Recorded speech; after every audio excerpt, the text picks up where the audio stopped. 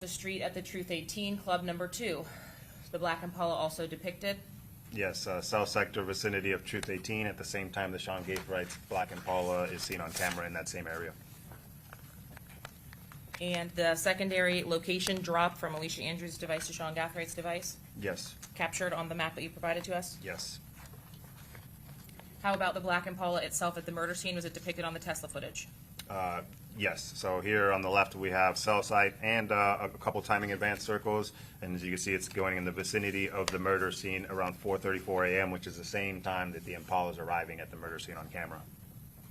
Does it remain at that scene consistent with the timing advance or the sectors? Yes, And then after the homicide is committed, you see the following day prior to leaving the Airbnb, Mr. Gaithwright on that camera. yes, so here we have cell sector on the left at 3:13 p.m. after the murder on the 23rd. At the same time, the Sean Gaithwright is visible on camera at the Airbnb holding a device in his hand. From this location, you indicated the device had moved to Polk County, is that correct? After this, it leaves and goes to Polk County, correct? Were you able to confirm the address or location of that Polk County visit? Yes, 4 something Opal Avenue. Is that what we are seeing here in this image? Is the device consistent with the footage of Mr. Gaithwright at that address? Yeah, so on the left, you'll see Sean Gaithwright's device is being placed by the cell sector right over Opal Avenue, and Opal Avenue is where his grandma's house is at. This is happening at the same time, or around the same time that we see Sean Gaithwright arriving at his grandma's house on video. Did the call detail records, the actual calls back and forth between those devices, confirm what we saw on video? Yes. And did the cell information also confirm, Sean Gaithwright's location at the Parlay nightclub hosting the videos of the Don Julio bottles? Correct. The cell phone data placed his device in the area of Parlay in Orlando at the same time that those images are captured. Lastly, Davian Murphy, did you have device information for Mr. Murphy? Yes, I did. And did you have the same depiction of the device movement? Correct. Did you have as many hits for the device of Davian Murphy? No, there was a significant amount of timing data missing. Is what's depicted here, Mr. Murphy's device headed to Tampa on June 22nd of 2024? Correct. And does it capture the same time frame as what was depicted in the prior defendant's screen grabs for their mapping? Yes. Were you able to obtain some cell phone mapping information for the number ending in 3137 associated to Mr. Murphy? Yes. And were you able to make a comparison of that data to the other physical evidence you had in the case? Yes. Who was believed to have been in the silver Chevy Cruze on the way down to Tampa? Davion Murphy and Rashad Murphy. Was the device present at the Airbnb prior to the homicide? Yes. Did you have cell site information for timing advance and call detail on some of Mr. Davian Murphy's locations? Some of it, yes. Does timing advance also put him at the McDonald's? Yes.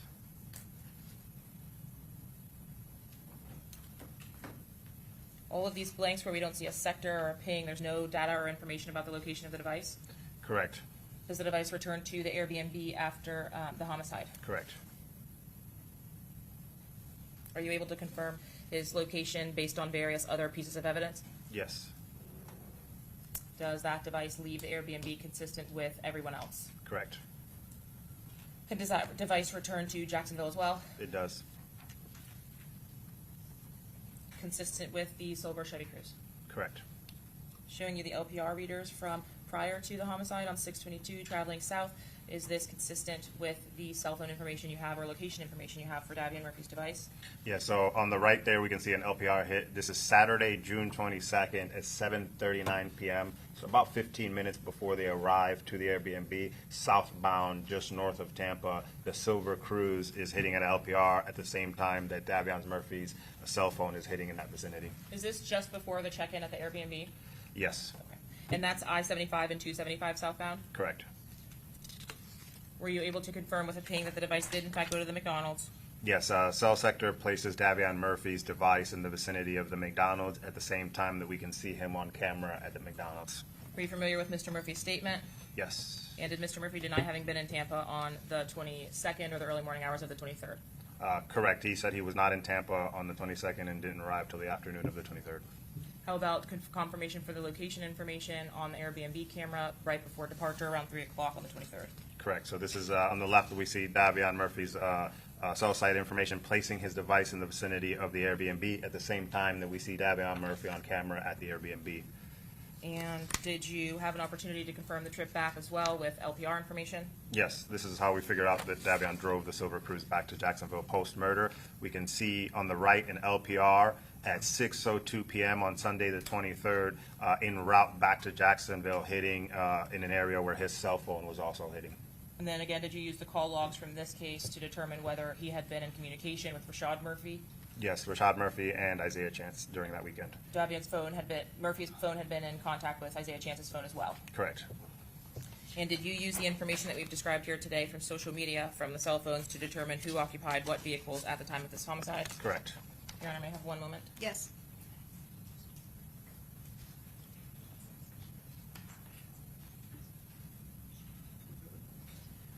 We spoke briefly about Mr. Murphy's location information while in Tampa from the Which time that it, Murphy?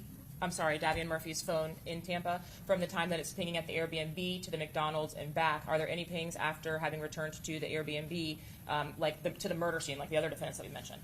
No, so there's no activity from after the McDonald's till after they arrived back at the Airbnb post-murder. There is a significant block of data missing from roughly 2 a.m. to 5 a.m. from And Davion's. were you able to determine why the data was missing or any information about the lack of data itself?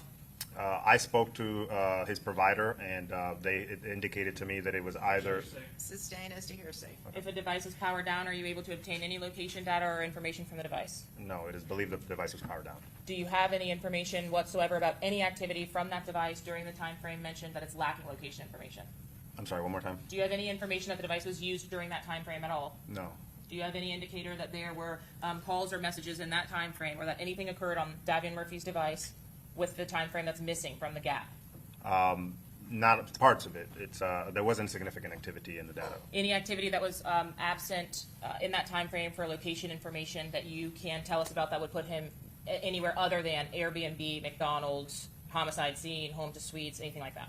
No, there's no data that places his device anywhere outside of our area. And was the extraction of the data that was returned complete for Davion Murphy's phone? No. What, if any, were there items that were missing from the extraction itself? Yes. For example, were there a substantive amount of messages on the device? No, there weren't. Were there a substantive amount of location data points on the device? No. Was there any information indicative of where the device was or where Mr. Murphy was on that evening from the device itself, No. other than what we've already discussed as far as the pings? Correct. Is it based on your investigation itself, your understanding that that device was powered down at the time of the murder? Sustained. You do not have any information at the time of the murder from Davion Murphy's phone? No. Do you have video footage from the scene itself, as well as the surrounding video footage of the circumstances of this murder of Charles Jones, to form an opinion based on that evidence of where Mr. Murphy was, without telling me what that is? Yes. I will pass the witness, Your Honor. Okay, so it's 12:30. We're going to take our lunch break. We're just going to have a 1 hour lunch break today. And so we're probably going to need to work late tonight, just letting you guys know. All right, so you might want to let whoever know that you might not be getting home shortly after 5 o'clock. I believe we have a number of members of the Jacksonville Sheriff's Office that really need to get on the stand and off the stand today if we can. So today may be a little longer day, but we're trying to stay on track, or I'm trying to keep us on track for the schedule that I discussed yesterday. Okay? All right, see you guys back here in an hour. All right.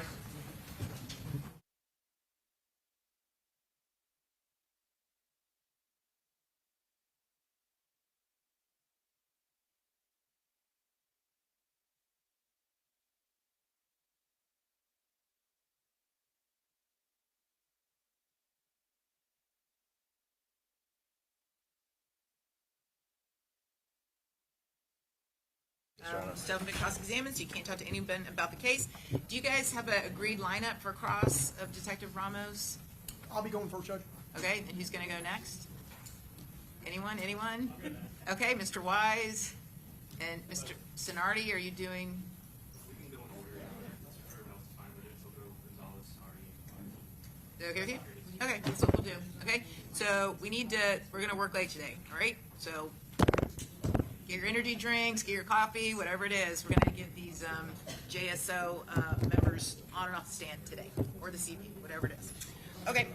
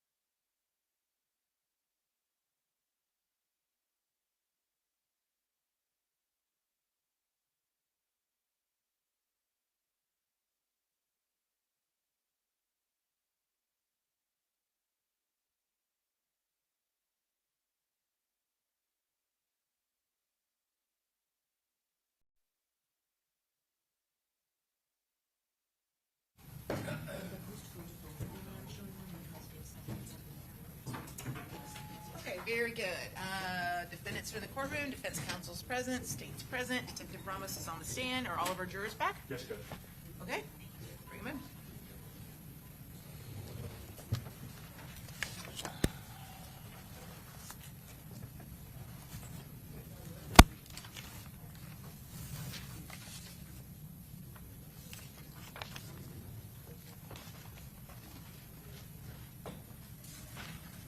All rise.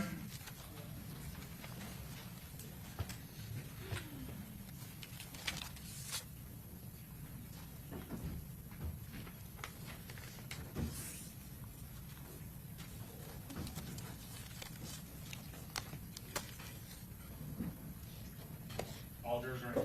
Okay, very good. Welcome back, everyone. Have a seat.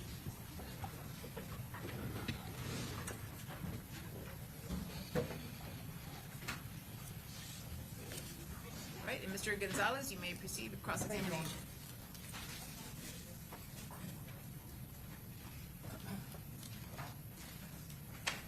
Good afternoon, Detective Ramos. Good afternoon, sir. Detective, I wanted to start by trying to clarify or clear something up. Throughout your testimony, you have repeatedly said or testified that certain of these defendants at various times were occupants of the Impala or occupants of the cruise, correct? Yes. And understanding that you have a theory of prosecution, correct? And you are attempting to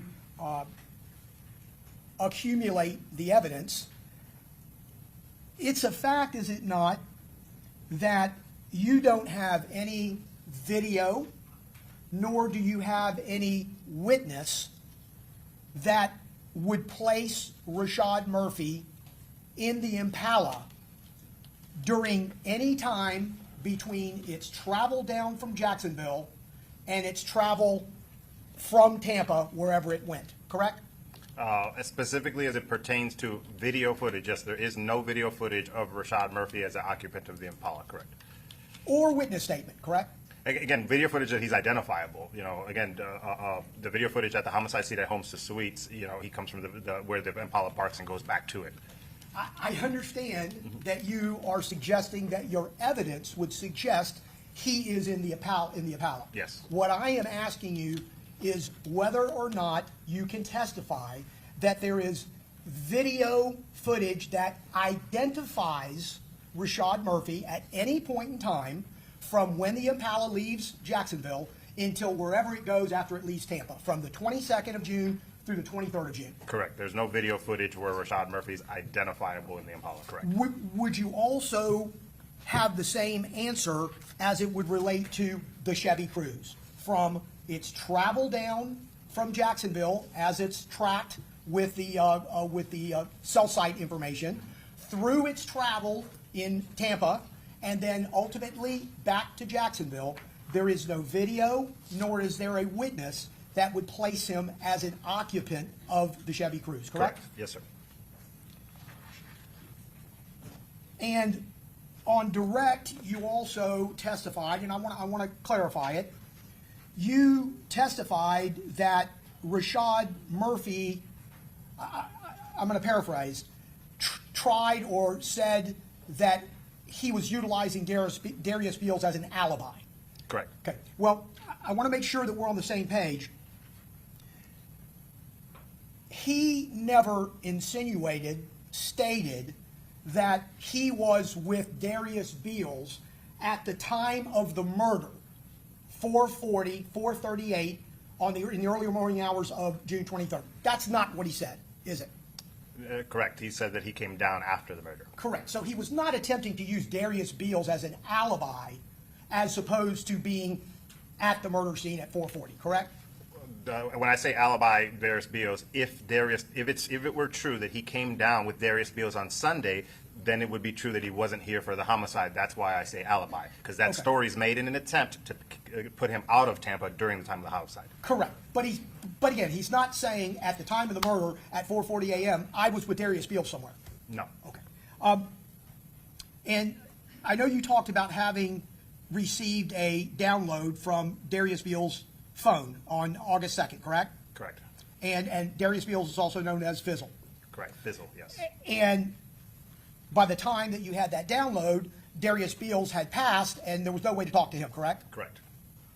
And when you got that download, you found multiple things to indicate to you that that phone was in a Jacksonville area in the early morning hours of June 23rd on through the afternoon hours of June 23rd, correct? Yes, sir. And that would have been cell site information that had it moving from one place to another, correct? GPS location. GPS location.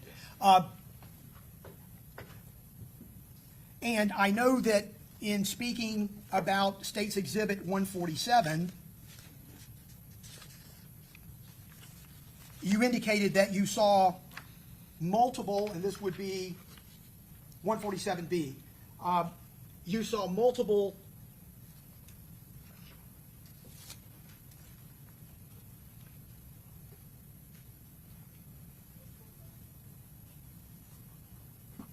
get better. You saw multiple photographs that would indicate to you that Mr. Beals, not his phone, was in the Jacksonville area, correct? Correct. I want to show you these and ask you to take a look at them with me just briefly. Sure.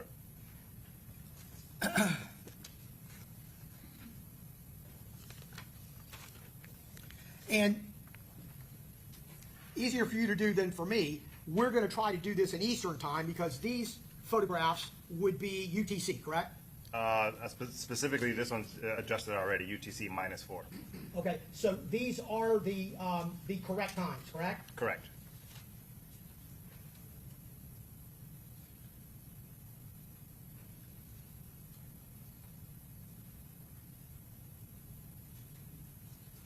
When you review this first page, and if I get the entire first page, let me see if you're capable. No, so you're not going to be capable of reading that. So let's go.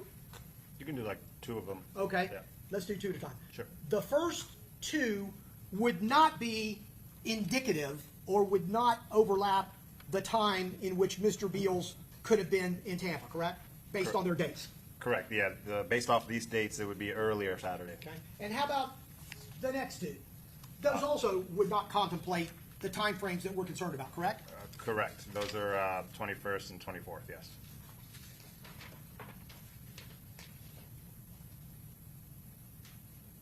How about the next 2? Would they coincide with any of our relevant times?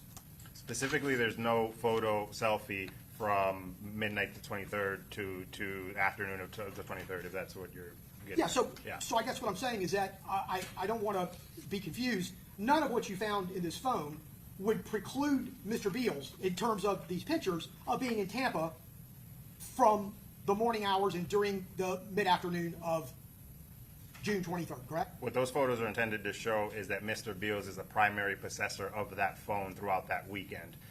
But specifically, there is no selfies in the time period that he would have been, according to Mr. Murphy, in Tampa.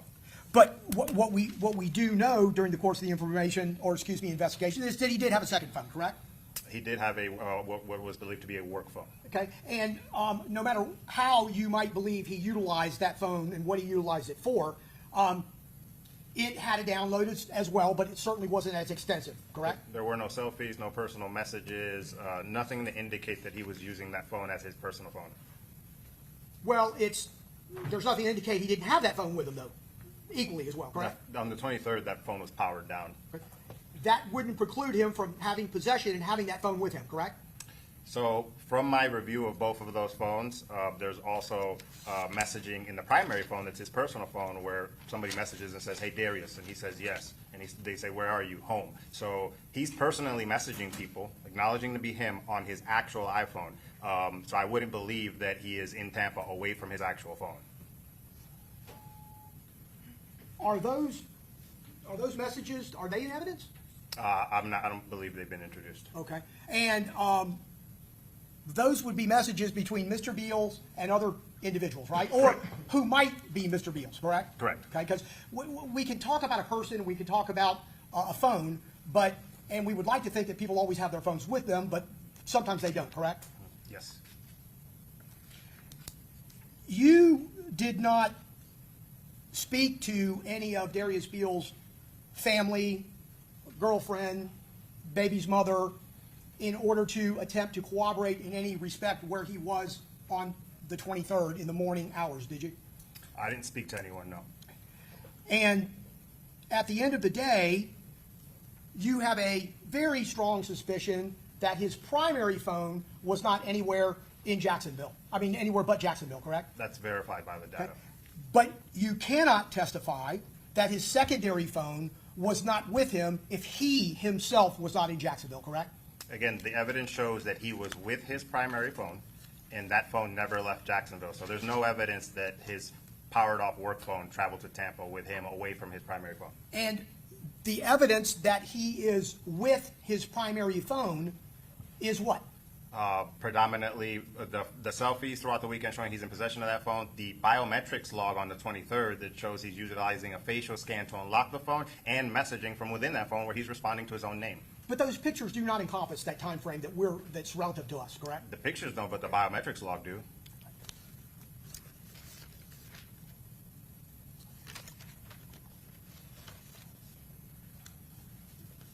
Going to stay on phones just for a little bit because I think it's a little bit easier. Sir.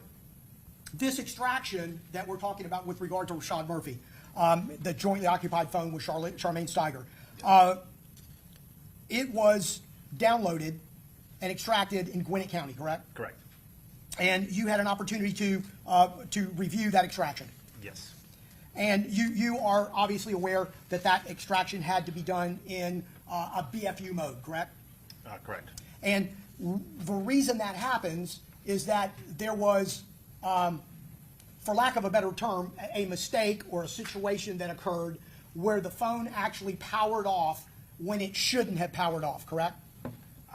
My understanding was that the phone was severely damaged, and that might have contributed to some power issues. I'm not sure about the specifics, though. Well, even if you're not knowledgeable about the specifics, you do know that it was put on a wireless charger overnight, and the damage to the phone kept the wireless charger from charging it.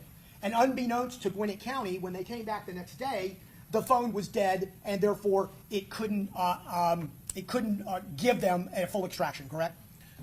I can't testify to the specifics of whether the phone being dead would hinder or did hinder in this specific situation a full extraction, but I am aware that, yes, there was power issues to the phone. Okay. And when it does go into BFU mode, it limits the recovery of data, doesn't it?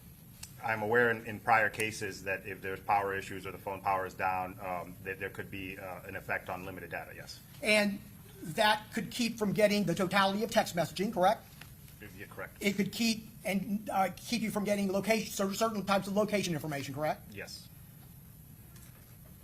It could potentially keep you from getting additional user data, correct? Correct. This was a partial download. There's some data, not all of the data. Yes, correct. And one of the things that was determined as a result of that extraction was Detective Drabeck seeing the phone at Walmart on the 21st of June, which would have been Friday night, sometime after 10 o'clock, correct? No, that's not correct. That information did not come from the extraction. Again, we were very limited because of the issues on partial data.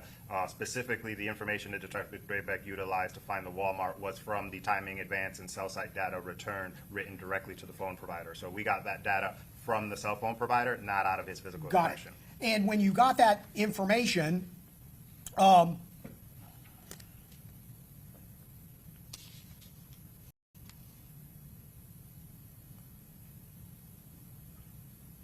you ultimately, as part of the investigation, saw Mr. Murphy at Walmart buying items, some of which was a phone connector and a cell phone that you sometimes refer to as a smart talk phone, correct?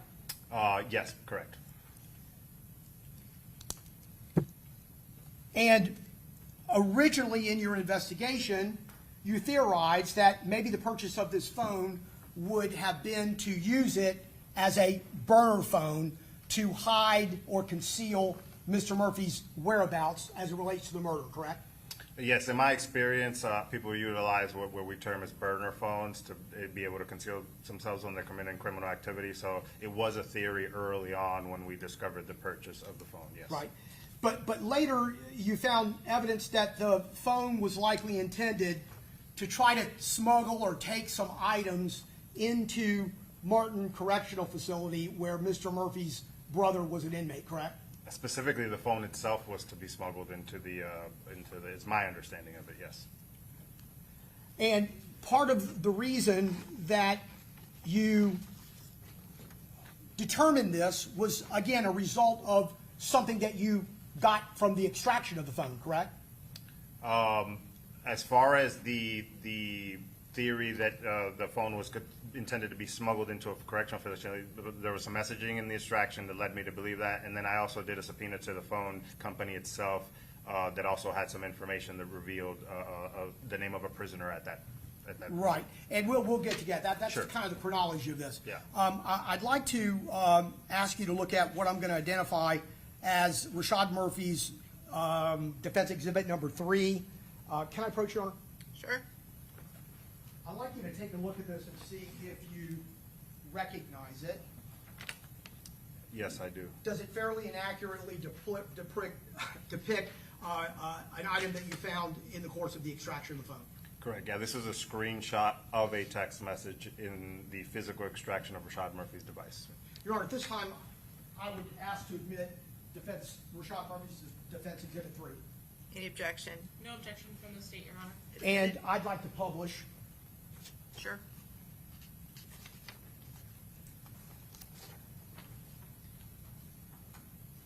So if you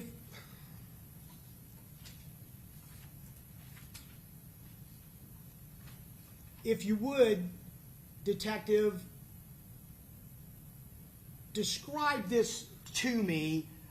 It is a text message, a screenshot of a text message that was in the jointly owned phone of Ms. Steiger and Mr. Murphy that talks about items in a Walmart bag that are to go to the jail on that weekend, correct? So this is a screenshot of text messaging from an 813 number at the top there, unknown to who it's being sent to because it's not the actual messaging from the message log. And it appears to be instructions to deliver a Walmart bag, and specifically how to get place it in a trash bag at the visitor's parking lot, yes.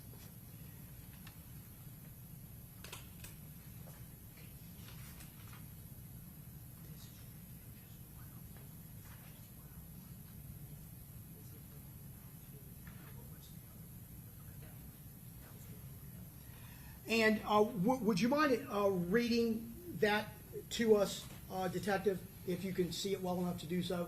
Sure, I'll start at the very top. A bathroom inside parking lot, inside the men bathroom, inside garbage can, inside Walmart bag. In the green, okay, then the last instructions, right? Question mark. Yeah, but remember, before they actually let you in the parking lot, it's going to be a checkpoint. Tell them I'm applying for a job. I called up here yesterday and they told me come pick up my application today. Then they're going to let you in the parking lot, make sure you park close to the bathroom and have the shits in your pants or something. And once you put in the garbage can, walk up to the entrance or, it's cut off, I can't see the Need rest. to move up the exhibit so you can continue reading it. Oh, Or window of prison and get an application for real before you leave back out. What's going on, bro? Did you make it? My people say they didn't see it.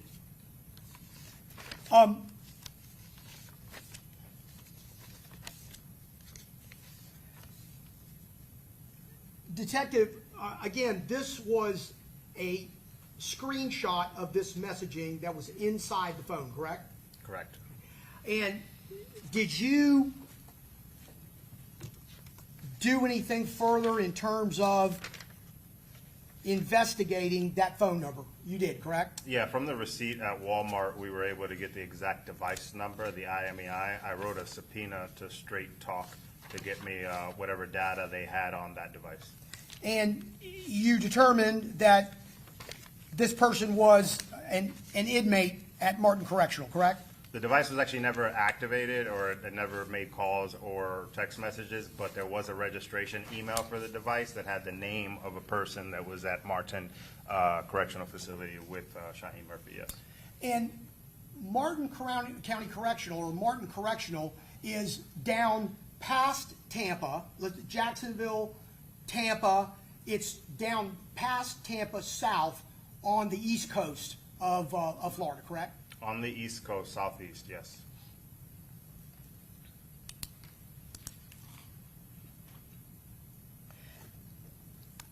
I'd like to also show you what we're going to mark and admit as States 101 L2.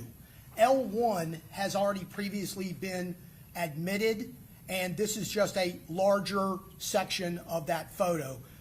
Your Honor, I don't know if the court wants to give an instruction or... Yeah, so state your, this is coming in as your exhibit, correct? Yes, Your Honor. At this time, based on the information elicited by defense, the state seeks to admit the full image, the unredacted version of 101L, which will now be represented as Exhibit 101L2.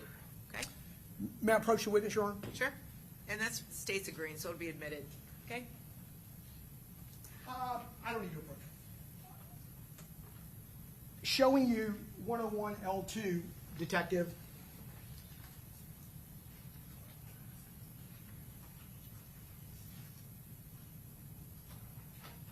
This is also a photograph that was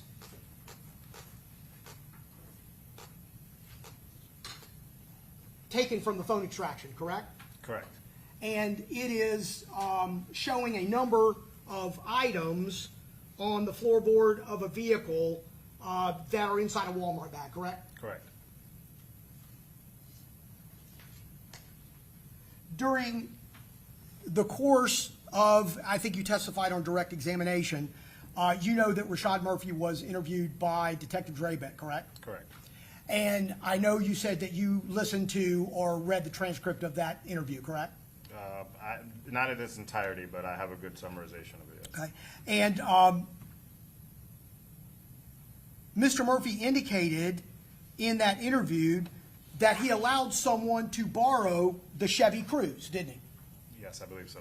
And he also said that he thought that vehicle was going to take the items to his brother in prison.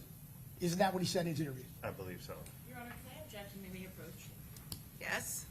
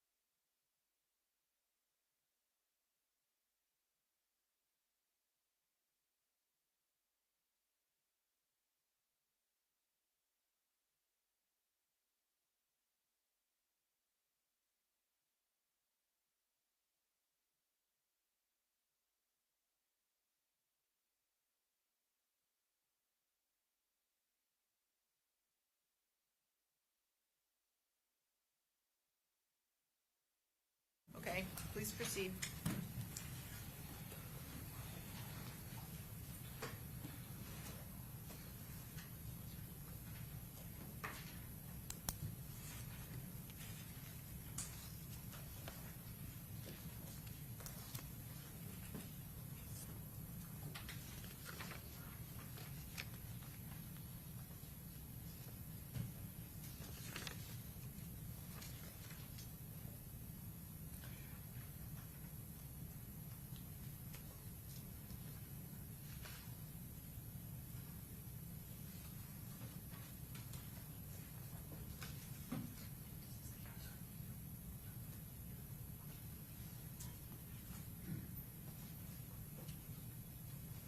staying on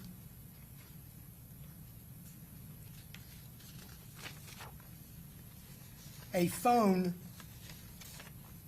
vein or line of questioning,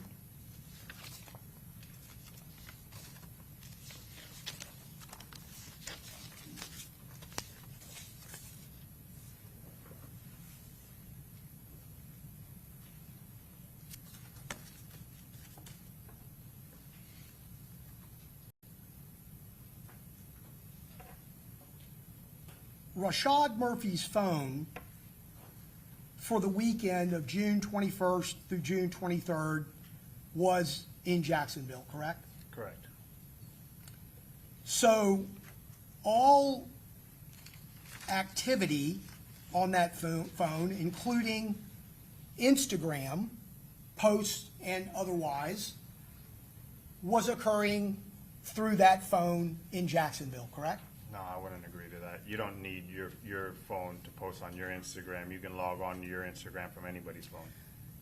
When it comes to these Instagram posts that you have testified to, isn't it a fact, Detective, that if you wanted to know what phone was accessing an Instagram account, you could have gotten the IP address for its origin from Instagram in order to access that data, right? I'm aware that Instagram keeps some logs in reference to IPs, but I don't know if they're tracking IPs for the source of the internet or the device itself. I didn't obtain any specific location or specific device from Instagram. And had you gotten that information from Instagram, you could have done then a subpoena to the internet service provider, whoever that might be, that owns that IP address, right? You've done subpoenas to providers for IP addresses, correct? So I'm not aware of what IP records Instagram keeps or doesn't keep. There's not one listed with each post. So I wouldn't be able to see specifically if you post a post and it has the date and time and the like. It's not also giving you a correspondent IP address. There might be a list of historical IP addresses, but I can't see specifically for each post. But you didn't seek those records in order to either determine or eliminate or try to find out if another device was accessing that Instagram account as opposed to it being accessed in Jacksonville. That's something, in my experience, we've never done. We've never utilized IP addresses in relation to Instagram downloads. But if you found out by way of carrier records about the IP address, it could provide you a subscriber, couldn't it? We're talking about IP addresses, but my understanding of your questions in relation to the Instagram records, I'm telling you we've never used IP addresses in relation to Instagram records to figure out that that's not something that's common. But you can do that, correct? Could I track IP addresses? Sure. Okay. And if you did that, then you might be able to determine the person who might be attached to a phone that you're aware of in this case to be able to say, okay, that's the phone that this Instagram account was accessed through, is all I'm trying to say. In theory. And that might not give you anything at the end of the day, but it also might tell you, well, someone who's accessing Ghost 187 was doing it through this person's phone or that person's phone or this person's phone because, as you've said, that can be done, right? Again, that's not my experience with Instagram returns. In all of the cases that I've worked with Instagram, we have never had enough data to do a comprehensive IP location of who's accessing what from where at what time. So you don't know, you're suggesting that the Instagram account was accessed through another phone, not the phone that was in Jacksonville, correct? I'm suggesting that the Instagram account was accessed. Yes, it would have not been through that phone because that phone was in Jacksonville, correct? But you don't have any evidence to support that. Correct.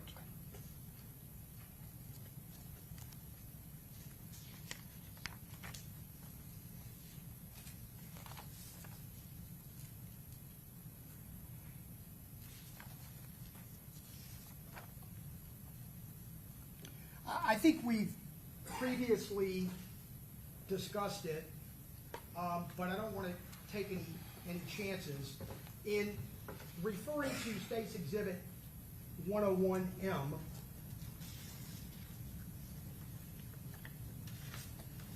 this is the confirmation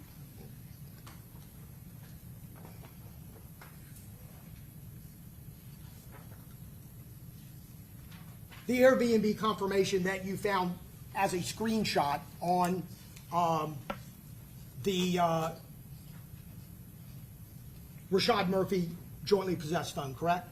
Yes, so this appears to be a screenshot from the Airbnb app messaging stored on the physical device of Rashad Murphy, correct? And it happens very, very early in the morning, correct, on the 22nd? Correct. We know that Alicia Andrews and or Isaiah Chance was attempting to get an Airbnb through third parties, and they were unsuccessful, correct? Late Friday, yes. Late Friday, and in order to get an Airbnb for the next night, which would have been the 22nd. Correct. And being incapable of doing that, one can assume they had to find some other way to get it, correct? Yes. Okay. And it is at that time that Mr. Murphy's account was utilized, correct? Correct. Okay. And I think we discussed, I'm not sure, that doesn't mean that Mr. Murphy made that Airbnb booking, correct? It means that his account was used. I can't definitively say who's utilizing his account, only that it was his account, correct? Right.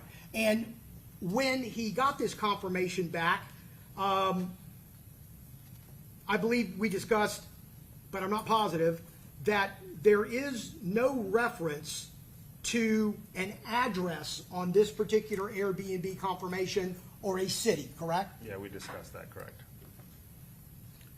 Shortly thereafter, Mr. Murphy sends his driver's license because it requests it here.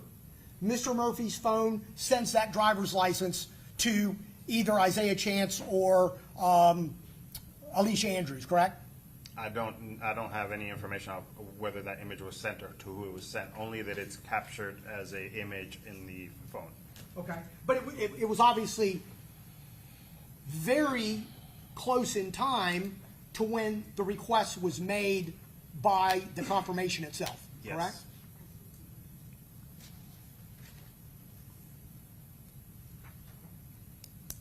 And then what we see is Isaiah Chance's Cash App paying for that Airbnb, correct? Correct.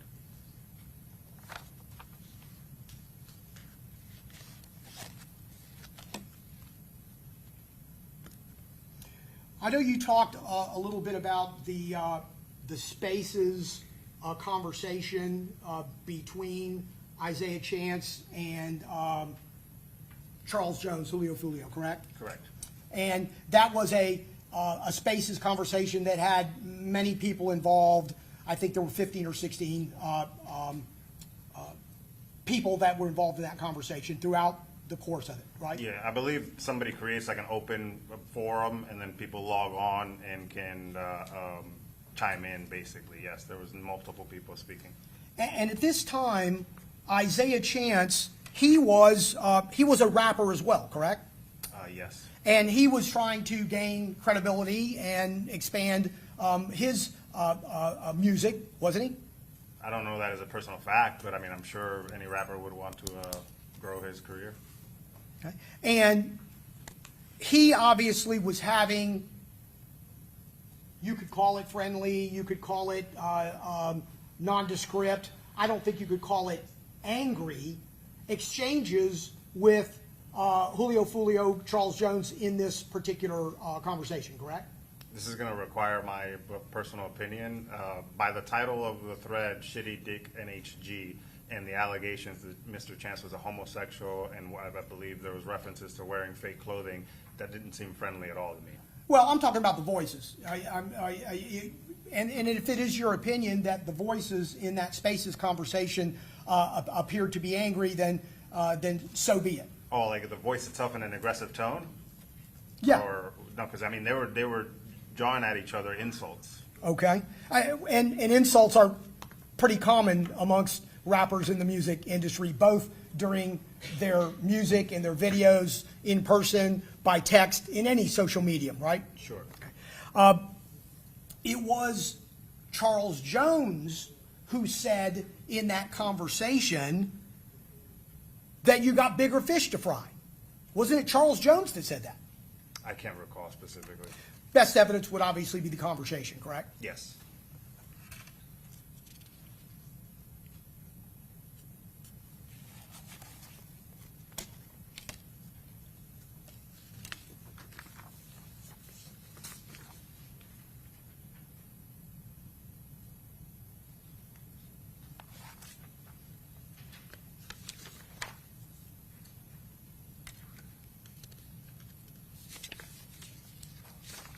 Bear with me a minute, please. Sure, no problem. Take your time.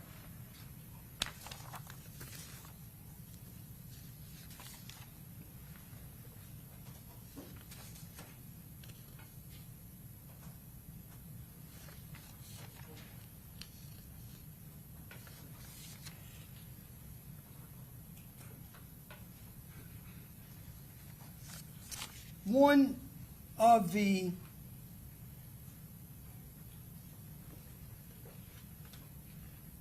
posts that you attach some significance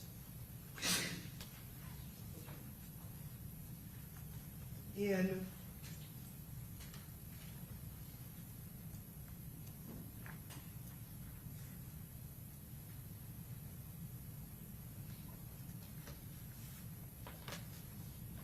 states 88D6. And I'm going to show you that and ask you if you recognize it. Yes.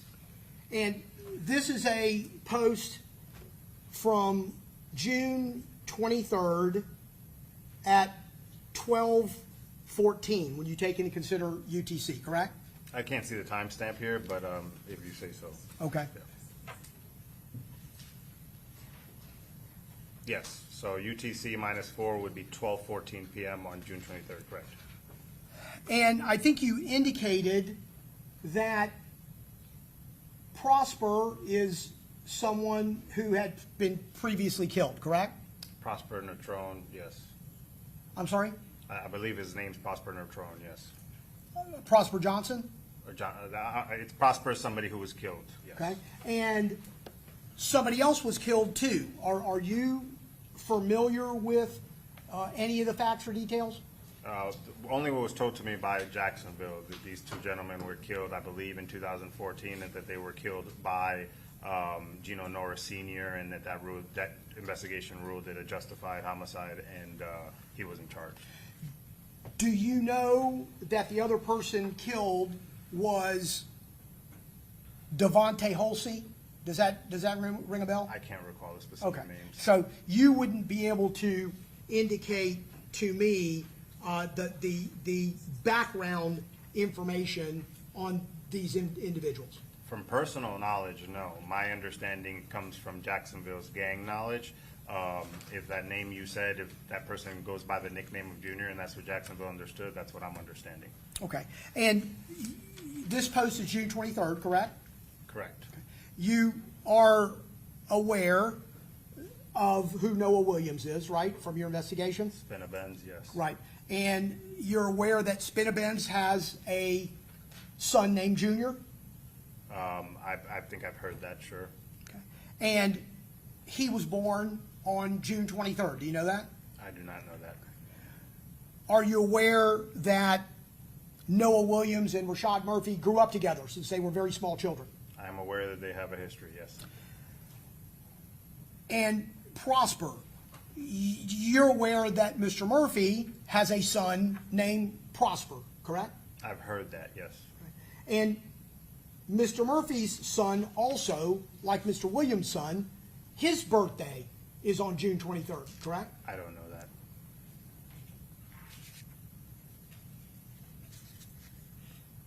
Did you testify as to what G-Day means? Yes, what was shared with me, yes. Okay, and that would have been through Jacksonville, correct? Correct. And G-Day means what? In this specific, so there could be multiple meanings. I've heard G-Day being birthday, I've heard G-Day being gangster day, and I've heard G-Day as get back day. Between this post and the one found on Davion's, where he captions a lot of people as well, the reference used in these contexts were believed to be get back, because in that post, none of those people's birthdays are on 6/23. But universally, and we're talking about Rashad Murphy's post, we're not Sure. talking about anybody else's post. Sure. Universally, G-Day is commonly referred to around the world as birthday, correct? That could be one of the references that it's used by, correct. And it just so happens that two of the people that are discussed in this post, their birthdays are in fact that day, June 23rd, correct? My knowledge of the people being discussed in the post are the males who got killed in this war, not any one's children. Okay, but you can confirm for me that Mr. Murphy's son's birthday was in fact this day, June 23rd, correct? I don't know that. Okay. Thank you.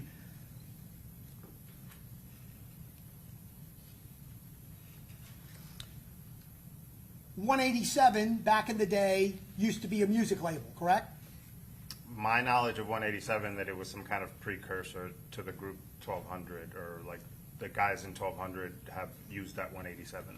The portion of that group that was the music side of it, 187. I don't know what they were using it for. I just know that they were using it. Understood. And Noah Williams, Spinabends, put out music through 187, correct? He's used 187, yes. Thank you, Detective. Yes.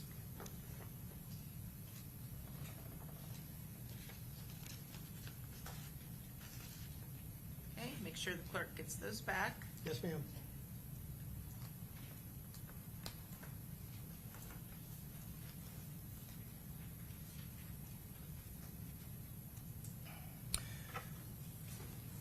Charles Jones lived in Jacksonville primarily, correct? That is my understanding, yes, sir. And are you aware whether or not he was in hiding, or he was afraid to go out, or he was concerned about his safety to the extent that he remained at home? I am aware that there have been numerous attempts on his life in the past, and that as a result of that, he tended to be on the cautious side with his movements. I don't know that he was specifically hiding. I mean, obviously, he wasn't hiding this weekend. Well, you're aware he went to clubs, right? Yes. You're aware that he met with friends. You're aware that he produced music at different locations, correct? Not specifics, but yeah, I'm aware of that he had a life. And his profile would show that he went to stores and he went to places where he met with fans and provided, whether it be autographs or copies of his music or whatever it might be, correct? Sure. He performed at different places, right, in public? Yes.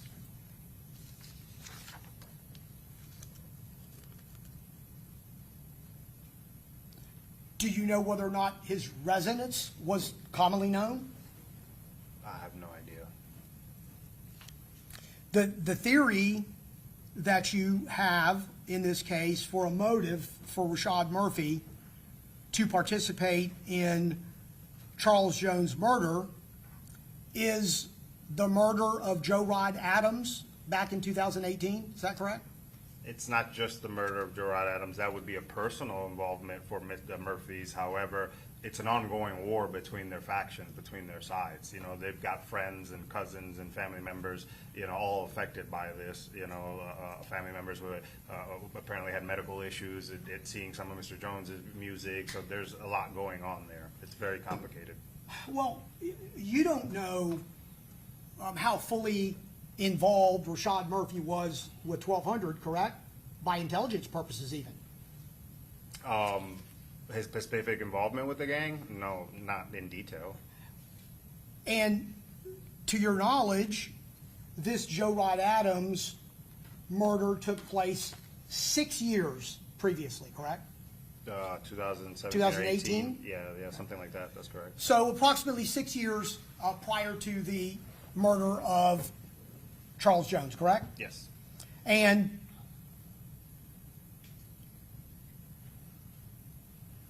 it's my understanding that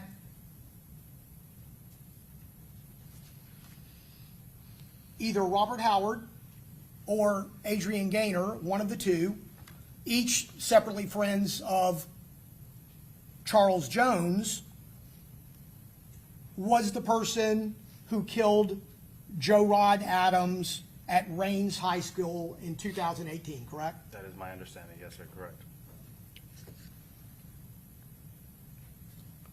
And subsequently, Charles Jones, in different videos, would disrespect or would bring up the killing of Joe Rod Adams, correct? Yeah, one thing I notice in these rap videos is they make it clear just insulting the image of a dead person, a dead friend, could get you killed on its own. So yes, Mr. Jones did insult the death of Rod Adams vigorously on music videos, yes. Which happens a lot in drill rap videos. No matter what group you're with, no matter who you like, who you don't like, it is a common theme to do so for a number of reasons, correct? Correct. And that would be because it gets clicks, it gets views, it gets notoriety, it gets you a persona, and sometimes that turns into money, correct? That's my understanding of the drill rap scene, yes.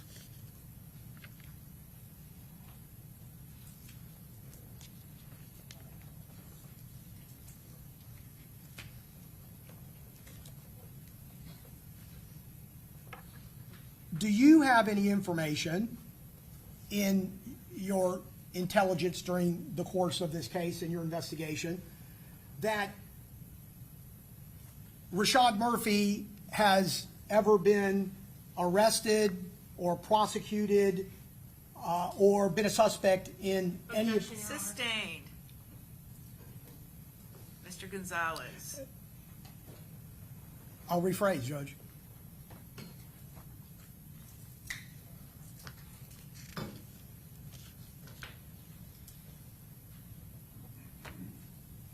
One of the incidents of importance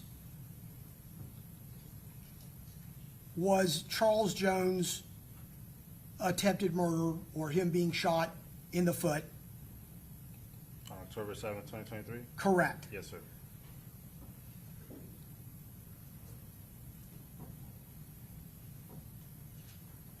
To your knowledge, that is an unsolved murder, correct? Attempted murder. Unsolved attempted murder, excuse me. Correct.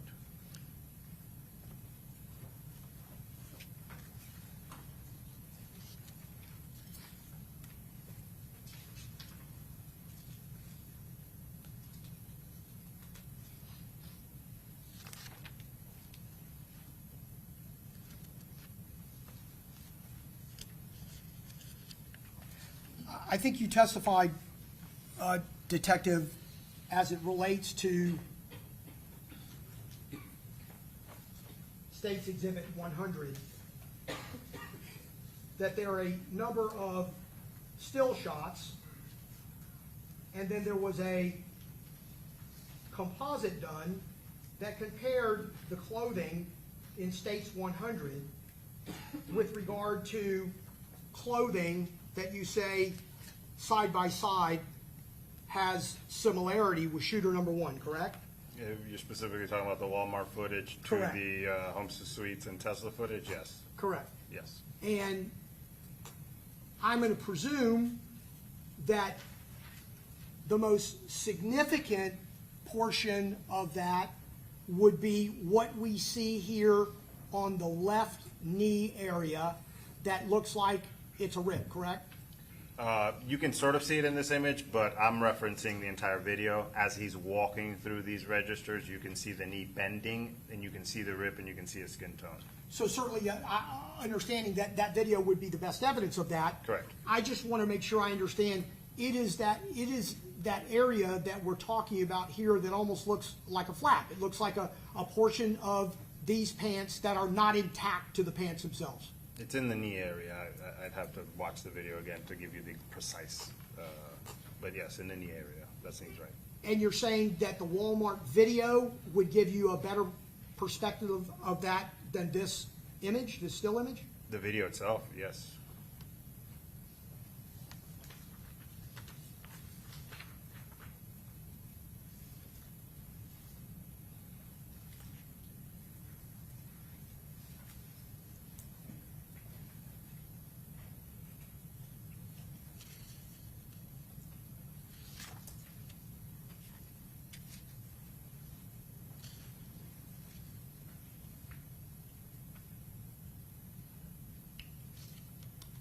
When you did the work on an investigation on the subpoena and the return of the records for the Instagram account Ghost 187, you have associated that account to Rashad Murphy based on intelligence that was provided to you by Jacksonville Sheriff's Office, correct?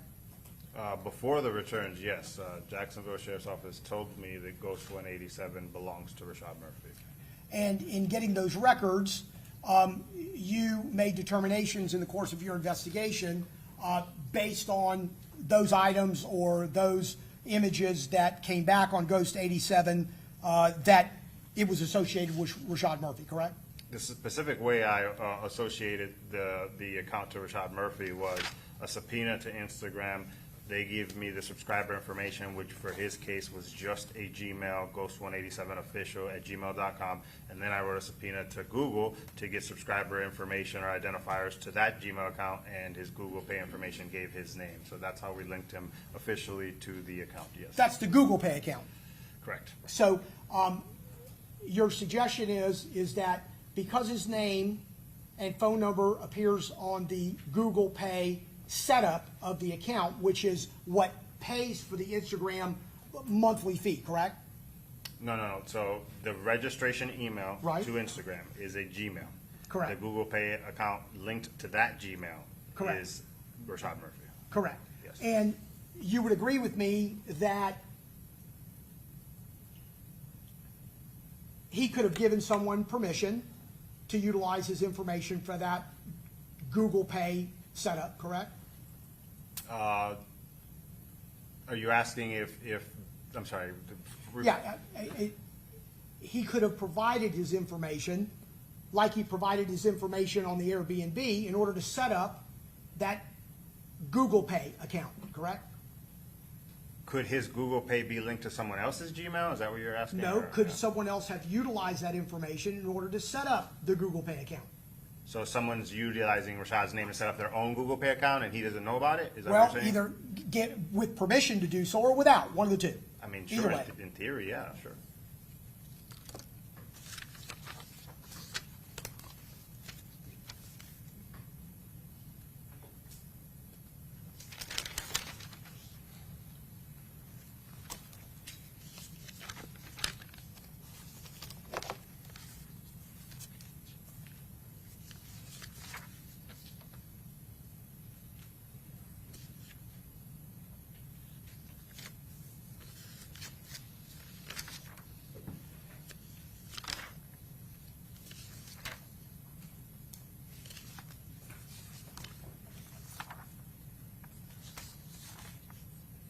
I don't have anything further. Thank you, Detective. Okay, Yes, sir. Mr. Sonardi, Cross, Excuse me, Judge, wait one second. never Ma- mind. Madam Clerk, did I admit defense exhibit number 4? One more issue, Detective. Yes, sir. I think you testified on direct examination that you had watched or seen the Do It video. Yes, I have. You're on my approach? Sure. I'm going to show you what's been marked as Rashad Murphy's exhibit number 4, ask you if you recognize this still shot. Yes, this is a still shot from the music video "Do It" by Young and Ace. And does it fairly and accurately depict what is seen in that video? Yes. Your Honor, at this time, I would tender Rashad Murphy's exhibit number 4. State, any objection? No objection, the state's case. Okay, submitted. I know you talked about uniqueness in clothing or uniqueness in what you saw in the Walmart video as it relates to shooter number 1 and the Walmart Tesla composite in this case, correct? Yes. And I know you indicated that that clothing has similarities, but it's not unique because sometimes clothes are sold that way as a fashion statement, correct? What's making it unique is the combination and on what body and, you know, who's involved in this investigation, the totality of it, okay? If you're asking specifically about one article, one pair of pants. I am. Yes, one pair of pants are not unique. Okay. Well, they would be unique if potentially pants weren't sold that way. Sure, when we're talking about the rip, sure, yes. And as I recall, we don't have these pants, correct? They weren't located in a car or in a home, or We don't they have the weren't pants. on Mr. Murphy at any particular time, correct? Correct. And the rest of the clothing that we talked about is going to be black hoodie, mask, boots, and these pants, correct? The black hoodie, the belt, the tight black pants tucked into the military style boots, yes. That is a common dress in its entirety for people that are in the rap scene, whether it be music, being in music, or just clothing in general. Would you agree with me? Do some people wear all black? Yes. Well, some people do, but would you think it is more common and it's a repetitive type of circumstance when you're talking about the rap scene? It sure was in the Do It video. Okay? And let me show you the Do It video just because I want to make sure I understand. Sure. In the Do It video, and just to move it around so we'll see it at different spaces, this Do It video, one of the individuals in this Do It video actually is wearing a mask, a hoodie, gloves, black hoodie, and jeans that have rips or tears in them, correct? I'm not sure about rips or tears, but yes, he's wearing all black. My understanding is that's probably like a uniform for the Do-Its. Okay, and I guess it's in obviously it's in evidence, and obviously we can all see it at one point in time or another. Sure. But are you suggesting to me that you're not sure that what this portrays in those jeans are not rips in them? I have not studied this video as well as I have the Walmart and the homicide scene video, so I wouldn't be able to tell you if they're rips. I mean, it does look like there's some lines in the pants. There could be rips, sure. Okay, understood. Thank you, Detective. I don't have any further. Yes, sir. Okay, Thank you. Mr. Sonardi?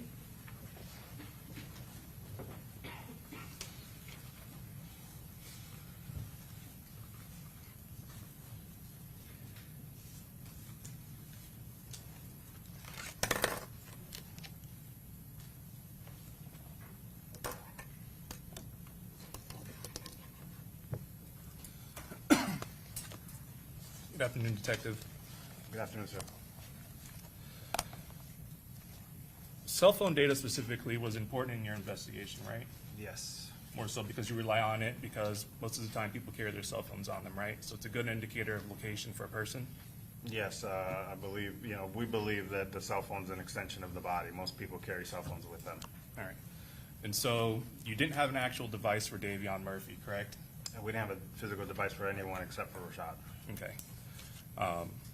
Nonetheless, though, you were able to obtain CDR records Correct. for Davion Murphy, correct? Correct. All right. You used those records throughout your investigation to ultimately conclude that he traveled from Jacksonville down to Tampa, correct? Yes. And throughout that, you concluded that he traveled with Rashad Murphy in the Chevy Cruze? Correct. Okay.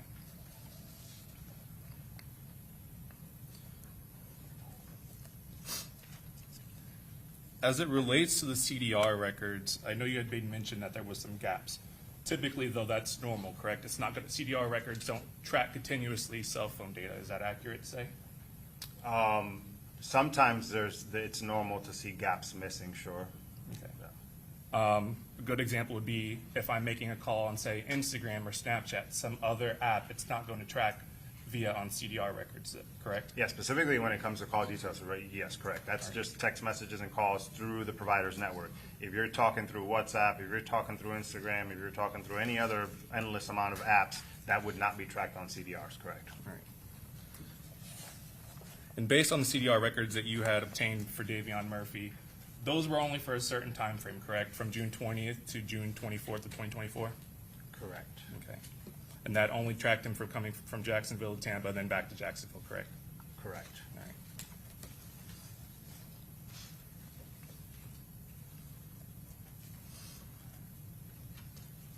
You had also testified as it relates to the timing advance records. What's the difference between timing advance and CDR?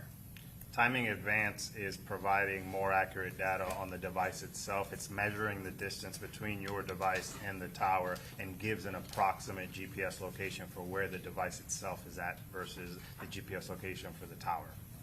So there may be times where you could have CDR records with no timing advance with no CDRs, or maybe nothing, correct? Yes, correct. Okay. And throughout your investigation, because you didn't have a device, you had to rely on the CDR records, inclusive of other evidence such as LPR, surveillance, for Davion Murphy to conclude where he was at around certain time periods, correct? Correct. All right. And based on those CDR records and other evidence, you did at some points place him at the Airbnb, correct? Yes. Okay.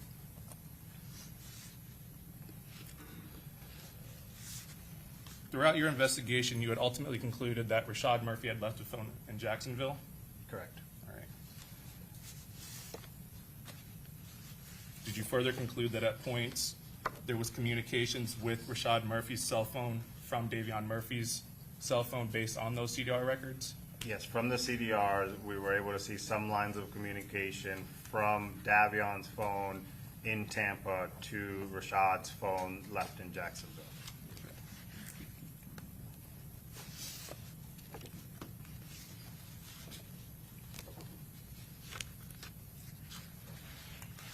Bear with me here.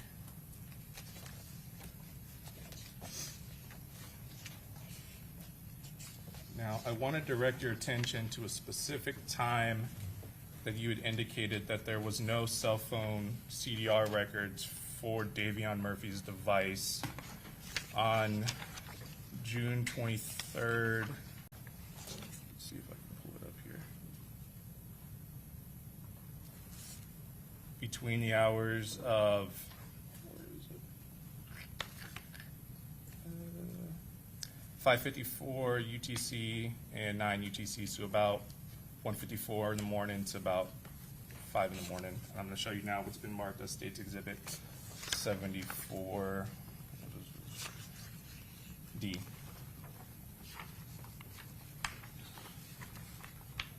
Starting with the first page of the CDR records. Can you identify to the jury, kind of explain what the key is at the top of the table as it relates to the calling number and the dialed number? Yes, so at the top you'll see date, time, duration, call type. Those are all bits of information. You want me to differentiate between the calling number and the dialed number? Yes. Okay, so the dialed number would be the person, obviously the calling number is the person making the call, and then the dialed number is the number that they dialed. And then there's further indication under direction, incoming, outgoing. That's going to explain that to the jury. The direction. Okay.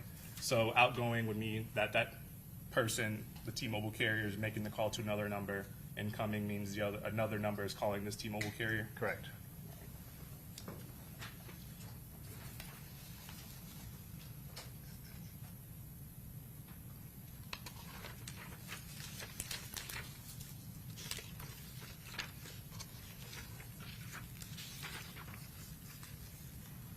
looking specifically at the date of June 23rd, 2024, between the hours of, it's in UTC, but 5:54, 59 UTC, which would be 1:54 Eastern Standard, correct? I'm sorry, where am I looking? Let's see, 5:54, 59, 6:23. Yeah, so that would be 1:54 Eastern Standard, Sunday the 23rd, correct? And that was an outgoing call? Yes, from Davion's phone to Rashad's phone, yes. All right. And then the next activity would be at 5 a.m. on that same date, or I'm sorry, Yes, so it jumps from 1:54 to 5 a.m., correct? right. And SMS is a text message? Yes, All right. And the next incoming call, which means that would be someone else calling the carrier, Davion Murphy, was that from that same number? yeah, Rashad Murphy's phone in Jacksonville appears to be calling Davion's phone at 5:03 a.m. on the 23rd, correct?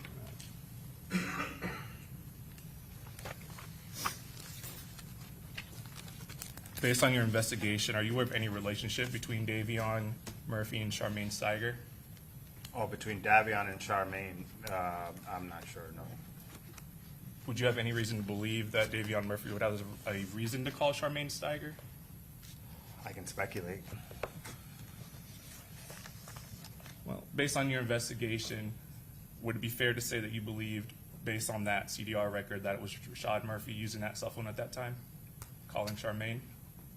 At 5 in the morning, it could be Rashad using Davion's phone to call Charmaine, sure. Okay. And what about at about 1 in the morning, 1:54? At 1:54, again, at this point, they haven't left the Airbnb yet, so sure, it could be Rashad again using Davion's phone to call Charmaine. Between those two times, there's no activity as far as location that actually indicates that Davion Murphy left the Airbnb, is that correct? There's data missing between 1:54 and 5, correct. We have no timing advance or cell site data between 1:54 and 5. So the only data you have is 1:54 at the Airbnb and 5 in the morning still at the Airbnb, is that correct? Yes. You can't testify as to what would cause such a gap in data definitively? Definitively, no. There's a multiple reasons why that data could be missing. Would it be far easier to determine what could have caused that if you had the actual device? Oh, if I had the physical device, yes, it would tell us power down, power on logs, sure. Sure, and if you had the actual device, there's a number of things that tells you, especially with iPhones, heart rate, if it's linked to health, power Sure. on, power off, Airplane mode, yeah, of course, yes. But you can't obtain that information from CDR records, I correct? do not have, no, of course, no, I can't. Without the physical device, I have none of that information.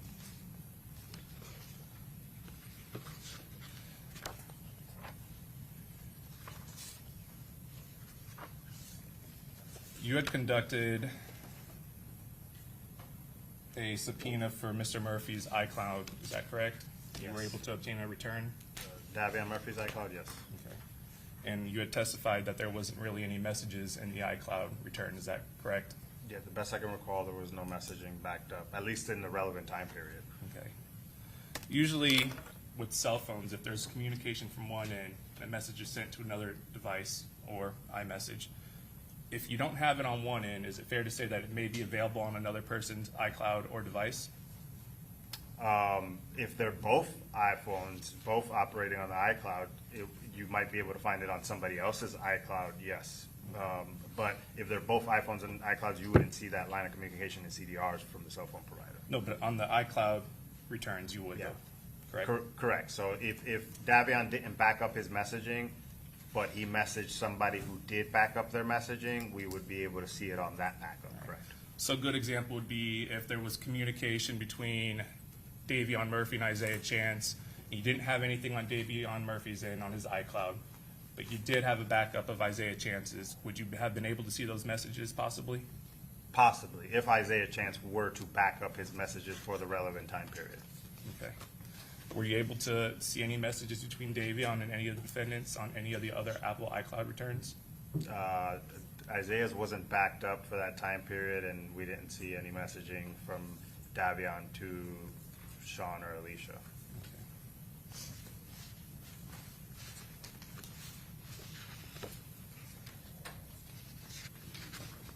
show you, it's already been admitted as State's Exhibit 134.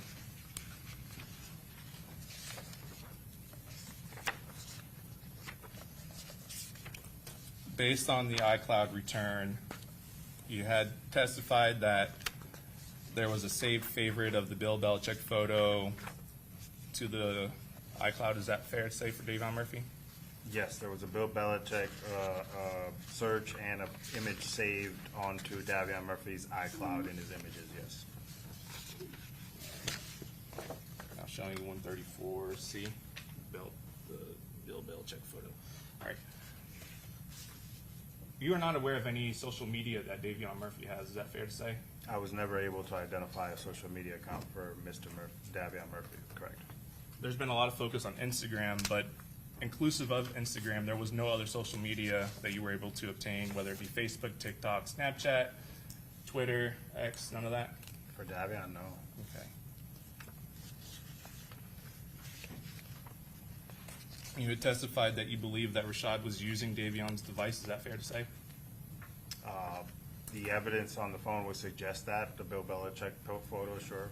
Right, because that wasn't uploaded to any social media that Davion Murphy had, because he didn't have any, right? That you Correct. were able to find. Correct. All right, and that was actually uploaded to what you believe to be Rashad Murphy's Instagram, correct? Correct. Now showing you State's Exhibit 134D. This is a photo that was in the iCloud return for Davion Murphy. Can you read it to the jury? Thanks to everyone for all the congratulations. To everybody else, stay in your lane. Again, happy G-Day, Corbin.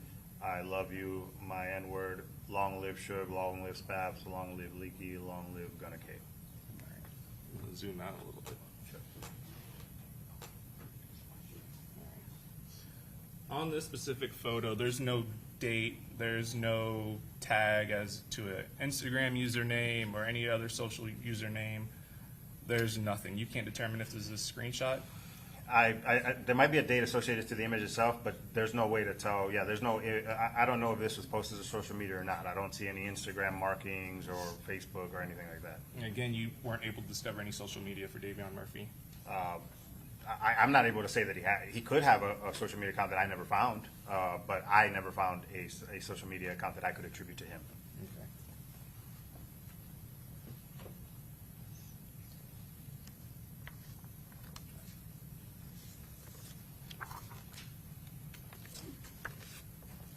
A moment to confer, Your Honor. Yes.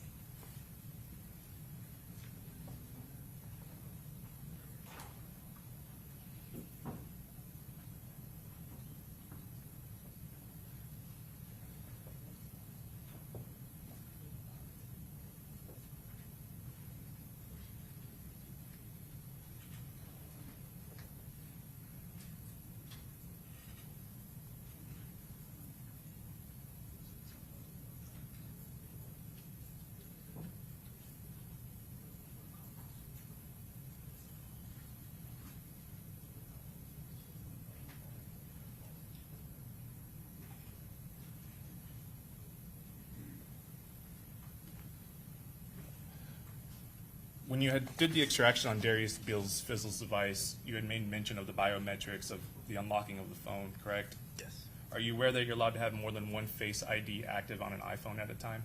I'm aware that iPhone allows you to have up to 2, although it's not very common. Yes. Okay. But nonetheless, that could have been possible, correct?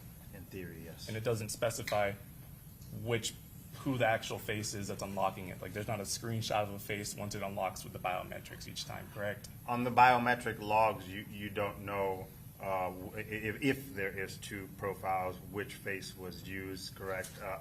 Again, there was a culmination of other evidence to determine that it was Mr. Beals' face.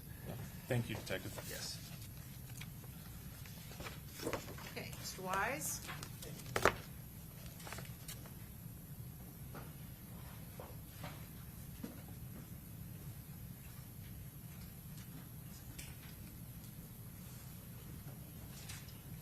Afternoon. Good afternoon, sir.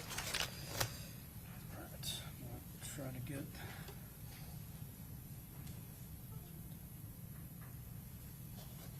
I'll try to get some technology working here.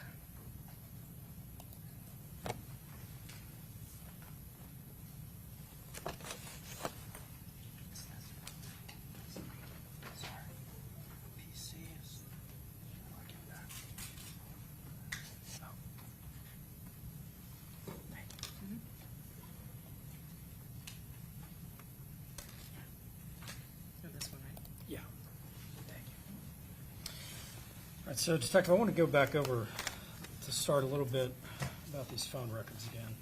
Sure. And I am showing you now what is in Estate 76. And to start, I have slide 3 of 76 up. Is that 76 or 77? I'm sorry, 77. 77, yeah.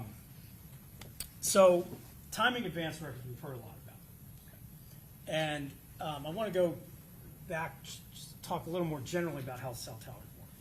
We see in slide 3 of 77 here, this azimuth, basically it's showing 120-degree, 1/3 of a circle jutting out from the bottom of this would be a cell tower, right? Yes, sir. All right. And basically the way cell towers work is they have 3 sectors, right? Correct. And whether we're talking CDRs or timing advance, one thing we can pretty accurately determine from any phone record is the direction the phone would be from the tower if it's hitting one of those 3 sectors. And that question might not have made a lot of sense. But to give an example here, one thing we can pretty confidently determine is this phone, because it's hitting the northern sector of the tower, is going to be somewhere in this area, correct? For the most part, yes. There's once in a while there can be a very rare instance where a phone could even be connecting to that sector and maybe be just to the south of the tower, but that's Sure. pretty rare, right? Yeah, it's more rare. I mean, in theory, of like, if, let's say you were behind a solid cinder block wall and just a directional, maybe a different sector would be powering that, or even up to a different, whole different tower. You know, it's rare, but in general, pointing towards a direction, sometimes not. Right. And now timing advance records, they give an estimate of the time that it's taking the phone to actually connect to the tower, correct? Correct. So the big cone is the sector, and then the 2 bands and those circles, that's the estimated distance from the device to the tower. Right. So this one that I'm moving, and I don't know if the Yeah, I can see icon it. is formed. Yeah. So that's the distance from the tower all the way across the sector, right? Correct. Now, sometimes, and I think this is what we have here with this circle, sometimes the phone companies can triangulate based on other towers and give an estimated, more specific location, right? Yes. And that's what we have with the circle here. Correct. The circles are the cell phone provider's approximation of where the actual physical device itself is at. And when we have that approximation, the cell companies usually give some kind of range as far as how accurate they think that location approximation is, right? Yes, sir. And it varies depending on the cell company, right? Correct. And AT&T in particular, which I believe Mr. Gathwright's phone was subscribed to, AT&T gives a threshold where they say it's likely within this distance. correct? AT&T is definitely not as precise as T-Mobile, yes. Yeah, T-Mobile, right. So this, AT&T Alicia's is T-Mobile. Okay, hers is T-Mobile. So that's why, because we saw a lot more timing advance, I think, on Oh, hers. yeah, Is we that got a right? lot more for Alicia because hers was specifically T-Mobile, yes. Okay. So, for instance, AT&T, like Mr. Gathwright's was, when they give an estimate, they give a likely within X number of meters. So there's a strength and a distance. So like you're talking about like low, medium, high, Right. and then the meters associated to low, medium, high approximation. Yeah, sure. Yes. And Yes. some of those, when you get the AT&T records, in some extreme instances, it can be likely within 50 meters. On the other end of the spectrum, sometimes it's likely within 2,500 meters, correct? So what we see typical, common is in dense urban areas where there's a lot of infrastructure and residential housing, there's more towers. So in those dense urban areas, the distances would likely be shorter to a tower. If you were in a rural area out in the middle of nowhere and the nearest tower is a mile away, 2 miles away, yes, that distance could be very large.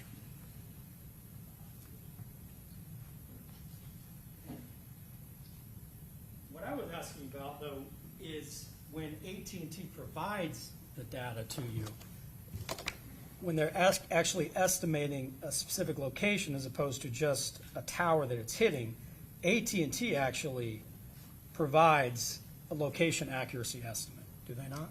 I believe so, an estimate, yes. And that estimate can range anywhere from likely better than 50 meters to likely better than 2,500 meters. Does that sound familiar?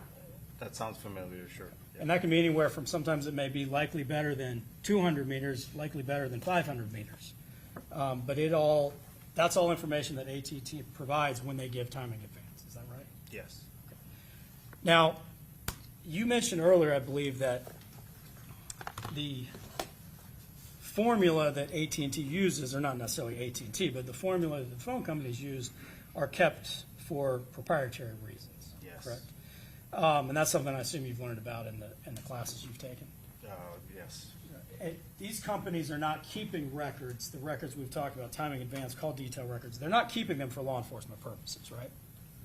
Not generally, it's for their own purposes. It's for them to try to maximize coverage area and maximize profits in the end, right? Yes, correct. But sometimes when the records are available, law enforcement can subpoena them. Correct. One thing, though, about these records, specifically timing advance, the algorithms that the companies use to estimate these locations, they do not make those public, right? Proprietary, they keep them hidden, so I imagine a competitor wouldn't be able to steal their method.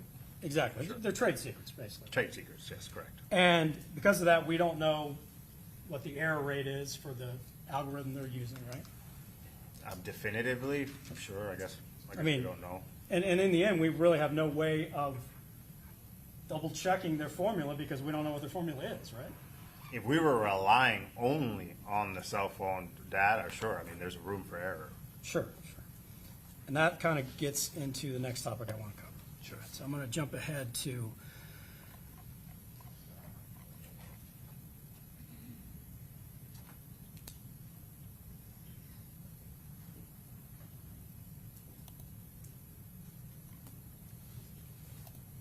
I believe this is slide 27 of Exhibit 77. And, oh, shoot. Okay. And this, again, is a map you prepared, correct? Yeah, this is from Sean Gaithwaite's data, cell site data. And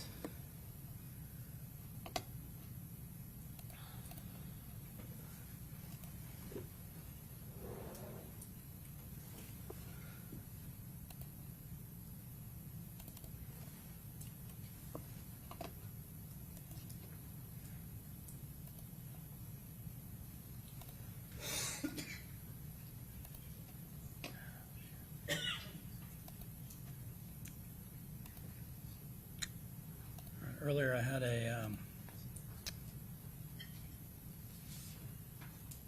something down here where I could jump ahead, so I may have to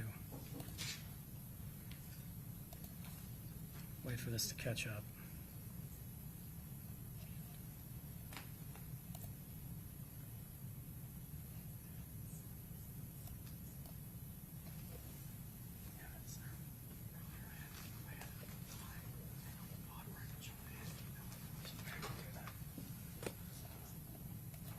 Earlier I had like a time board on here where I could jump ahead. But I wanted to, like I had a spot where I could get it to.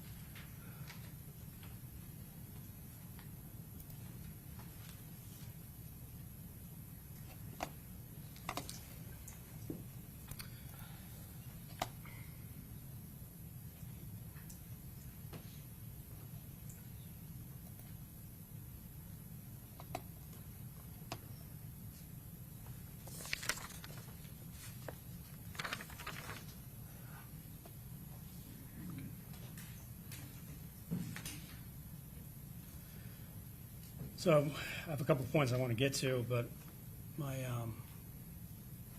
the icon on the bottom where I could jump ahead apparently is not there anymore, so I guess I'll have to wait a moment.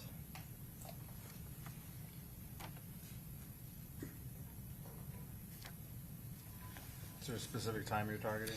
Yeah, I'm trying to get to the time around the homicide. Specifically about 4:38 a.m. So Sure. this worked very well before the jury came back. So.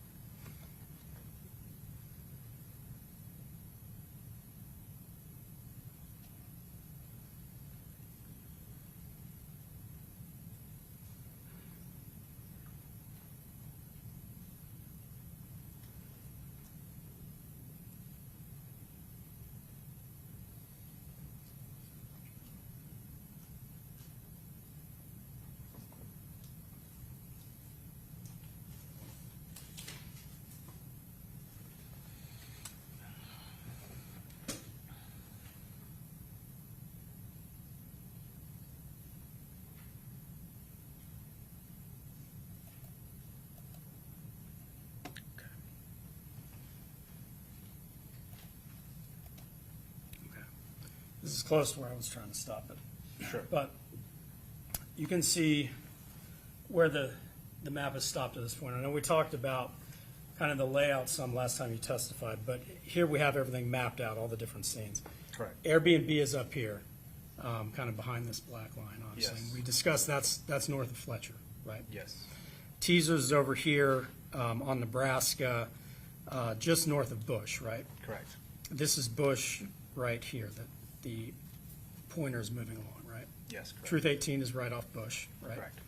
This is McKinley, I believe, runs right next to where, and it's kind of below the circles, but the homicide scene is right here, correct? Yes. And that's basically Fowler and McKinley, correct? Correct. And McKinley, is McKinley also 40th Street? 40th. Correct. Okay, so it's called 40th Street in this map, but it runs right next to the homicide scene, just to the west of Truth 18, right? Yes. Maybe just is relative, but it's basically. That's the first major street yeah. west of Truth 18. Yes. And then, again, and I think we discussed this last time too, but if McKinley were to keep going, Airbnb would basically be off McKinley as well, right? Yeah, almost a straight shot. Yeah. But north of Fowler is the USF campus, right? Correct. And McKinley does not cut through USF, right? Correct. So to get between the Airbnb and the homicide scene, really the best route would be come down to Fletcher and either go over to Bruce B. Downs or over to 56 or one of the other roads that would cut directly through USF and then cut to the homicide scene on Fowler, right? From the Airbnb to the scene, or from Yes, the sir. scene to the Airbnb? Either way. Either way, yeah. I mean, in theory, you could go through the USF campus. Probably not ideal at that time of night, but most people would likely take one of the major thoroughfares, Bruce B. Downs, or go down to 56 or one of those other roads just west of 56. Okay. Now, this point where we have this stopped, Sure. we have locations from timing advance, and the circles, again, are timing advance, right? But correct. Okay. And then the azimuths are called detail records, right? Correct. And we have, between the two, we have different location data that spans really from 4:26 a.m. to about 4:40 a.m. Is that right? Correct. And specifically here, we see at 4:26, there is a timing advance that's actually down off of Bush, closer to Teasers really than any of the other locations at issue, right? Yes. And then, again, the homicide is taking place between 4:38 and 4:39, correct? Correct. And 4:39, the phone is hitting, this hit at 4:39 a.m. is on the north side of a tower just to the south of Fletcher, correct? That tower is being lit up on, looks like the USF campus. Yeah, and that's, and that encompasses the Airbnb as well, right? It's That- pointing towards the Airbnb, yes. Sure. We don't necessarily know what tower is covering in the area at any given point, right? Correct, But the Airbnb is on the north side of this tower sector, right? correct. Now, to be fair, around that time, there are also hits down around the area of the homicide, right? Yes, But we have even 431, within a few minutes of the homicide, there's one already hitting all the way down here, close to Truth 18, correct? yes, so, yes, 43140. So what you have after they leave Truth 18, it appears that the device goes west towards Nebraska, 426, comes back, then goes north on 40th, 431, ultimately arriving at the homicide scene around 434, and then leaving after that, after 440. But the problem with that, though, is we have a hit at 440 here to the south of the homicide scene, and at 439, we have a hit up here to the north where the Airbnb is, Yeah, but correct? you also have a 439 down at the right. So Sure. again, both of those hits are the exact same time, and that other tower is pointing right at the homicide scene. Again, it's going off the signal of strength. So could Right. you hit off a tower that's further away if that has a stronger signal at that second? Yes. So it looks like for that specific hit, 439-39, there's two towers servicing that specific hit, and one of those is pointing right at the homicide scene. Well, it is, but we have the most northern hit that we have on this map is on the north side, the north sector of that northernmost tower, correct? That's what it appears, yes. And then, let's jump ahead just a couple more minutes. Now, we've jumped ahead to a span that covers 439 to 449, it looks like. Is that correct? Some of these hits are Some- still on there because of the fade. You gotta count for the fade. Account for the fade? Yes. Okay. But in this one, at 449, we've got a tower hit over here Correct. to the east of even Truth 18 and far to the north, correct? Yes, at this point, by 448, 449, it would indicate that likely the device is northbound on 56 towards Fletcher, sure. But at the same time, 452, which is again after the homicide, there's also a hit down here to the south that's basically back by Truth 18, correct? We can, I don't see it here, but sure. Okay, well, is there, the southernmost one on your, or the bottommost on the I map? see, okay, yeah, 445, 444 to right? 445. I don't see 452. Oh, I may have misspoken. 444 and 445, we've got hits down here to the south. Correct. Right. Oh, I Yeah, they started could have working driven again. south after the homicide, made a left, and then gone back north on 56. Okay. That would account from 445 all the way to 449. Possible, sure. Sure. And we have, again, now, 452, Closer there to are the hits Airbnb. actually to the north of the Airbnb, right? Correct, yes. And to the west now, right? This is now west of Bruceby Downs, correct? Yes. But then within, again, 7 minutes of that, there's a hit 445 all the way down by Bush, back again by Truth 18. That's the one we just talked about, right? Yeah, that's correct, yeah. Yeah.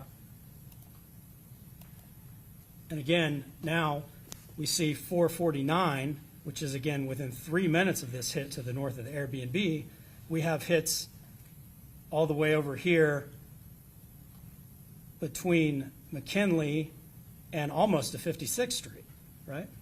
I see 459, 59, 450, I'm sorry, 449, 59, and 449, 20 hits in the area, general area of 56 between Fletcher and Fowler. Right. Within 3 minutes of the hits that are now over here to the west of Bruceby Downs, right? Yes, that's what it says.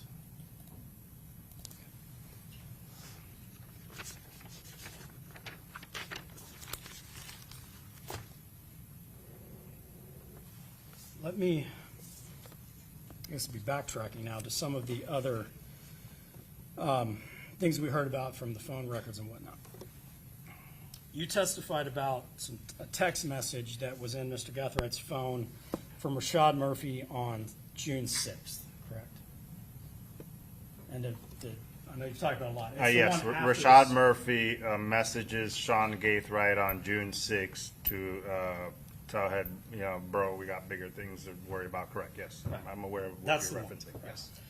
And it's your belief that that is related to the Spaces conversation that we also heard about.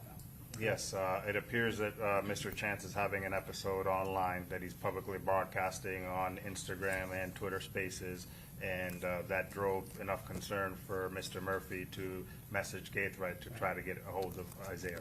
Right, that's the theory. Yes, Mr. Guthright's not part of this Spaces conversation, right? not that I'm aware of. And Mr. Chance, in that Spaces conversation, he's actually talking to Charles Jones, correct?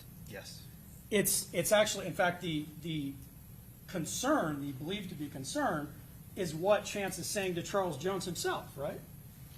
the theory on the concern is that Mr. Chance is drawing attention to himself when they've got something bigger planned. Right, and that's, and in fact, Charles Jones actually even says something to Chance about, I got bigger fish to fry, right? In that Spaces conversation? I'm aware that the bigger fish to fry statement was made. I can't recall exactly at this time who made that statement.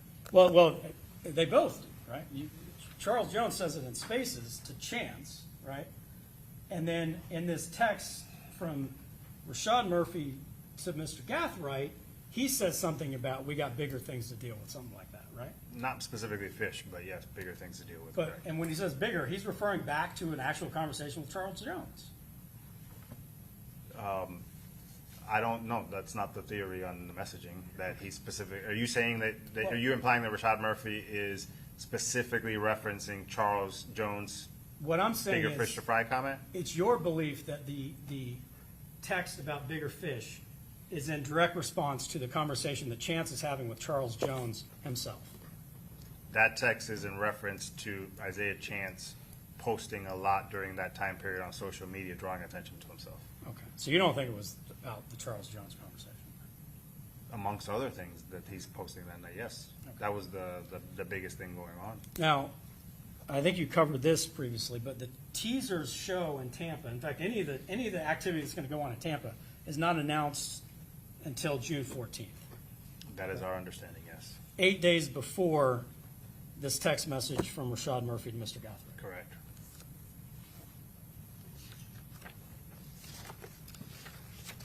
Similarly, the pool party, and I think this was covered some before, but to kind of put some other evidence in context, June 21st, the pool party is being announced that it's going to happen between 4:30 and 5 until we're done, right?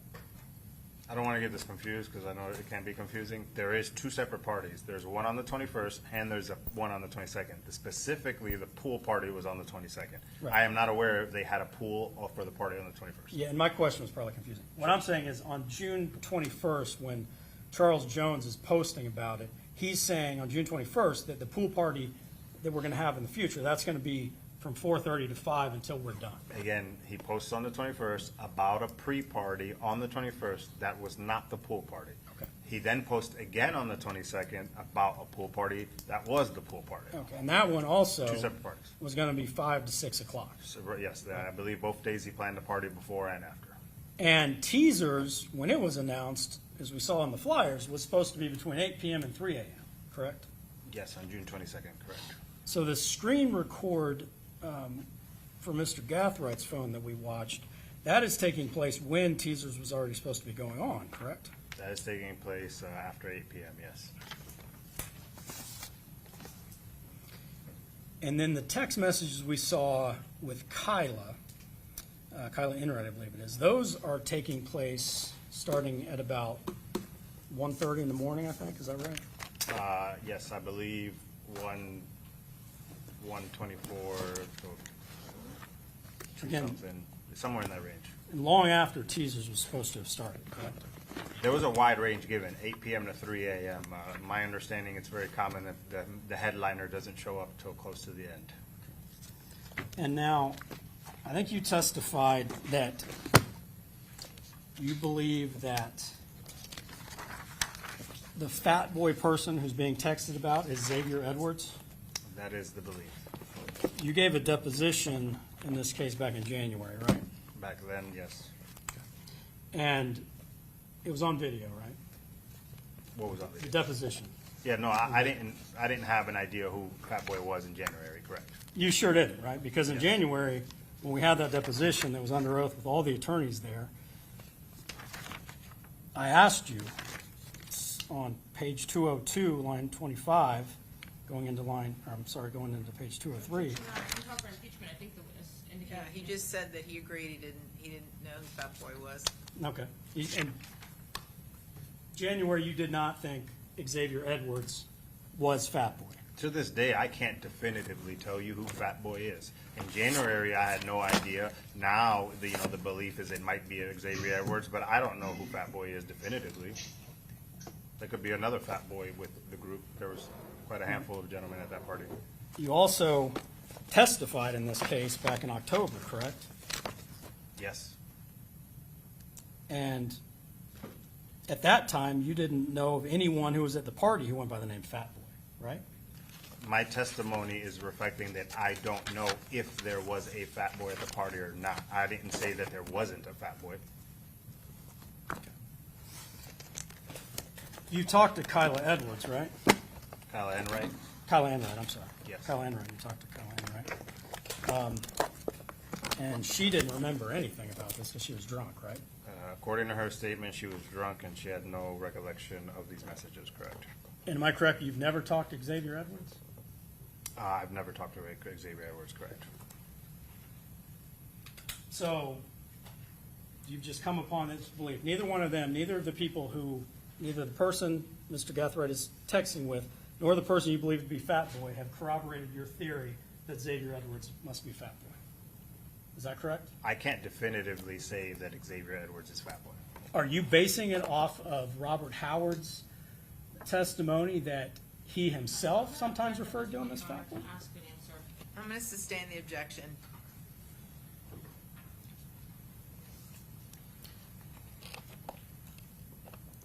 What have you come upon in your investigation, besides potentially Robert Howard's testimony, that leads you to believe Xavier Edwards is Fat Boy?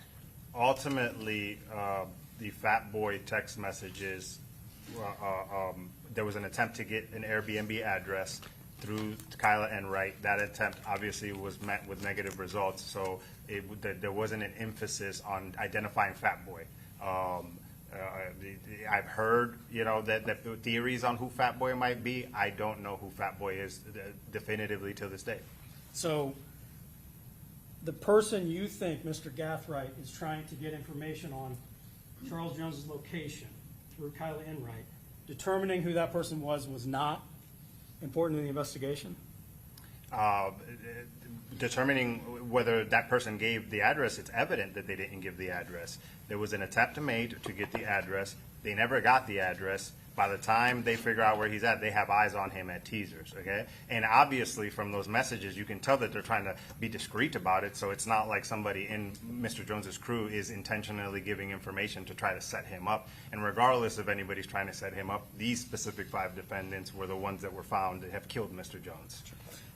And when you come down to it, that entire time, Mr. Jones was supposed to have been at teasers, right? Because that's when everyone knew that's where the show was going to be. No, he's on Instagram advertising that he's at a pool party. And ultimately going to still perform at teasers that night. Yeah, but correct? you're trying to imply that he's supposed to be there from 8 p.m. to 3 a.m. without fail. Well, that's what of course, what the advertisement said, right? The advertisement's designed to generate people to come to teasers for revenue. I think they want people there showing up early. Mr. Jones was never going to show up there at 8 p.m. 2:31 in the morning, that morning, Alicia Andrews' phone texts Sean Gathwright's phone twice, pick up the effing phone, Correct. right?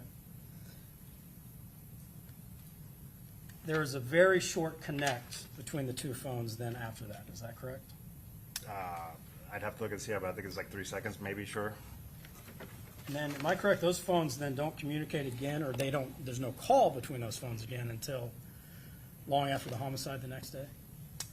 The theory here is that the primary communication was happening off of an app we would not be able to track on call detail records. Okay. Even though there's a text twice saying pick the effing phone up between the people who are allegedly conspiring to kill someone that night. So what's the question? The question is, 2:31 a.m., one of the alleged conspirators is texting Mr. Gathright, telling him to pick up the effing phone, Correct. indicating Mr. Gathright is apparently ignoring attempts from that phone to contact him. That's what it would indicate, yes. At the time of the shooting, or shortly before it, you discussed that a location of Alicia's phone is being shared, Correct. correct? And there's no read receipt to indicate if that location was actually, you know, if that was actually looked at by the phone it was sent to. Am I correct about that? Do I have a way to prove if Sean Gaithright saw that Alicia Andrews' device was sharing the location with her? The question is, and maybe, and actually, I think he These saw don't the show. location because he showed up at the location. well, so- well, and you bring up another, I'll get to that in a second. Sure. Some of the text messages that we have, that we've seen, they show when they've been read. Am I correct? Oh, okay, I understand the question now. Is there a red receipt? Not Yes. that I'm aware of. Now, back to the other point you're bringing up. It's your belief Mr. Gathright is in the Impala when the Impala is at Truth 18, correct? It's not only my belief, it's what the evidence has proved, yes. Okay, well, okay, so I bet he's in there. It's also your belief the Impala is following the entourage out of Truth 18, right? The cruise is following the entourage out of Truth 18. The cruise stays with the entourage till they get to Fowler and McKinley. When the entourage makes a U-turn, the cruise peels off and then stages across the street. So the cruise is directly behind the entourage. Even though the Impala arrives at Homestead Suites first, it was the cruise that was behind the entourage first. And the Impala is sitting there right next to Truth 18, watching the entourage leave, right? The Impala actually shot across in what I believe to be an attempt to intercept the entourage as they're coming out of the parking lot eastbound, but the entourage ends up making a U-turn and coming back out westbound, which might have scuttled that attempt. Exactly. And one thing we also know from the videos at the Home to Suites is the Impala and the cruise, they're arriving essentially, I mean, at the same time, right? The cruise is there shortly before, but I mean, we're splitting hairs to say it's there before the Impala. I would not say splitting hairs. The entourage arrives to the intersection approximately 4:23 with the cruise right behind it. The Impala doesn't arrive. So the victim's entourage arrives to the intersection, making a U-turn, getting ready to go at 4:23 with the cruise right behind it. The Impala doesn't arrive till 4:34, a full 10 minutes afterwards. So there was a sharing of location from the Impala, from the cruise to the Impala, and then 10 minutes later you see the Impala arrive at the Homestead Suites. And we can see on the videos, because obviously they're in evidence and we've seen them all, what the two cars are doing, the Impala and the cruise when they get to the hotel, right? Yes, if you're specifically referring to the time period that they're both into the Homestead Suites parking lot, yeah, we can see movement, yeah. The next day, we saw the Ring camera video. Sean Gathright is at the Airbnb at 3:11 p.m. Is that right? Sounds right. And he clearly doesn't have the code to get in because he's asking whoever's on the phone for the code to get in the Airbnb. Right? Clearly, yes. And then later on that day, or that night really, we know Mr. Gathright has gone to Orlando to the sister's birthday party. Right? I'm not sure what the party was about, but I'm aware that he went to Orlando to a club with his sister and Kyla, I believe. And we saw a video of that, right? Yes. And we saw pictures of Don Julio. A lot of birthdays on this day, apparently. Yes. And a lot of Don Julio is being drunk on this day too, right? Sure. Because we see Don Julio in those club videos, right? Yes, we do. But you've become aware in this investigation, Don Julio's a pretty popular tequila, right? Correct. And in fact, the day of the homicide, Charles Jones and his entourage is drinking Don Julio earlier in the day, right? I am aware that both sides drink Don Julio for their own purposes or their own inferences. And there were even Don Julio bottles found in one or two of the victims' cars, right? Yes, yes. Now, one of the other things in those videos that we were shown when you were testifying on direct is Mr. Gathright doing a hand signal, correct? Yes. And you'd agree the hand signal he's doing, he has the ring finger down, right? At this point, I mean, so you could be doing the camera where it's like doing a reverse image. I'm not sure. Do you want to, okay, we're Sure, going to show like- you a picture of it, probably. Maybe if we go to the specific image you're referring to, we can kind Yeah. of narrow down which finger's coming down. May I approach Madam Clerk? Yes.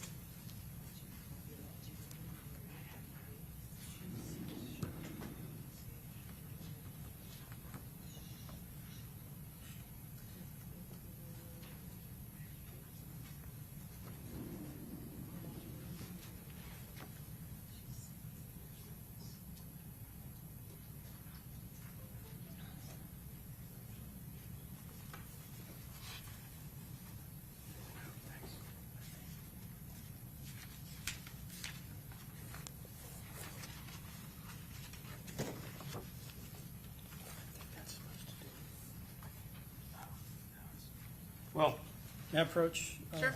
Mr. Ramos, Dr. Ramos? Having more technical difficulty, someone's going to show you the picture. Yes, sir, no problem. That's, and for the record, I'm showing you 94D6. That's already an evidence. Yeah, I'm trying to do it with my hand. know it's- Yes, sure, got it. Yes, sir. So you'd agree with me, Mr. Gathright has the ring finger down. It does, yes, I would agree in that picture. It doesn't look like he has a ring finger. Does not have the middle finger down. Yes, correct. Thank you, sir. May I have just a moment, Your Honor? Yes.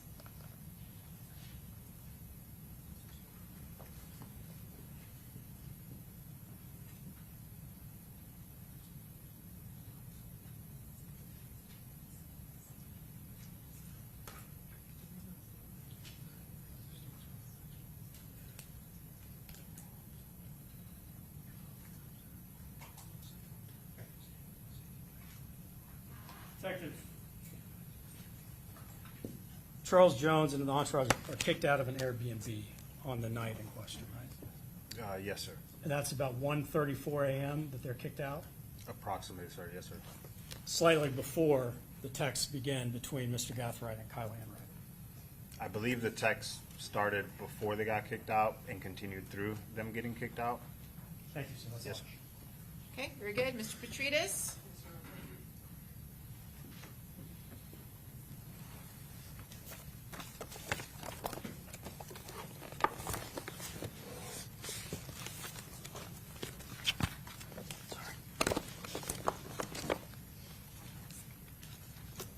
Detective, how's it going?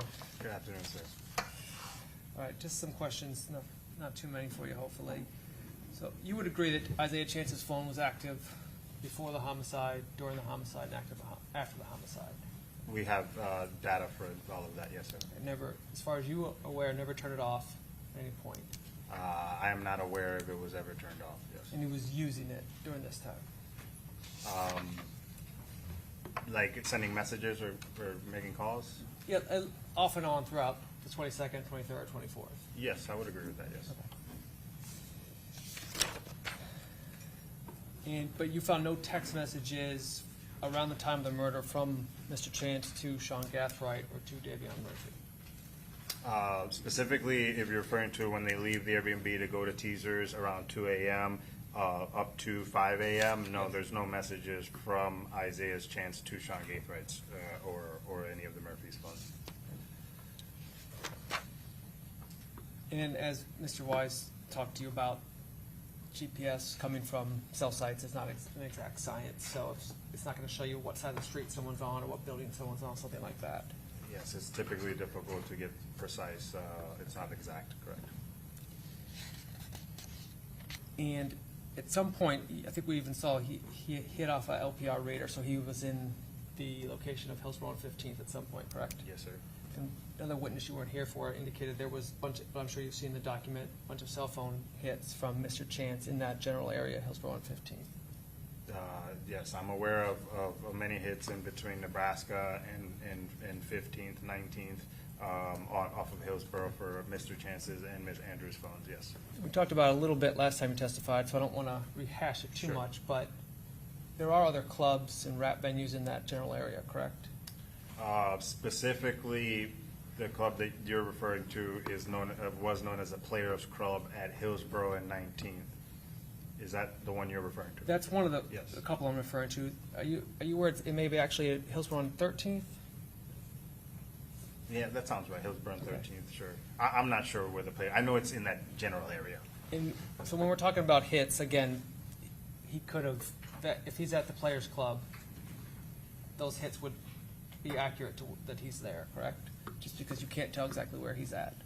In theory, yes. I would agree that Mr. Chance's phone goes somewhere near the Players Club at some point. Have you heard of the Pink Pussycat Lounge? The Pink Pussycat, I believe, is on Nebraska. Correct. Yes. And there was some hits in that general area as well? Where is the Pink Pussycat? I'm not sure where it's at, honestly. Kind of between Bush and Fowler, would that sound accurate? Which I know is a Yeah. long area. I but think still. it's, so the Pink Pussycat is north of Teasers. Yes. Yes, I know exactly where it's at. Okay, so those would be in the same general area as a lot of the hits from Mr. Chance's phone. Did he drive by it? Sure. Was he at it for a significant period? No. Not a significant, but it's for 5-10 minutes, something like that. I don't recall seeing 5-10 minutes stop at the Pink Pussycat. But we don't have any video from any of these clubs, correct? Or none was attempted either, correct? There was an attempt made to find video on Hillsborough. We did not go to Pink Pussycat, no. And then, I think we already talked about this as well, but there was a 1 hour period where he was moving around, not following Mr. Jones. Correct, yes.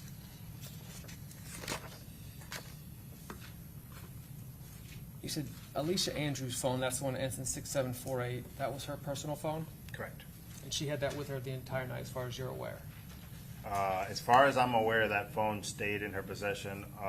Just the only times is when she hands it to Isaiah Chance on video for him to use. And that occurred on one occasion, correct? I believe the series both at Teasers and Truth 18, because you can see him on Truth 18 using a device as well that was believed to be Alicia Andrews' phone. But at the teasers, him holding the device, I believe he testified, matches up with a phone call. So that's how you're able to determine it, correct? No, not exactly. So the phone call was at 2:31. He's holding it around 2:27. There's other evidence I'm not sure that I can cover specifically to how we got that information. Okay. And then at Truth, you would agree he's further away from the camera. Yes. So it's hard to tell exactly. It's impossible to tell, would you agree, exactly whose phone he's holding in his hand at that point in time? Yeah, I would agree with that. It could be his phone or it could be her phone, correct. And again, he's using his phone during these general time period as well. Define using. I mean, It's active. Oh, is it on? Yes, Yes. it's on. Okay. It is tracking data. Is he using it? I don't know that. All right. And every time you went through Alicia's phone that night, every time you tracked it, you were able to pick up a lot of times, like at McDonald's and other places where she's actually there as well. Yes. Okay.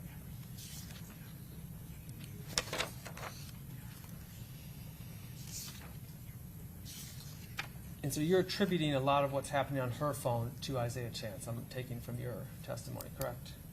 Specifically during the hunt of Mr. Jones starting at 2 a.m. on Teasers leading up to his murder. I'm not saying that he's using her phone the entire weekend on the drive down or on the drive up. But you can't rule out that it's Miss Andrews, in fact, using her own phone, making those text messages or those calls or sharing her location, correct? It could be either one of them, sure. They're both in the cruise. And you can't, other than seeing them get out of the car at Teasers, again, you can't tell who's driving the cruise, correct? Specifically at Teasers, you can tell Mr. Chance is driving. Outside of that? Oh, yes. Outside of that, no. Correct. When you send a location, it shows the location of where your phone is at the time. Obviously, when you send a location, then that person can see where you are, correct? There's a difference between sent location and sharing location. So if you sent a location, it would be a one-time thing where you can see that phone at that specific time. Sharing location, as the phone moves, the receiver on the other end can see the phone moving and get updated locations. So the location we're talking about is where the actual physical phone is, To whoever's sharing that. to whoever's yes. sharing it? Yes. Okay.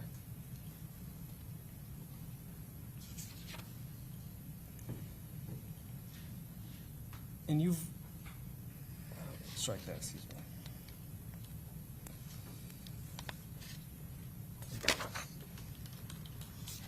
Bear with me, I'm trying not to cover what everyone else has covered. And all the posts that Mr. Chance made, or any of these defendants made, that involves anything from Jacksonville, you got all your information from JSO. Is that accurate, as far as the gang activity or what these posts mean, correct? Yes, I relied on Jacksonville to decipher gang meanings, yes.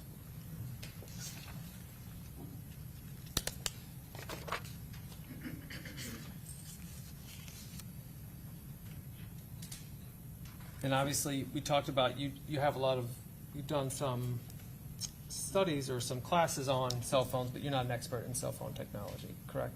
I would not classify myself as an expert on cell phone technologies, correct? So you put it into the Cell Hawk or the Celebrite, and it gives you what you need, but you don't understand exactly how that comes up with all those data points. No, I mean, I have a general understanding of it. It's not quite as simple as you put it, but Sure. the intricacies at an expert level, yeah, I wouldn't classify myself that, yeah. Okay. I mean, if you have, and are you aware that if you have someone's phone that you don't know the phone number to, you're able to get that number by simply calling 911? Yes. I mean, if I have the device In and your I hand. want to confirm the number, I could dial 911 and then the dispatcher can tell me what that number is, yes. Now, I want to talk to you about the Airbnb payment. States 93. Can I approach the clerk? Sure.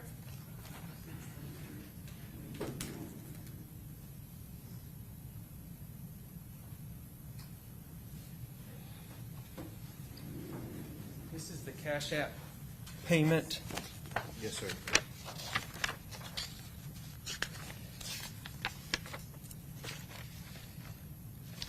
Now, the payment for that was made to Mr. Chance was in a different amount than the cost of the Airbnb, correct? Correct. The money sent from JDOT was $390. The amount for the Airbnb was $360.61, I believe, somewhere in that range.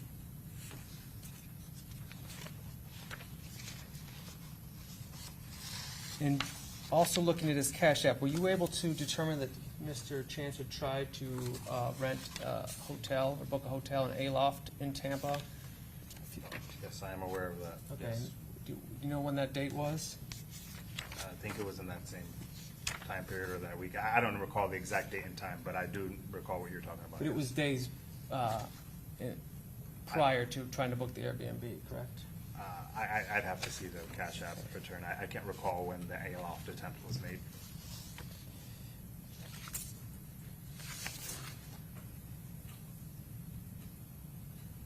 And the Aloft is located where in Tampa? Is that in Midtown? I'm not sure if they have separate locations. There might be one in downtown, there might be one in Midtown. They might have multiple locations, I don't know. But none out in the USF vicinity that you're aware I of? have no idea, honestly. I can't answer that. honestly. Okay. J. Breezy and Young and Ace, they were not arrested or indicted involved with this homicide, correct? No, they were not.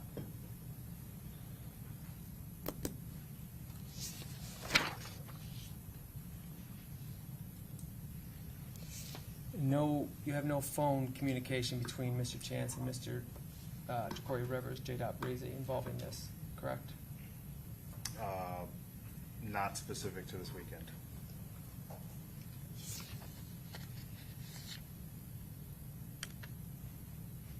Judge, can I have a moment? Yes.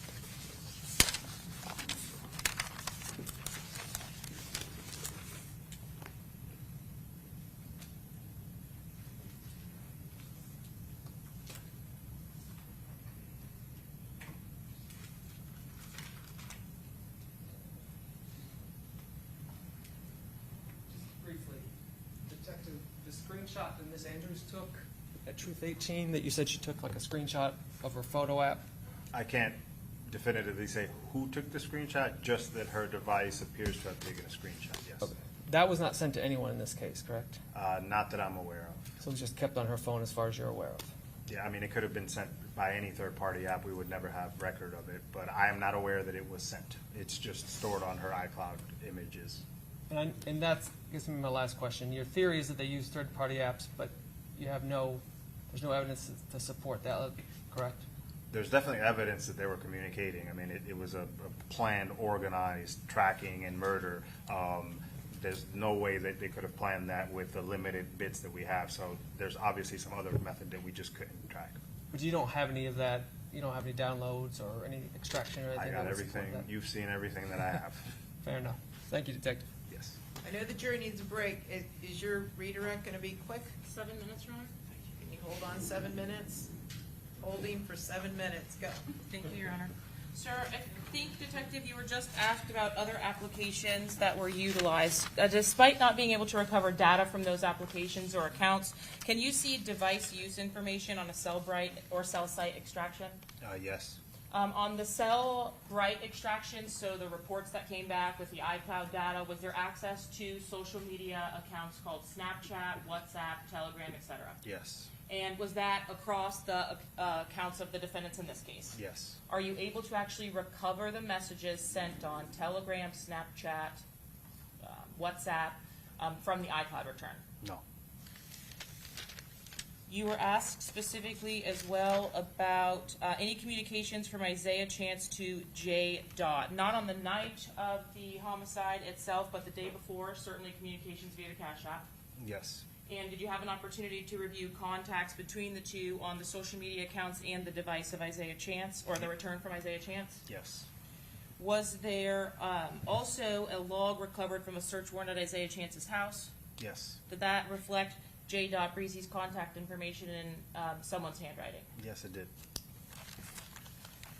You were asked about Isaiah Chance specifically and the Pink Pussycat Lounge. Was that mentioned at any time during the course of Mr. Chance's interview? Has never come up before today. And was there only an admission from Mr. Chance that he was present for leisure or a romantic getaway of some kind in the Tampa area? Correct. Was that supported by the trips to walking around parking lots or going to the McDonald's? No, it was not.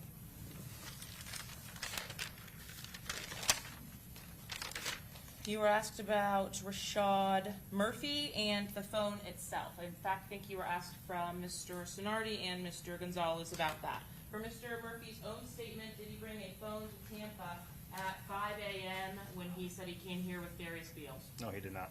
Whose phone did he indicate that he was utilizing? Darius Beals' phone. You were shown also some photographs of a text message of some kind about going to a prison to drop something off. Do you recall that text message? Defense Exhibit 3? I think it was 4.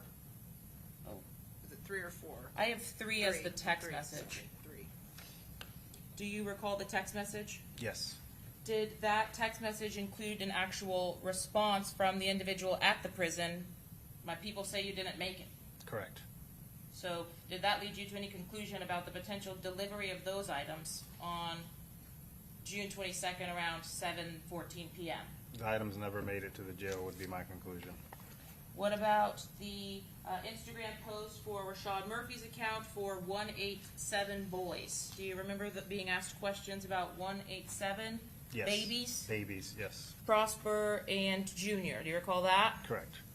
And I think Mr. Gonzalez indicated to you that it was someone's children's birthdays or something along those lines. You know anything about children's birthdays? I don't know. But that post itself, was that the only post that was deleted from Rashad Murphy's Instagram stories from the morning of the homicide? Correct. Did Mr. Rashad Murphy also post 187 Boys 5L, RIP Dem Members? Yes, he did. What did the number 187 actually reference? It's a homicide code from California. Okay, and so 187 for homicide code babies, does that mean anything to you? Not Regarding in- children of some kind? Not in reference to babies' birthdays, I wouldn't think. Had the use of 187 boys or 187 been utilized in some of the evidence that you saw from the Jacksonville Sheriff's Office? Yes. Did you also have an opportunity to see on the returns that Mr. Charles Jones had posted about his foot shot? Yes. Was that post made to social media of some kind? Yes. What social media app did Mr. Jones post that to? I can't recall. It might have been Instagram or Twitter Spaces. I can't remember. Throughout the course of your investigation and review of Rashad Murphy's Instagram return, did Rashad Murphy like the victim's Instagram post about his foot shot from October of 2023? Yes, correct. So the victim posted on Instagram, and Rashad Murphy's account likes that post, yes. And is that what's depicted, if I could show you across the room, in this Instagram post, victim's Instagram return 95C4, Yes. and Rashad Murphy's Instagram return of liking 88E4? Yes. You're asked by Mr. Gonzalez about that particular case, and admittedly, is that case solved or unsolved? Unsolved. You were also asked about Mr. Rashad Murphy's presence in Tampa. How, without any kind of contact in Tampa, did Mr. Rashad Murphy know to go to the back door of the Airbnb? Do you have any idea? Other than he had knowledge that he's not indicating. What about knowledge of the address itself? Yes, he had knowledge of the address. You were asked by Mr. Sonardi about a conversation or a call to a device that was shared with Mr. Rashad Murphy and Ms. Charmaine Steiger, yes? Yes. In State's Exhibit 134 depicts a call was made to that device at 5 o'clock a.m. Is that the same time in which Rashad Murphy is also posted to Instagram Yes. the emojis of the smiling? Correct. And at this point, Mr. Rashad Murphy has indicated he is not utilizing a phone that belongs to him, According to his own statement, he didn't have his own phone, correct? and that he was in Tampa without a phone. Correct. Did you expect in the course of your investigation to see messaging between the individuals that actually occupied the same vehicle? So the three individuals inside of the Impala at the time that the homicide was being committed? No, not during the tracking. You were asked several questions about the flyer itself. Do you know what time the victim and his entourage actually arrived to Teasers?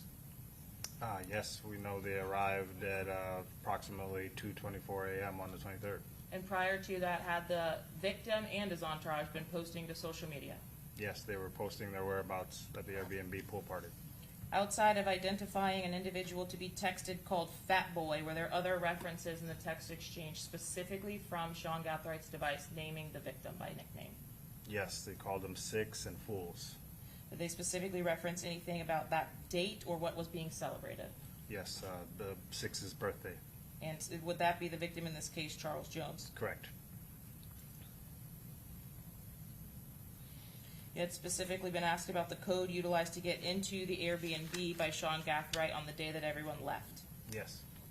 Did you have evidence to support that Mr. Sean Gathright was present inside of that Airbnb long before he received the code over the phone? Yes.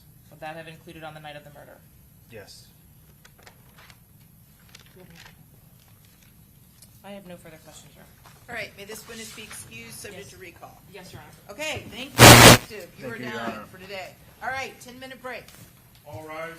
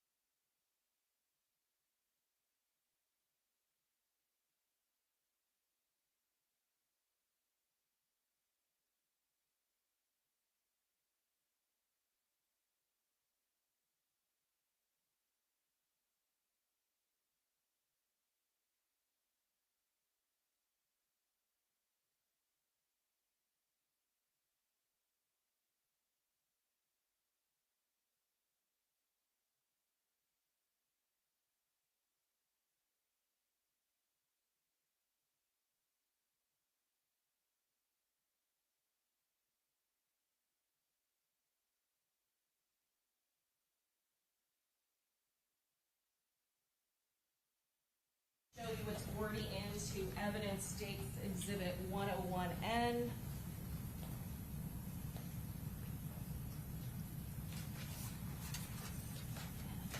Slip this here, that's okay.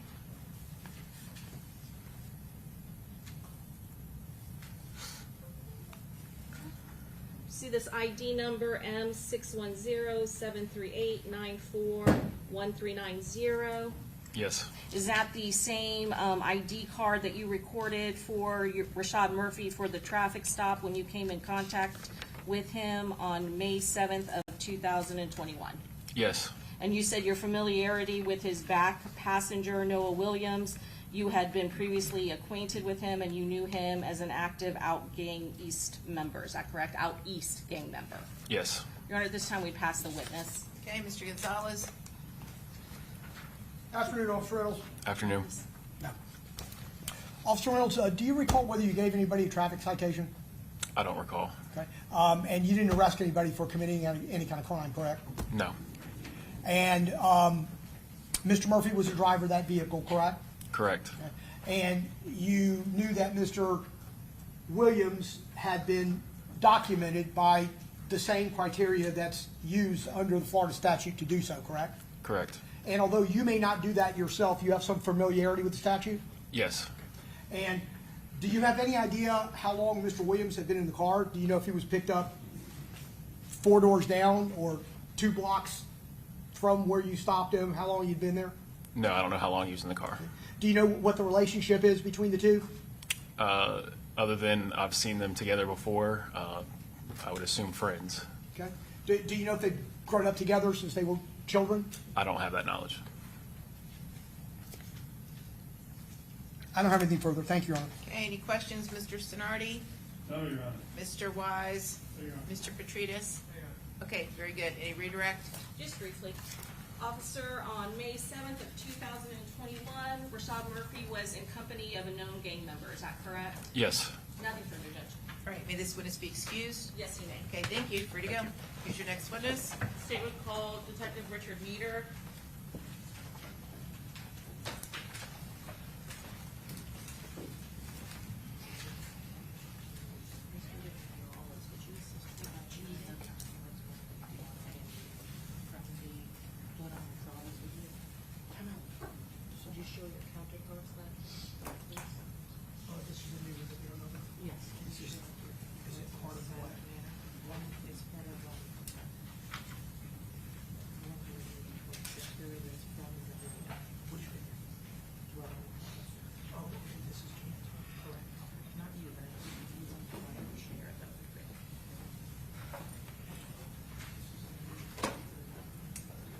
Okay, welcome back, Detective Nieder. Go ahead and raise your hand one more time. Do you solemnly swear or affirm that the testimony you're about to give in this trial shall be the truth, the whole truth, and nothing but the truth, so help you God? Yes, ma'am.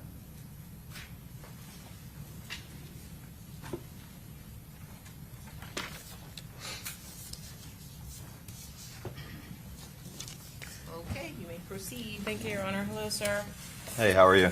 Doing well. I think when we last left off, you were talking to us a bit about some historical gang evidence, but you actually mentioned you were assigned to a gang. What gang are you assigned to in the Jacksonville Sheriff's Office? ATK. How long have you been assigned to ATK? Since I joined the gang unit in 2022. And was there formerly a gang that members of ATK were known by, or was there something that ATK developed from? Yes, ma'am. There's multiple different components. You have the Young and A side, which used to be called Young and Gang, and then you had the side that was like Queso and Scotty was NHG, and they all formed together to become ATK. Was Young and Gang represented by the letters YG? Yes, ma'am. And what does NHG stand for? No Hospital Gang.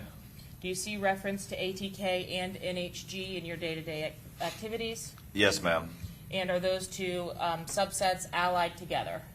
Yes, ma'am. ATK is the actual documented gang. NHG is not documented. When we are talking about allies or friendly people to each gang, can you just give us a little bit of a description of what that means? They associate with each other. They're commonly together in songs or maybe hanging out in the same neighborhoods. They go to parties and concerts and clubs and stuff together. Is everyone that is a member of ATK a rapper? No, ma'am. Have you had an opportunity to learn the legal names of the individuals that represent certain members of ATK? Yes, ma'am. And had you had an opportunity to learn the history that you had previously discussed with us about members of ATK? Yes, ma'am. How about ATK's relationship with the group 1200? What was that like? They would be close and friends. They would somewhat represent each other, make songs together, often hang out in each other's neighborhoods. Commonly between the two groups, did they share a common enemy? Yes, ma'am. What was the identity of the common enemy? It would be the North Side groups, so anybody from like 45th, 6th Block, Bully Gang, we got. And was Bully Gang one of those subsets that we had talked about, 6 Block being on top, and then the other groups that come or trickle down from that? Yes, ma'am. I believe Bully Gang is a subset of 6 Block. Did you have an opportunity throughout your investigation in this particular case to learn about when you first came into the unit and ultimately develop on your own information about documenting gang members? Yes, ma'am. What information are you looking for in order to document gang members? The information outlined in Florida State Statute 874. And what are the first 2 criteria that need to be met under that statute? There's 11 different criterias, and then in order to document a member, you have to have at least 2 or more. Well, those are the criteria that make you either a gang member or an associate, is that right? Yes, ma'am. But do you first need to meet the definition of a gang to even establish that ATK was a gang itself? Yes, ma'am. And how did you all go about doing that for ATK specifically? ATK, I inherited them when they were already documented, so Sure. I did not physically document them myself. But they meet the state statute as far as 3 or more persons that are committing, one of their primary activities is committing criminal and delinquent acts. And you document each of those criminal and delinquent acts as it relates to the members themselves and the group as a whole? Yes, ma'am. Are those documents something that's preserved by the Jacksonville Sheriff's Office? Yes, ma'am. Understanding that you came into the role of being assigned to ATK, is that the same for all of the gangs? They have been in existence before the detectives had been assigned? Yes, ma'am.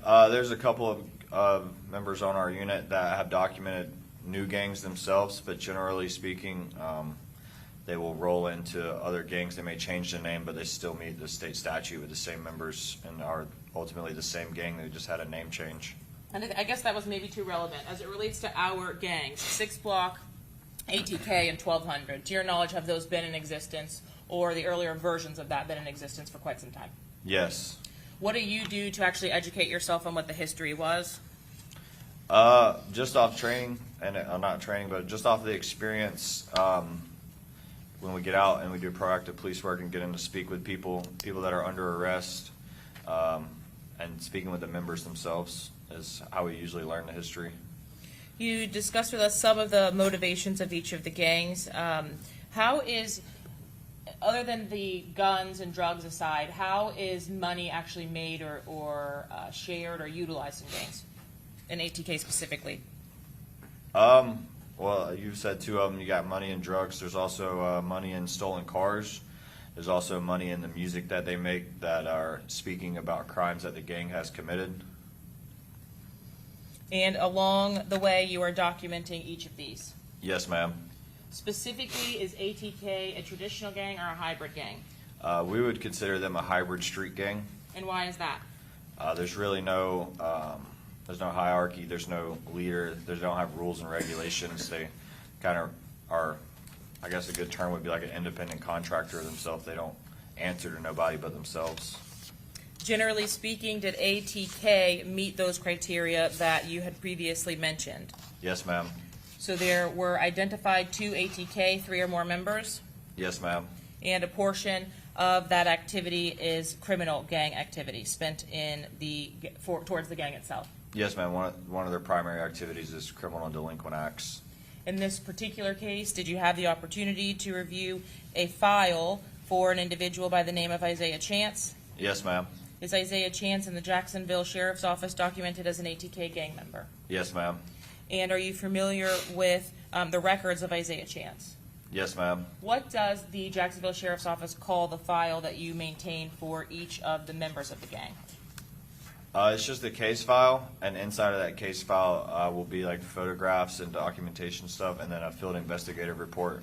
That is a report that outlines all of the criteria that were met. When you are reviewing that report or yourself making entries into that report, are the categories of that report what is provided by statute as gang criteria? Yes, ma'am. That's how that's generally how I document them. Each detective probably documents in a different way of categorizing stuff throughout the report. For yourself, so that you later have access to photographs, for example, do you include the photos? Yes, ma'am. For yourself, so that you have access to the reports that document contacts with law enforcement, for example, or other gang members, do you include those report numbers? Yes, ma'am. Does the information that you include allow you to date back or trace back the prior documentation that you created for each of the gang members? Yes, ma'am. And out of all of the criteria, I believe you said that there were 11, do you have to meet all of those in order to be able to document someone as a gang member? No, ma'am. You just have to meet 2 or more. Throughout the course of your investigation in this case, had you learned or documented specifically yourself Isaiah Chance as meeting 2 or more of those criteria? Yes, ma'am. And how many criteria did Isaiah Chance meet? Without looking at the actual documentation, I believe it was 5 or 6. Did you create an FIR or an incident report to document each of the criteria that were satisfied? Yes, ma'am. And can we speak specifically, if I provide you with the element, I guess, about which of those criteria had been met? Yes, ma'am. Had clothing or adopt the style of dress been met or mentioned as one of the criteria met by Isaiah Chance? Yes, ma'am. How about associates with known gang members? Yes, ma'am. Specifically, had there been evidence that you documented of association with known ATK members? Yes, ma'am. Had observed in the company of 1 or more gang members been met? Yes, ma'am. And was that 4 or more times? Yes, ma'am. How do you document those specific incidents? Are you able to keep track of the dates when those things happen? Yes, ma'am. And had identified as a criminal gang member by physical evidence been created in this case, or had been documented in this case for Isaiah Chance as well? Yes, ma'am. Did you include each of those categories in the field incident report that was created documenting Isaiah Chance as an ATK gang member? Yes, ma'am. Now, if you are a documented member or associate, specifically you, let's just talk about ATK, are you doing this for each of the gang members that you are documenting or updating their files? Yes, ma'am. The way I do it is I keep a running log, just like a Word document, and it'll have all of the documentations in there. And then when I feel like I've met the state statute to its fullest ability, I choose to document them at that time. Does there come a time where undocumenting or maybe redocumenting is something that's appropriate? Yes, ma'am. We do. We'll purge gang members if they no longer meet the state statutes after 5 years, and we'll also purge the gang if they no longer meet state statute after 5 years. Did ATK at the time of Charles Jones's death still meet the state statute? Yes, ma'am.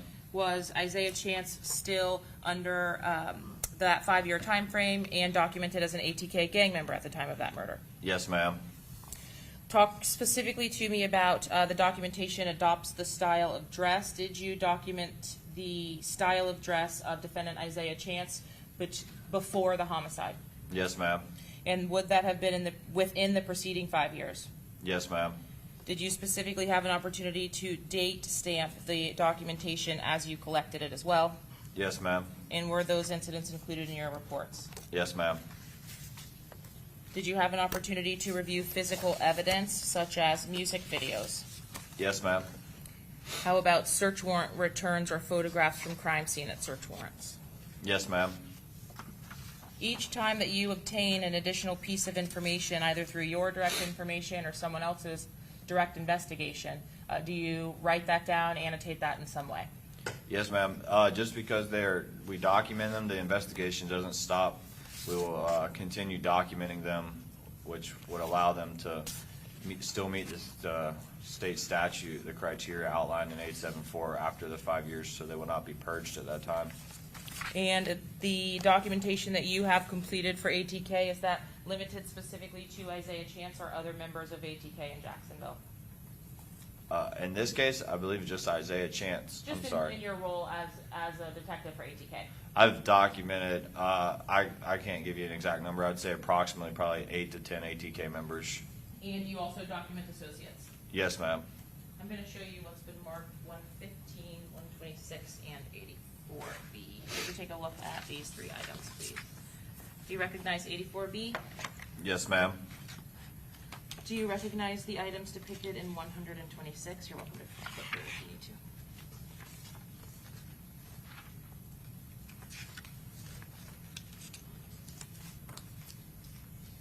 Yes, ma'am.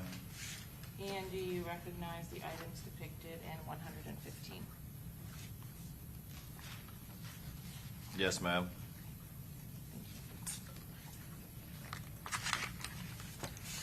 Your Honor, at this time, the state is going to seek to admit State's Exhibit 126, A through I, 115, and 84B.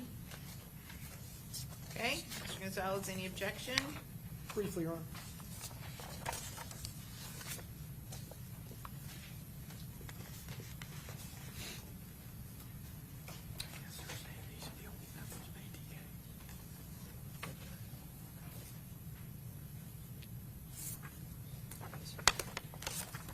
Did you, which one? This is what you just handed me. No, no. Put it right there. Objections. Judge, I just renew my prior objection to. What is that? 115. 115. Okay, Prior objections as to all judges. okay. Any new objections other than previously made objections, Mr. Sonardi? And Mr. Wise? Okay. All right, and it's 126A through I? A through I, yes, Your And Honor. then 115 is just 115, or is it accumulative or compositive? 115 is A through C, And then 84B? and then 84B. Yes, Your Honor. Okay, so be admitted. Detective, relevant to this particular case or investigation, was there a summary of images of documented ATK gang members that were compiled into one demonstrative? Yes, ma'am. I'm showing you what's been admitted as 84B. Can you see that in front of you? Yes, ma'am. And is this the demonstrative, at least particular to this case, that demonstrates some of the relevant ATK members and associates? Yes, ma'am. Does this depict all of the documented ATK gang members in Jacksonville? No, ma'am. And are some of the individuals depicted deceased? Yes, ma'am.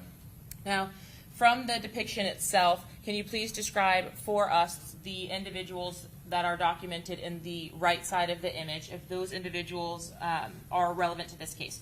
Yes, ma'am. Kenyatta Bullard, Young and Ace, is one of the well-known artists of ATK. Is that the individual who authored the Who I Smoke video you presented before? Yes, ma'am.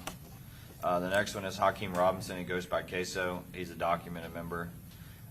Based on your prior testimony, is Queso the individual who had been convicted in the death of Bibby, 6 Block member? Yes, ma'am. How about Jacoby Grover, Quan, Travion Bullard, or Royale Smith, 23? They are not documented members. At the time of their death, they would be considered associates to ATK. And how long ago were they killed? They were killed in 2018. Is that the 3 individuals who were killed in the town center shooting that we already heard of? Yes, ma'am. And why are 4, Quan, and 23 relevant, or were they relevant in this particular case? They're probably the most often talked about and dissed people associated to ATK. Objection, Your Honor. Can we Roy- approach? Yep.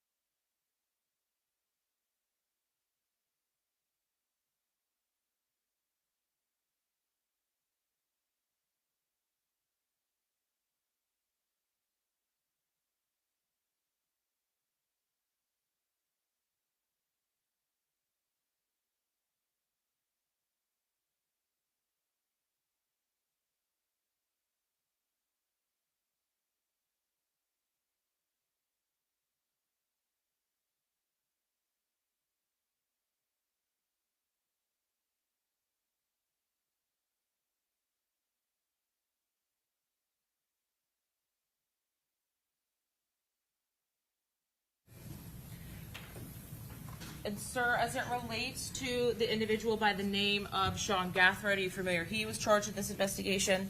Yes, ma'am. Throughout the course of your involvement in this particular case, was Sean Gathright meeting any of the statutory criteria by law?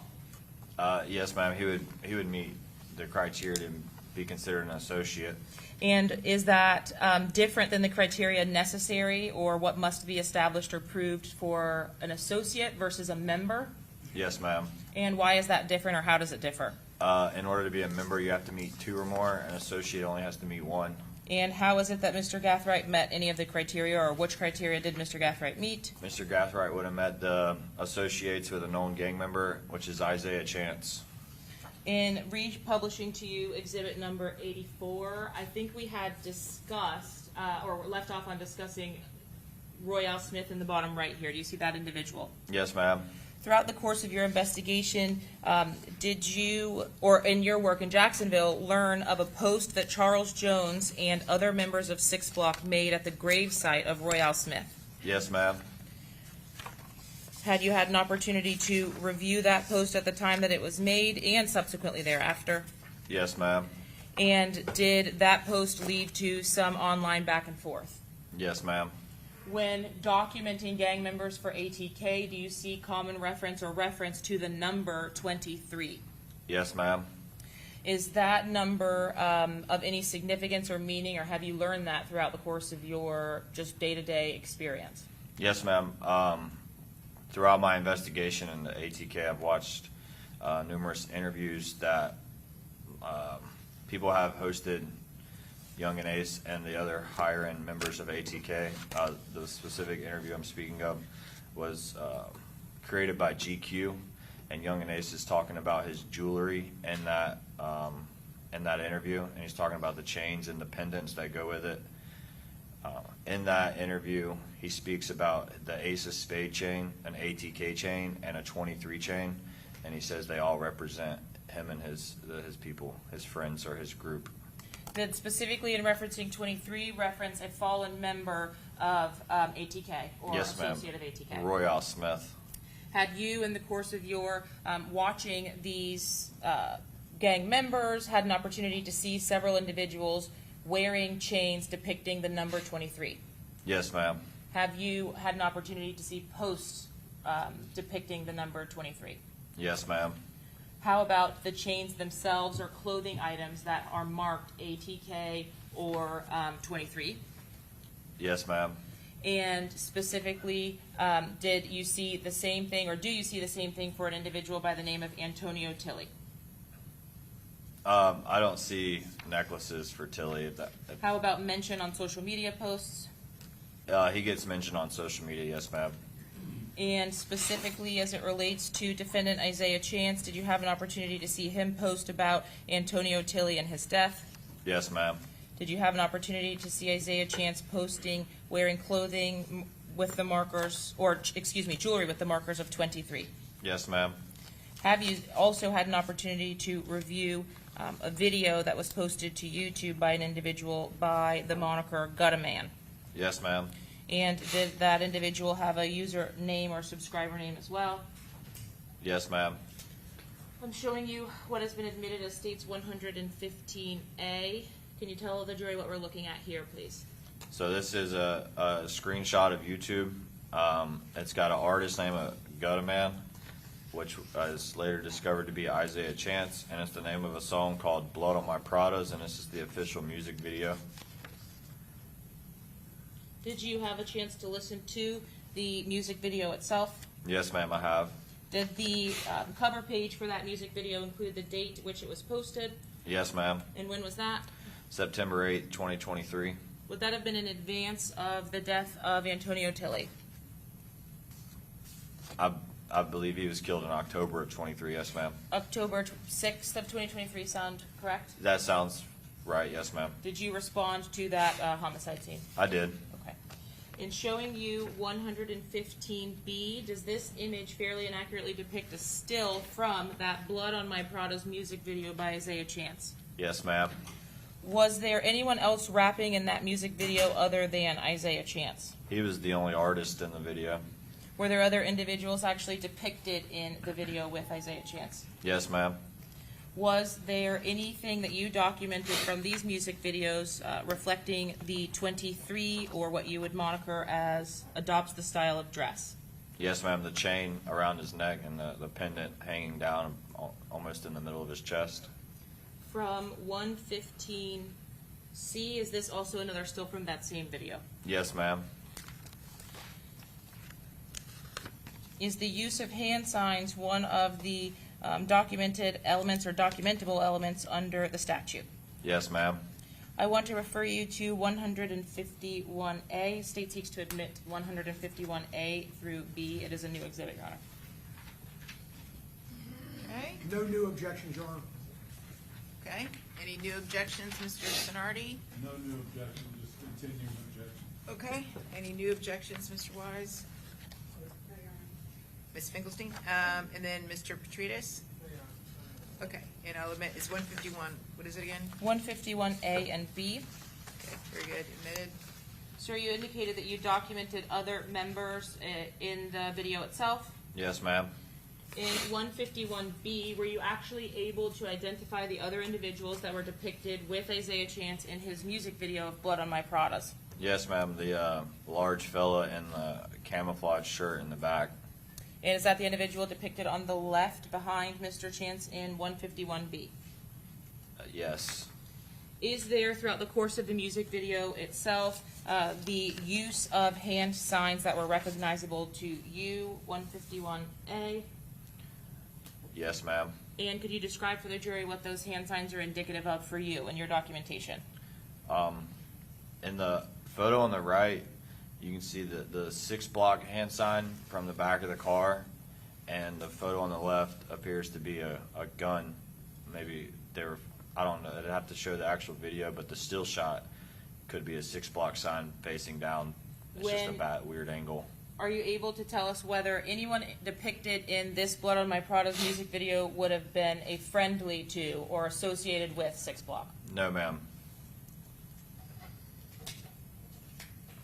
Are there signs of disrespect towards 6 Block themselves that ATK members have been documented using based on your training and experience? Yes, ma'am. What do those signs of disrespect look like? If they throw up the opposing group sign, that could be considered disrespectful. But they'll also do a middle finger with it. They'll shoot a finger gun at it, or they'll turn it upside down. Have you seen the use of a real firearm utilized against 6 Block? Yes, ma'am. Meaning holding a real gun to a 6. Yes, ma'am. How about an upside down 6 or utilizing a Objection, weapon? Your Honor, leading. Sustained. Have you seen an upside down 6 utilized? Yes, ma'am. And have you seen a weapon paired with an upside down 6? Yes, ma'am. Is that in interpreting that with the lyrics of these music videos or posts, is that documented as dissing the other side? Yes, ma'am.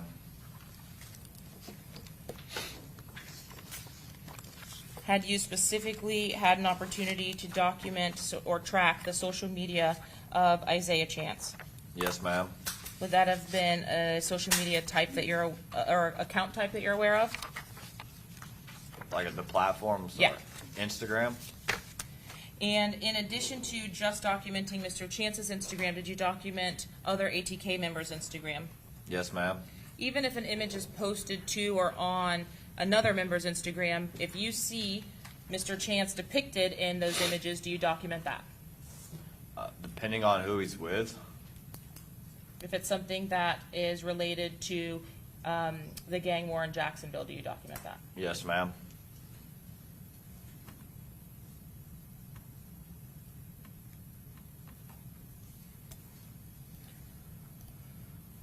We're going to start with 126I. On December 13th of 2023, did you document a social media post? Yes, ma'am. From whose account? KillaCam33X. His government name is Cameron Wagner. Is there an individual depicted in this image without listing them by name that you specifically documented this post for as it relates to Isaiah Chance's gang documentation? That question Who confused did, me. without identifying the individual depicted, did you document someone from this photo in Isaiah Chance's gang documentation report? Yes. Identify them by something that they're wearing, please. The guy with his hand up and a hand tattoo and a white T-shirt, black I'm jacket. gonna stand up and point. Okay. This man right here. Who is that individual by name? His name is Tayshawn Thomas. He goes by the artist name of Tayshots. Are there other individuals depicted that you also can identify by name? Yes, ma'am. I could identify everybody in this photo. Are there individuals depicted in this photos that are documented members of ATK? Yes, ma'am. All but two. Can you point to the two that are not documented members by an article of clothing? Yes, ma'am. This young man in the green jacket is not documented, and this guy over here on the end in the jean jacket is not documented ATK. Are you able to identify everyone else depicted in this image as a documented member of ATK? Yes, ma'am. Was this image created and stored in the FIR report for Isaiah Chance? Yes, ma'am. In this image from February 13th of 2024, States Exhibit 126J, are you able to identify the individuals depicted in this image? Yes, ma'am. Of the individuals depicted, are there any members of ATK present? There's 4 members of ATK present in this photo. Can you identify the individual that's present and not a member of ATK in this photo? The members that are not ATK is the guy in the very back sitting on the counter. Why don't And- we point out? Yes, ma'am. Yes, you could stay Helpful standing if to you're me. comfortable. This guy is not ATK, and I'm not sure who this is. Okay, so the individual on the back with a red shirt that's seated, not identifiable or not an ATK Oh, I can documented gang identify member. him. He's just not ATK. Okay. And what about the individual all the way to the right of the image? I cannot identify that guy as I've not seen enough with him. Now, you said before that NHG was a part of ATK, is that right? Yes, ma'am. We see on the red flanneled individual some tattoos. Do you know that individual's name? Tayshawn Thomas. Does Tayshawn Thomas have NHG tattoos? Yes, on his hand. But is he a documented ATK gang member? Yes, ma'am. Was this image in 126J documented for Isaiah Chance's gang documentation? Yes, ma'am. On March 8th of 2024, in States 126K, was there an additional documentation from Gutazay's social media account? Yes, ma'am. And can you explain to us who, if any, gang members are identifiable in this post or what's happening? They're on a FaceTime or some type of video chat call, and Isaiah Chance is with an ATK gang member, and I believe he is calling another ATK gang member. Can you identify the ATK gang member that he is with? Yes, it's going to be this young man right here. His name is Raymond Lakes. He goes by the nickname LeRae. Did you have an opportunity to see this video? Yes, ma'am. And did you have an opportunity to see the individuals depicted in the video as well? Yes, ma'am. Was this included in your FIR documentation for Isaiah Chance as contact with or in the company of other gang members? Yes, ma'am. In States 126L on February 13th of 2024, was there this post? Yes, ma'am. Was this also a video? Yes, ma'am. And were you able to observe that video? I was. Were there individuals of ATK present and identifiable to you in this video? Yes, ma'am. What also proved of relevance to you in this video?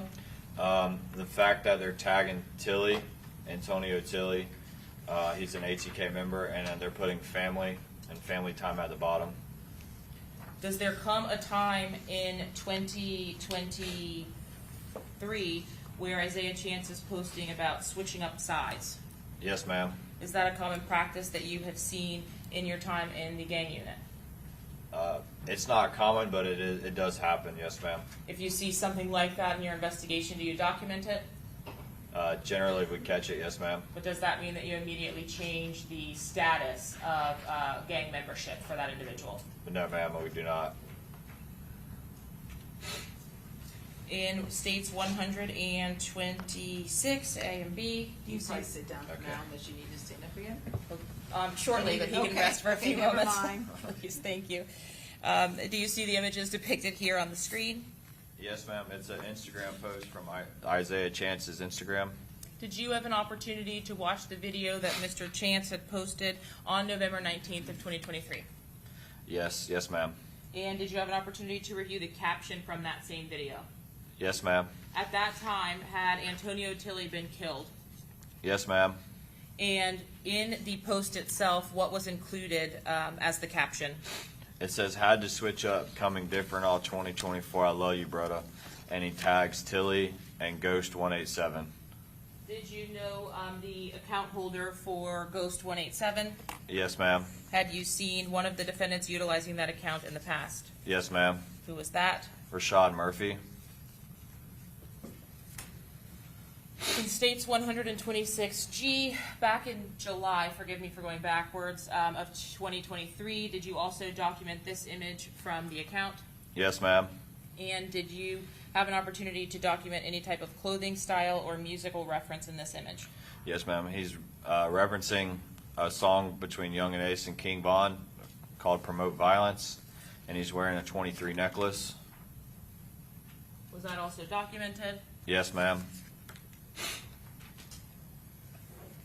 I'm showing you what's been previously admitted as states 124. Detective, had you had an opportunity to see this repost on Mr. Gutazay's account of Charles Jones and other members of 6 Block at the gravesite of 23? Yes, ma'am. And was there a remark added to the image on the Gutazay account when this was posted? Yes, ma'am. What was that remark? The biggest mistake anyone on earth could have did.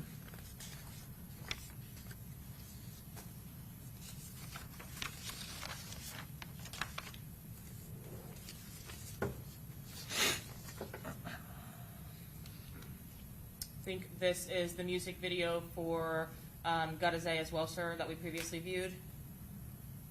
Is that correct? Yes, ma'am. So I'm just going to go through that. From March of 2024, and looking at states 126D, throughout the course of your investigation, did you recover the image depicted here? Yes, ma'am. And what was the relevance of this particular image in March of 2024? So Isaiah Chance is seen to the far left. He's throwing up the he's throwing up the 1200 hand sign, and he's with two 1200 associates. I'm not real sure if they're members or not. That would be a better detective. That'd be a better question for Detective Griffin. But they're associated to the criminal gang 1200 out east. After the posts from the fall of 2023, had you started to see images or postings to the Gutazay account and on other social medias of Isaiah Chance utilizing a 1200 sign? Yes, ma'am.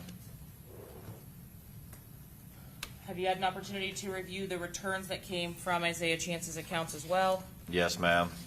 And from June 7th of 2024, do you recognize the image that's depicted here on the screen? Yes, ma'am. States 87C7. And the next image depicted on the screen from June 11th, previously admitted in this case, do you recognize this image? Yes, ma'am. And did you also document the hand signs that were utilized from this particular image, June 11th of 2024, from the Gutazay Instagram account? Yes, ma'am.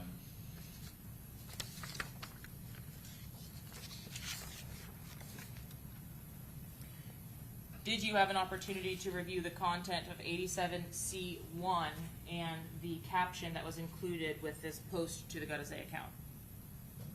Yes, ma'am. Can you explain to the jury what bully K is? I know we've heard about bully down, but I'd like you to explain what that means. Bully K is like bully killed.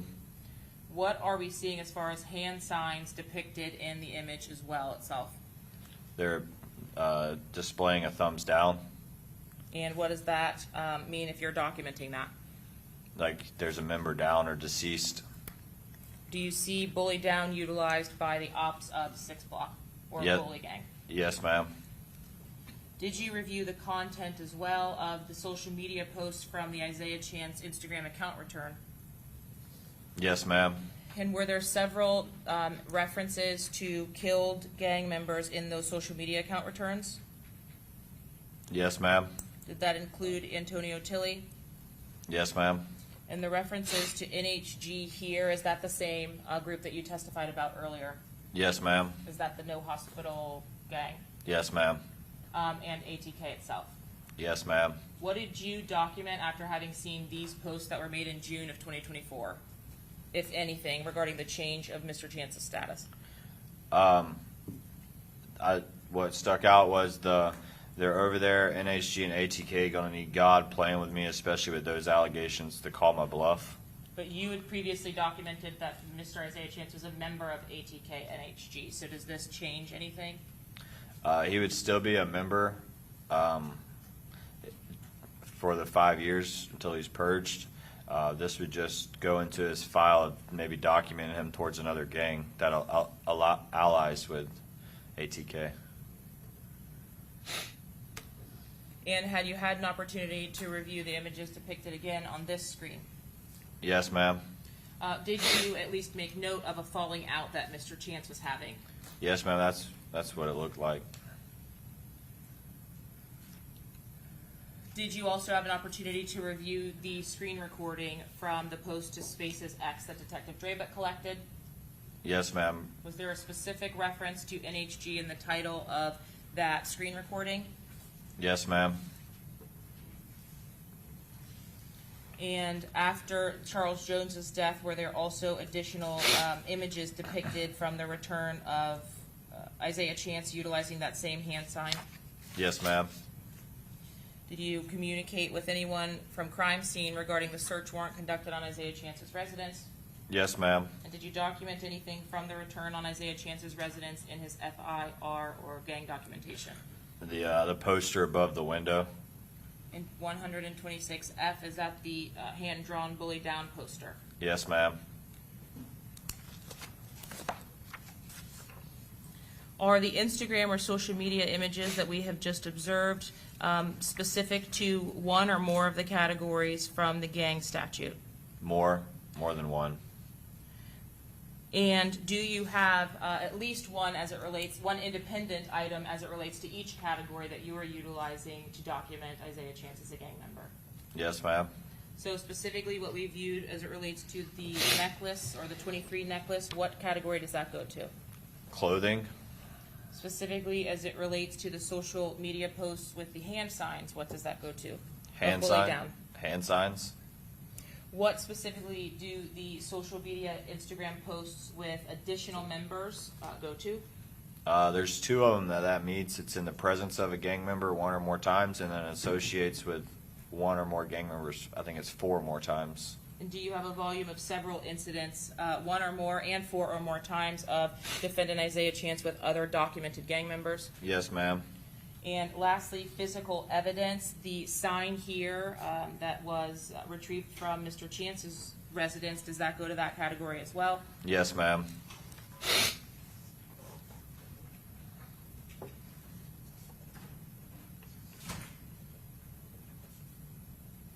So beyond association, you document the other criteria that were met by Mr. Chance? Yes, ma'am. And throughout the course of your investigation in this case, did you also assist the Jacksonville Sheriff's Office with an interview of Davion Murphy? Yes, ma'am. How did you go about assisting in that particular interview, particularly at the end? Photographed the tattoos on his body. Specifically as it relates to those tattoos, did Mr. Davion Murphy make any statements to you as you were photographing his person? Yes, ma'am. And what, if anything, was said to you as you photographed his back or the center of his back? Not a quote, but it's something along the lines of, "That's the one you really want."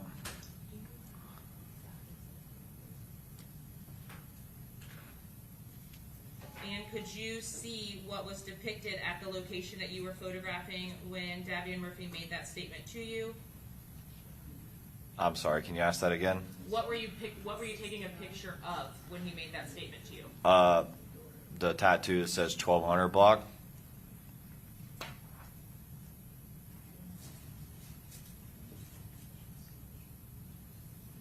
Did you collect all of the photos that were taken inside of the interview room of Davion Murphy's person? Yes, ma'am.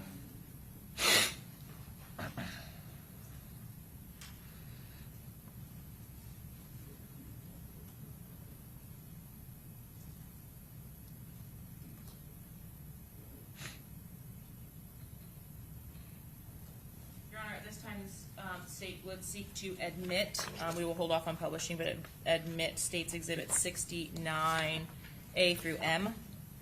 Okay, any objection, Mr. Gonzalez? No, Your Honor. Mr. Sonardi? Other than previously made objections. Ms. Toomey? Okay, other than the previously made objections, no new objections, any new objections, Ms. Finkelstein? Mr. Petridis? Okay, it'll be admitted. And, Your Honor, publishing only 69G from this exhibit. Sir, is this the image that you were referring to when that comment was made to you? Yes, ma'am. And is that you that's holding down the shirt of Mr. Davion Murphy in the interview room? Yes, ma'am. And what was said? I apologize. He said something along the lines of, "That's the one you really want." As it relates to Sean Gathright and his affiliation, what was the category that you indicated he was affiliated to ATK through? Due to his association at Isaiah Chance. So he is not considered a member of ATK. No, ma'am. He would not be considered, ma'am. He'd be like a loose affiliate of ATK.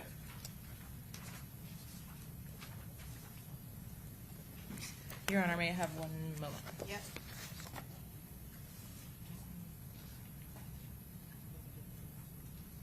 Sir, I failed to ask you, were you still employed at the Jacksonville Sheriff's Office on August 31st of 2022? Yes, ma'am, I was. In what capacity? I don't exactly recall if I was in the gang investigations unit or if I was on the community problem response unit on that time. I don't remember when I went to the gang unit. Do you know, or did you know at that time an individual by the name of Noah Williams? Yes, ma'am. And who was that? He goes by the stage name of Spinabins. On August 31st of 2022, do you recall stopping a vehicle which Spinabins was driving? Yes, ma'am. It was a green Dodge Challenger. Could you see Spinabins? Yes, ma'am, through the windshield. And did you recognize him at the time that you saw him? Yes, ma'am. Based on your briefings with the Jacksonville Sheriff's Office, did you know him to have a warrant at that time? Yes, ma'am. Was there a stop of that vehicle Yes, ma'am. for the execution of that warrant? Yes, ma'am. And did you have an opportunity to identify the occupants of that vehicle? Yes, ma'am. There were two other occupants. Who were the occupants? One of the occupants was Rashad Murphy, and one of the occupants was Manuel McRae. Did you document Rashad Murphy having been in the presence of Noah Williams at that time? Yes, ma'am. And was Noah Williams a documented 1200 Out East gang member? Yes, ma'am. I will pass the witness, Your Honor. Okay, all right. Who's going first? Mr. Petridis.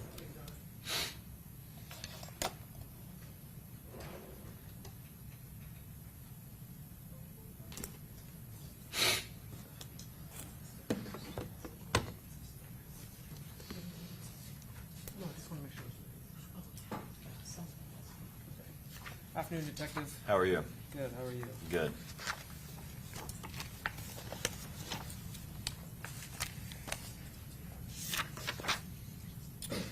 So I think we talked about this last time, but you learned about ATK from the prior detective, correct?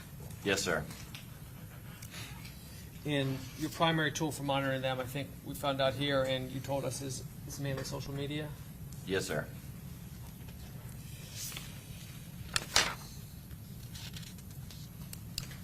And no ATK member has documented themselves by telling you that they're an ATK member, correct? No, sir. They have not. Regarding Isaiah Chance, when did you learn that he cut his hair? If you remember. I don't exactly recall. Was it before or after you documented him? I don't recall. Yeah, I'm not sure the exact time.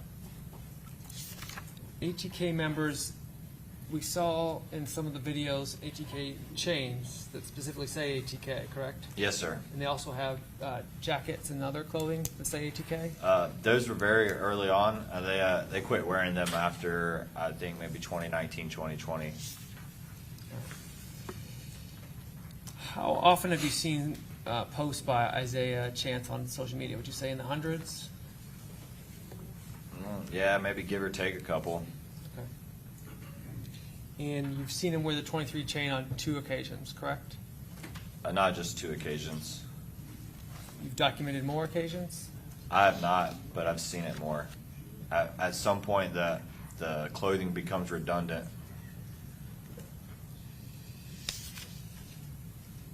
And the first time in that Instagram story with Young and Ace song playing? I don't remember the first time I saw him wearing the 23 chain. Okay. But you've never seen Isaiah Chance wearing anything that said specifically ATK, correct? No, sir, I have not. And I believe we talked about this, but you're not sure exactly where the 23 nickname for Royale Smith came from. No, sir, I do not know.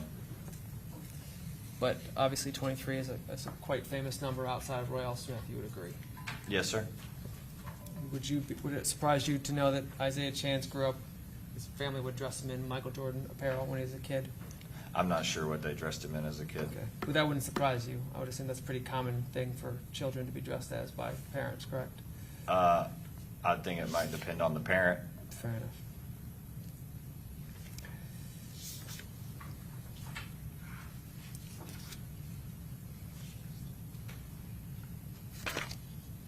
The December 13th, 2023 photo, that was posted on someone else's Instagram account, correct? Can you show the? Yes, sir, I'm not exhibit? sure which photo.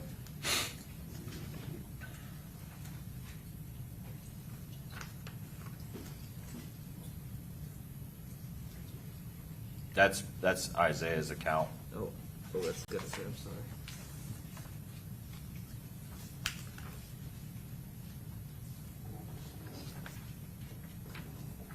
For the record, you're showing which exhibit? 126G. Yes, sir. I don't recall whose account that was from. And your believe, can you tell us which one you suggest that is Isaiah Chance? Isaiah Chance is in the very middle with the camouflage jacket. Yes, sir. That's who you, okay. Yes, sir. That's Isaiah Chance. And is this a video or a picture? I don't recall. That itself is a picture. I'm not real sure where I got it from. Okay, I'm sorry. Obviously, this is a picture. But did this come from a video or picture you don't know? Yes, sir. I don't recall. Okay. But you would agree that, or would you agree that you can't tell who the person in the middle is from this picture? I'm not going to agree with you. That's Isaiah Chance. You believe you can tell that that person in the middle is Isaiah Chance from just this picture? Yes, sir.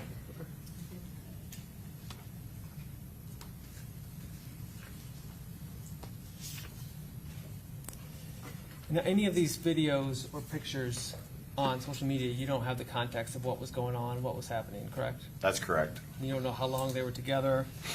Actually, I would say some of them, more of the photos, I'm not real sure. But the videos, there is certain videos that I've captured still shots from that you can tell what's going on by watching the whole video. So the December 13, 2023 photo was on Killer Cam's page, and you used that to document him in 2 different criteria, correct? Yes, sir. And the observed in the company of known criminal gang members 4 more times. The February 13th photo, you used that for 2 criteria, correct? Yes, sir. As well as the March 8th photo screenshot, you used that for 2 criteria as well, correct? Yes, sir. And you believe that's allowed under the statutes? The photo meets both of the criterias. So 3 of them from the same incident you documented twice, correct? Yes, sir.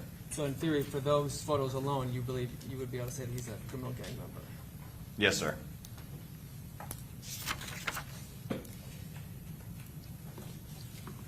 The Instagram story, the family.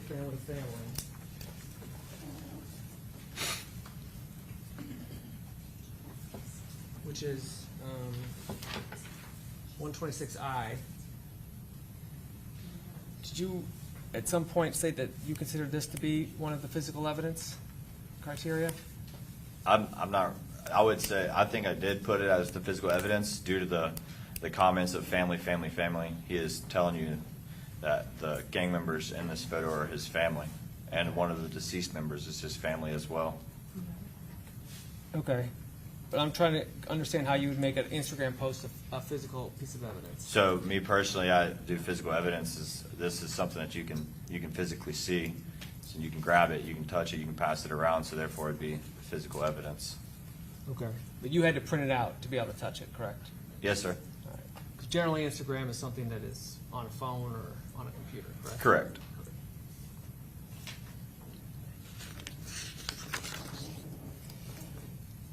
Now, you talk with the state about the switch it up post, correct? Yes, sir. That was from November of 2023. Yes, sir. And you documented Isaiah as ATK in March of 2024? Yes, sir. And in that post, he says, had to switch it up, coming different all 2024, I love you, brother. And then he puts, well, let me show you the post.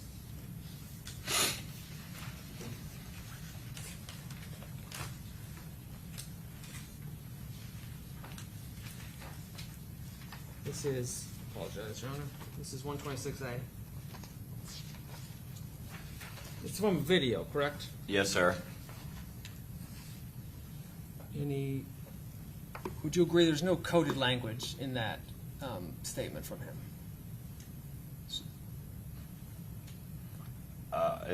It would depend. Okay. What do you mean by, what do you think could be coded language in there? The coded language in there is the fact he says he's switching it up and he loves Tilly, but he tags a 1200 member, and so my investigation would show that he's switching up sides from ATK to 1200 because they didn't stand up for Tilly like he thought they should. You got that from this post. Yes, sir. Do you have any idea of what kind of relationship Rashad Murphy, if that is indeed Rashad Murphy and Isaiah Chance had prior to this? No, sir. Had Rashad Murphy been documented 1200 at the time of this post? I'm not sure his exact time of documentation. I know that he was an associate of 1200 during this post. I'm just not exactly sure when he was documented as a member, if that's what you're asking. You, speaking of 1200, on the state's direct examination, you talked about you didn't document him as 1200 at that time. Could you documented him as 1200 and ATK at the same time? I think as long as he personally, I'm not sure, but as long as he meets state statute for both gangs, with them being allied, I can see where you could possibly do it, but I don't see it in a world where we would. Okay. Could you do that for 3 gangs? I mean, if you meet the state statute, you meet the state statute, I would say.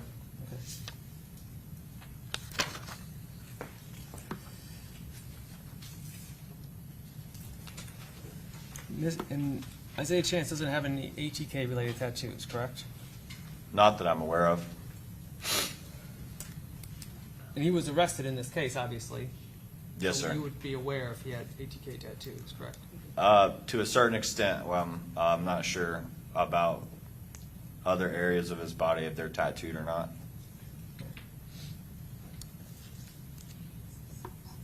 And Isaiah Chance doesn't do drill rap videos, correct? Not to my knowledge. And he's not mentioned in any of the ATK drill rap videos. Not that I've heard.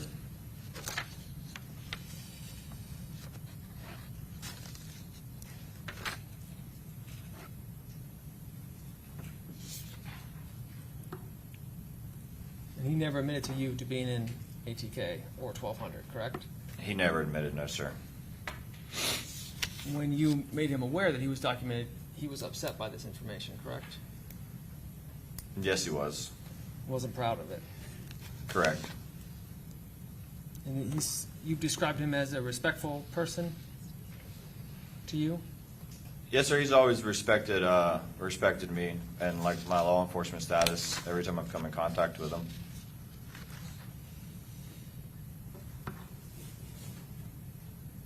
People can be 1200 and ATK, you say, are allied. So in theory, your testimony is that you can move from one to the other, at least in theory, correct? It's not common, but you can. There's no, like, I would call like a repercussion. You're not gonna, that's not something that you would get killed over due to the fact that they do ally. They have the same common enemy. Okay. But it wouldn't, and they can hang out with each other, correct? Yes, sir. Would you agree that that wouldn't be the case for 6 Block and 1200 or ATK? Yes, sir, I would agree with you. They can't hang out with each other. That's correct. Are you aware of a person by the name of Mizzle who hangs out with people on both sides? I am not aware of Mitzel. You don't know who he is? No, sir. All right. Now, you referred to ATK as, I think you said independent contractors? I just use that as a term of like that there's no hierarchy, there's no real leader in the gang. In the crimes that you talk about they're committing those crimes independently. Person A does them for himself, person B does the crime for himself. They're not working together for the higher goal of ATK. Not necessarily. They commit the crimes for advancement or like for the gang. So if the person is selling drugs, they're making a profit for themselves. They're not sending it up the chain to anyone at the top of ATK because there is no one at the top of ATK. I would agree they're not sending it up the chain, yes, sir, but I would imagine that they're selling the drugs for the profit, but I'm not sure what they're doing with the money. Okay. No indication that they're working together for ATK, though, correct? Not in the scenario you just gave me, no, sir. Any of the illegal things they're doing scenario, they're not working. I would say that some of the homicides were probably to benefit ATK. Okay.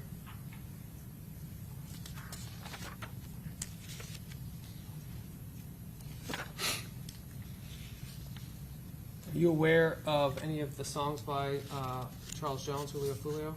Yes, sir, I've heard a few. Are you aware of the God Knows song by Mr. No, sir, I do not. I don't think I've heard that one. I think you talked about this, but you agreed that they don't have rules, regulations, or a hierarchy, correct? Yes, sir, I would agree with you. Just if I have a moment.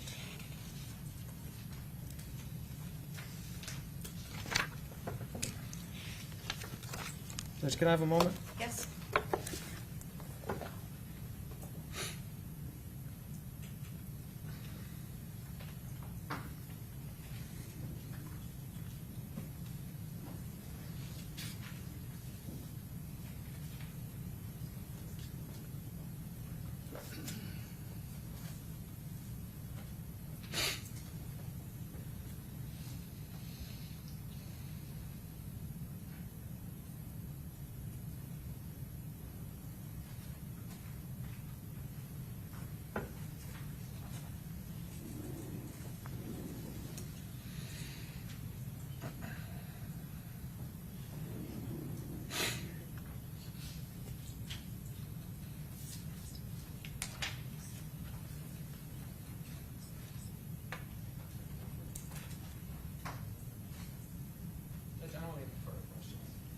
Okay, who's up next? Mr. Sonardi or Ms. Toomey?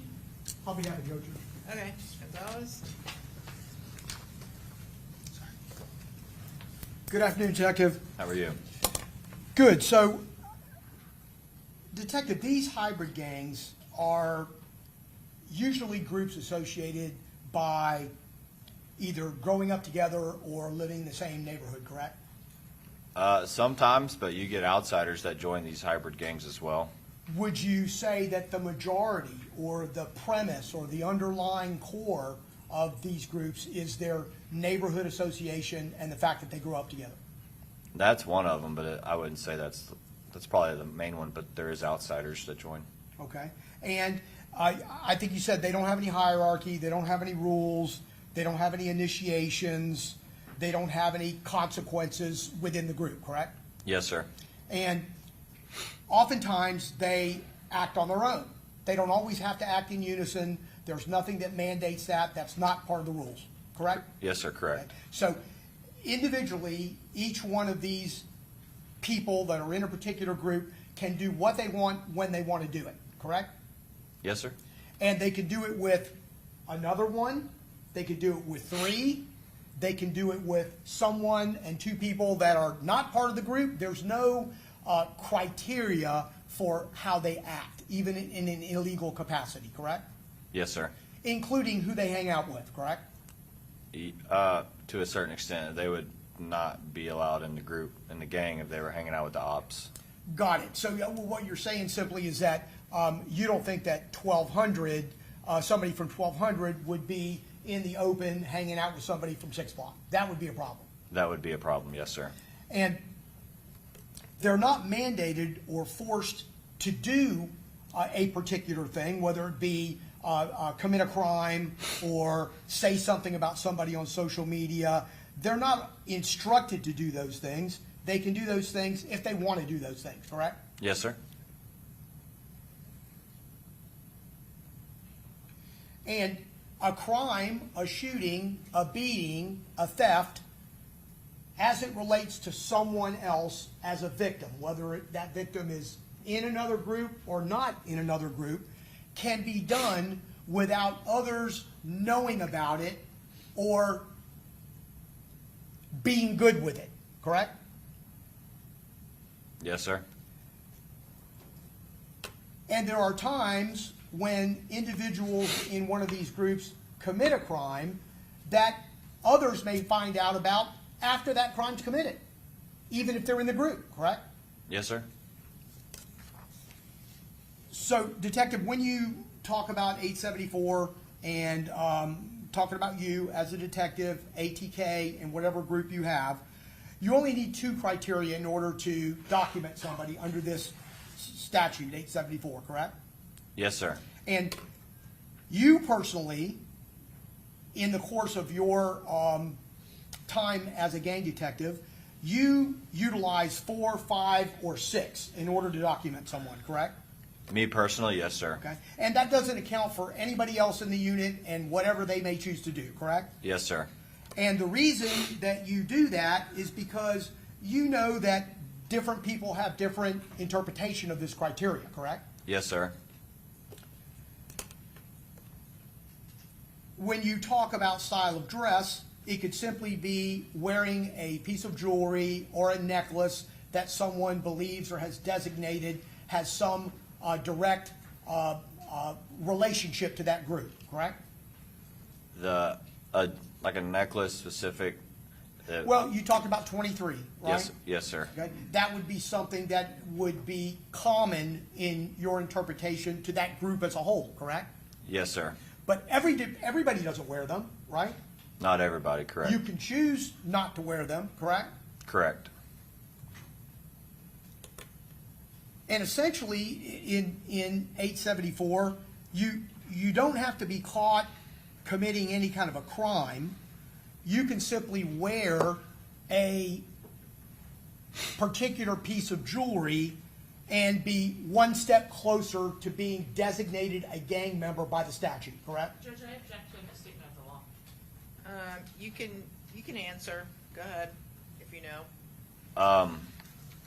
The jewelry and the clothing coupled with other stuff leads it to be gang related, yes, sir. And let me phrase it a little bit differently. You don't have to commit a crime to be a gang member, correct? Correct. So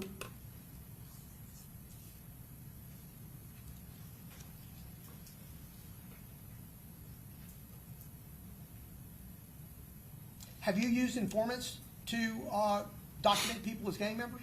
Yes, sir. And normally those informants are, under the statute, need to be reliable informants, correct? Documented, reliable informants. There's 2 different ways on Right. in the criteria that's outlined, but mine were documented and reliable, yes, sir. And you're talking about the second one being if they're unreliable, you have to go out and you have to get some other information that would corroborate with what that person or that confidential informant says. Yes, sir. Okay? Does that mean that you could use something by an undocumented confidential informant and then go and confirm it with another undocumented confidential informant? Or go and verify it by talking to someone on the street that might give you the same answer? Generally, I would get that information and then I would find some type of maybe social media or some type of physical post or evidence that you can see that corroborates what they said. And that would be your opinion, because obviously you have to interpret that social media to determine whether or not there's a cooperation or not. Yes, sir. That's how I would do it. That's how I would interpret that stage of the law. Yes, sir. Okay? And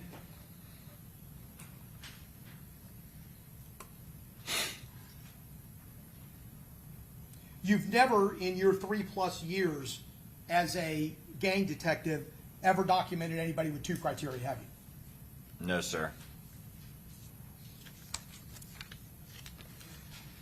You testified a little earlier about Rashad Murphy and his association to Ghost 187, correct? Yes, sir. Is it fair to say that you have never documented or screenshotted or put in any report or archive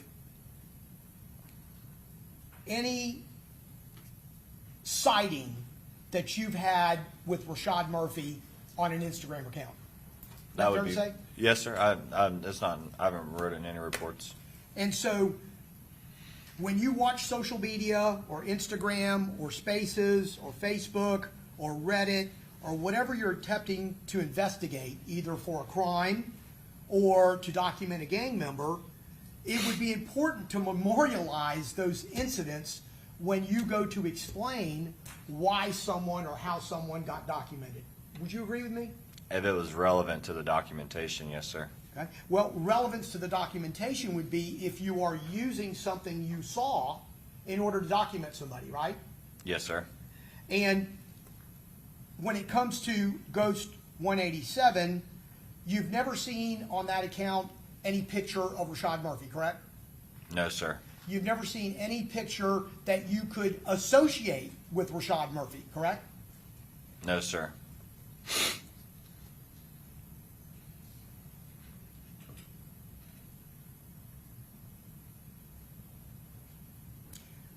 You can't tell me what you saw when you saw something associated with Rashad Murphy on that account, can you?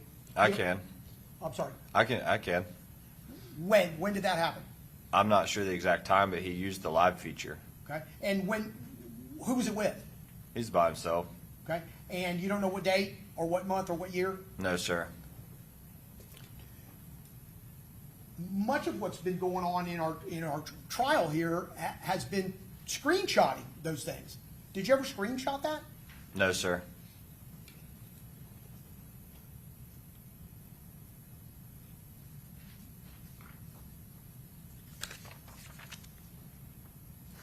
Nothing further. Thanks, Detective. Yes, sir. Okay, who's doing cross for Davion Murphy, Mr. Sonardi, or Ms. Toomey?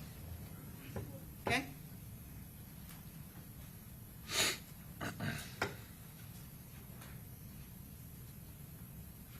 Afternoon, Detective. How are you? Fine, sir. How long have you been with the, you said this and I missed it, with the Jacksonville Sheriff's Office? It'd be 10 years in September. 10 years, okay. And you became a member of the gang unit 3 or 4 years ago, is that what I understood you to say? Yes, sir. The fall of 2022. 22, okay. And am I correct in understanding that Jacksonville Sheriff's Office encompasses all of Duval County? Is that Yes, sir. We're jurisdiction? consolidated. All consolidated? Yes, correct? sir. That includes obviously the city of Jacksonville, but it's all of Duval County. Yes, sir. We do not have a police department within Jacksonville that, other than our beaches that do Duval County. And then back in January of last year of 2025, you were assisting Detective Drayback in the interview of Davion Murphy, correct? Yes, sir. And prior to that interview in January of 2025, had you had any prior contact with Davion Murphy? No, sir. Did you even know who Davion Murphy was prior to that contact in January of 2025? No, sir. I did not. Thank you. I have no further questions. Yes, sir. Okay, Mr. Wise, or Ms. Finkelstein.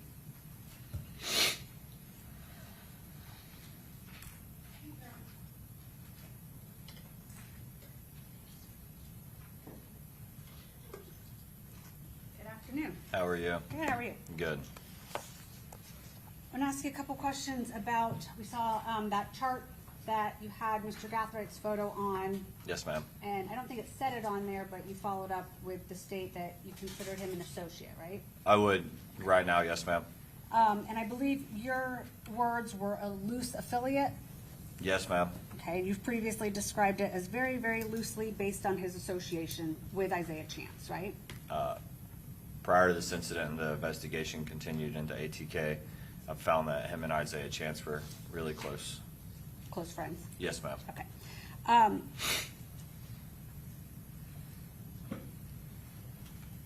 The statute defines the gang associate as someone meeting, either admitting to you they're in a gang, right? That's the first one, Yes, ma'am. which doesn't usually happen. Yes, generally. Or they have to meet a single criteria for what would be a gang member, correct? Yes, ma'am. So in this case, again, it was associating with one or more No. known gang members. Yes, ma'am. And the statute, it gives, sometimes Florida statutes will give you definitions of things to kind of guide you, right? Yes, ma'am. In this case, there's some definitions, but they don't really define what an association is as far as the activity, correct? Yes, I would agree. So when they say they associate with somebody, that could be hanging out at their house or committing crimes. I would agree. So in this case, you learned that he was friends with Mr. Chance, that they might have gone to each other's homes. Yes, ma'am.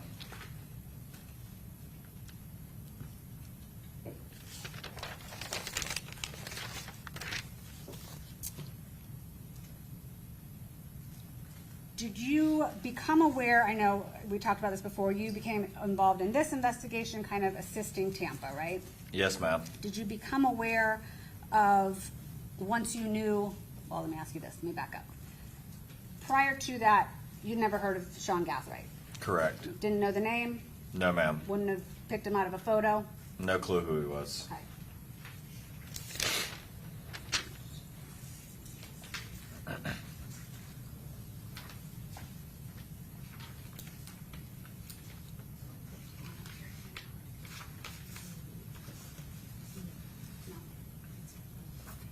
Your Honor, may I approach the clerk briefly? Yep.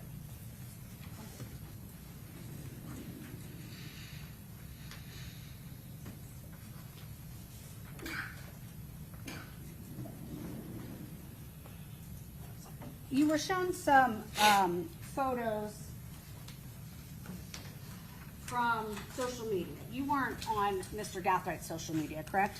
No, ma'am. And from what you can recall from your investigation, he wasn't tagged in any posts that you saw of Mr. Chance? Not that I'm aware of. Didn't see any comments or anything from him that you can think of offhand? No, ma'am. We saw some videos or still shots of music videos, and you indicated on direct to the state that not everybody raps in the videos, but there are other people in them, right? Yes, ma'am. And in no videos that you saw of Mr. Chance was Mr. Gathright either rapping or in the video, right? Not that I saw.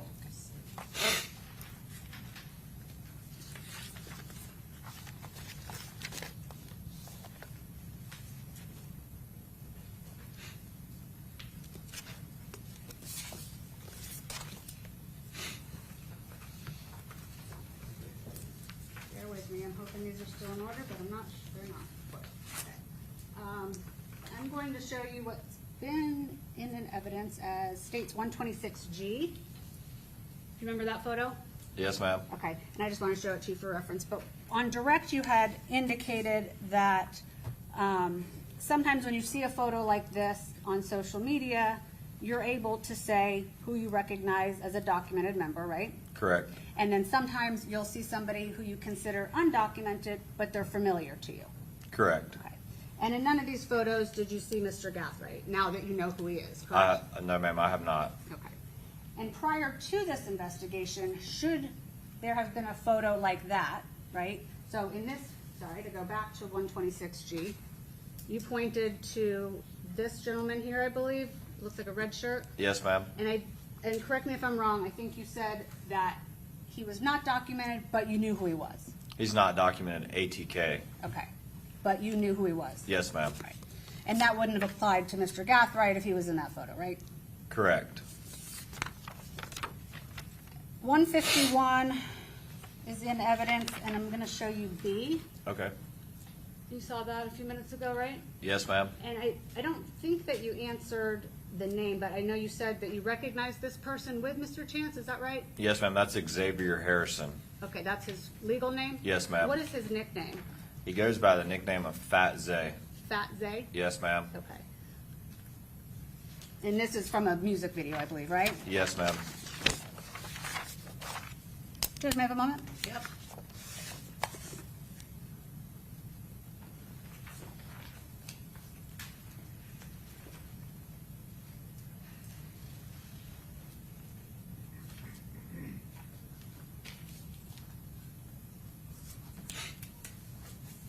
No further questions. Thank you, Judge. Okay, redirect. Yes, ma'am.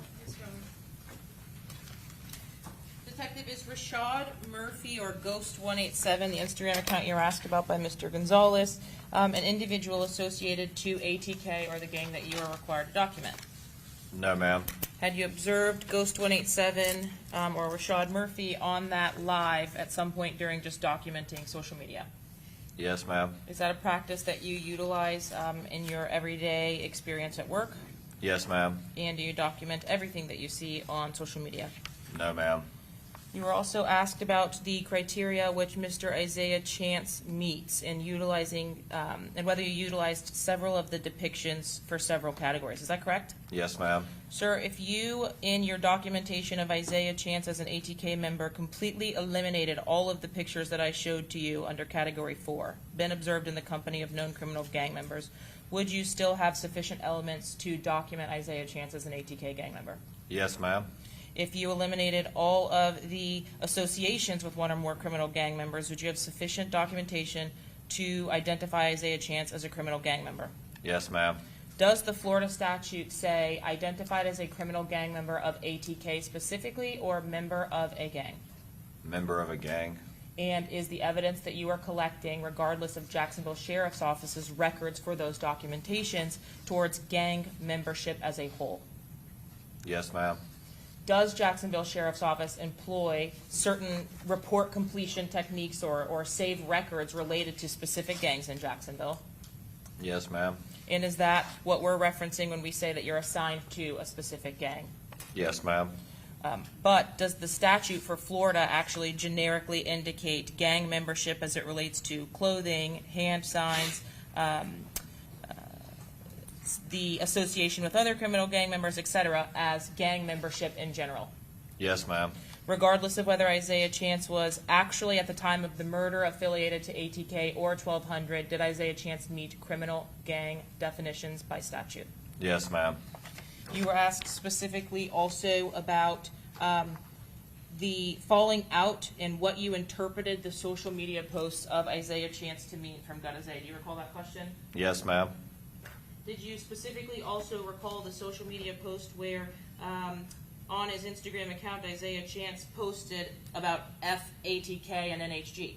Yes, ma'am. Did you understand or interpret those posts to mean he was having a falling out with NHG and ATK? When you put them together, yes, ma'am, it makes sense. Did he specifically specifically reference the fact that they did not go hard for Tilly's death because Tilly was murdered? Yes, he has. And what does that mean? They didn't go hard for Tilly. They didn't get the get back that he thought that they should have. He specifically writes those things on his social media post, does he not? Yes, ma'am, he does. You were also asked about whether specific areas relate to specific individuals growing up in groups. Correct. What members of, or excuse me, what originations does ATK have as it relates to living in the suburbs? There is several associates and members that live in the suburbs. They're often called like creative players. When you are talking about the outsiders that joined, specifically only I'm going to ask you about ATK. Okay. Outsiders that joined, are there any of them seated here today? Yes, ma'am. Who are the outsiders that joined? That's a physical member would be Isaiah Chance, and then an associate would be Sean Gathright. Is this what you're referencing when you say created players? Yes, ma'am. I would classify Sean Gathright due to him being an associate as a creative player or like a little do-it type person. You were asked by Mr. Gonzalez about, or maybe Mr. Petrides, about working together to commit crimes. Are all of the crimes that are committed by the ATK members done with every single member of ATK present? No, ma'am. Are there crimes that are committed with more than one member of ATK present? Yes, ma'am. Are those crimes having been committed or those events then published in social or wrapped about in drill raps? They have been. And are those drill raps monetizing for those individuals or certain individuals from those gangs as well? Yes, ma'am. Lastly, you were asked about why being friends with each other could equate to a criminal gang association. Do you recall those questions? Yes, ma'am. Does the criteria that's provided by statute associates with one or more known criminal gang members? Are you able to satisfy that if two individuals have committed murder together? Yes, ma'am. How about two individuals committing an attempted murder? Yes, ma'am. Does that mean associated together if two of those people are identified as being there and present when those crimes were committed? That would be a strong case for it. Yes, ma'am. And in the last 2 years, as previously discussed, have there been convictions for individuals from ATK having committed murder or killing members of 6 Block? Yes, ma'am. I have no further questions, Your Honor. Okay, may this witness be excused, subject to recall? Yes, Your Honor. Okay, thank you, detective, you're free to go. Let's go ahead, let's call another witness and at least get to 6 o'clock-ish, see where we are. Judge, the state was called Detective Trey McCullough. Okay.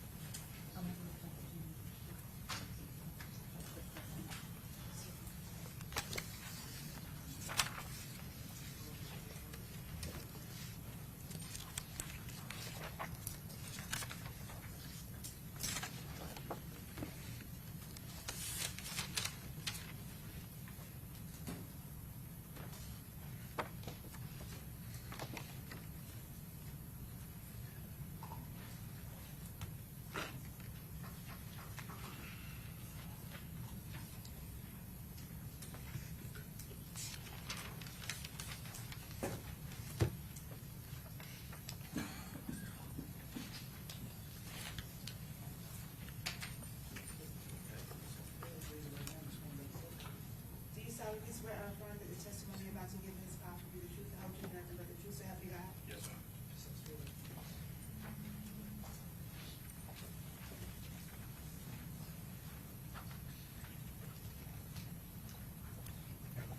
Very good, you may proceed.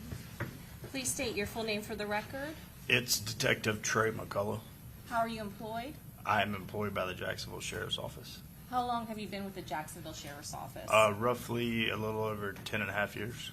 Prior to joining Jacksonville Sheriff's Office, do you have any prior law enforcement experience? I do. What was that? I was a deputy at Bradford County Sheriff's Office for a year and a half, and then from there, I went to the Baker County Sheriff's Office for 3.5 years, and then from there, I started my career at the Jacksonville Sheriff's Office. What currently is your position with the Jacksonville Sheriff's Office? I am currently assigned as a gang detective in the at the Jacksonville Sheriff's Office. How long have you been a gang detective? A little over 4.5 years. How many detectives are in the gang unit? There's 12. What gang are you specifically assigned to cover? 6 Block. Prior to becoming a gang detective with Jacksonville Sheriff's Office, as a patrol officer with Jacksonville Sheriff's Office, did you have occasion to respond to incidences involving the gang war between ATK 1200 and 6 Block? Yes, ma'am. Approximately how many incidents did you respond to before even joining the gang unit? I couldn't give you an exact number. The area that I was assigned to ride and patrol was like in the heart of the 1200 out east area. So over the years, I couldn't give you an exact number, but there were numerous. What were the years when you were in patrol at the Jacksonville Sheriff's Office assigned to the heart of that area? That would have been from 2016 to 2018, like 2019. Is that as long as there has been disputes between those groups? Are you asking me if that's when they started, or did they start prior to that? No, during that time period when you were working. Yes, ma'am. Prior to that, has there been other groups that were kind of the predecessors of, let's start with 6 Block? Yes. What groups were the predecessors of 6 Block? I think historically, if you go back, it was the 45th Street Gang, and from there it went to PCE. Is that short for Problem Child Entertainment? Yes, ma'am. As well as, I'm going to ask about ATK. Was there a predecessor group or a group that ATK evolved from, or Yes. was a subset of? Yes, ma'am. What was that? I believe it was called the Youngin Gang. Youngin Gang. And when we talk about the Youngin Gang that preceded ATK, was there a specific individual that was known as a gang member, Youngin Gang, that continued into ATK? Yes, ma'am. Who was that? His name was Kenyatta Bullard, and he goes by Youngin Ace. Youngin Ace. Did you receive specialized training in order to become a detective in the gang unit? Yes, ma'am, I have. What type of training did you receive? I've attended numerous conferences put on by the FGIA, which is the Florida Gang Investigators Association. I've attended numerous classes throughout my career at the Jacksonville Sheriff's Office that's put on through HIDA, and other classes that we've kind of had like in-house, with other previous gang detectives and whatnot. As a detective in the gang unit, what are the daily duties and responsibilities? Just to monitor whatever gang that you're assigned to, whether that's social media, following any updated trends, and trying to prevent any violent crime occurring throughout the city of Jacksonville. And even though you're specifically assigned to 6 Block, are you familiar with their rival gangs as well as other gangs in the Jacksonville area? Yes, ma'am. Do you and other detectives in your unit share information and assist one another with investigations? We do, yes. Now, I'm going to ask you about the different types of gangs. You are familiar with the Florida Statute 874, is that correct? Yes, ma'am. Familiar with the criteria for what it is to be considered a criminal gang, as well as the criteria established by statute for what constitutes a gang member, as well as a gang associate, is that correct? Yes, ma'am.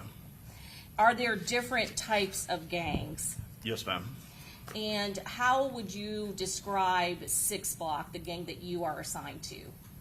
It's a neighborhood gang, so there's a lot of similarities, with the national, gang.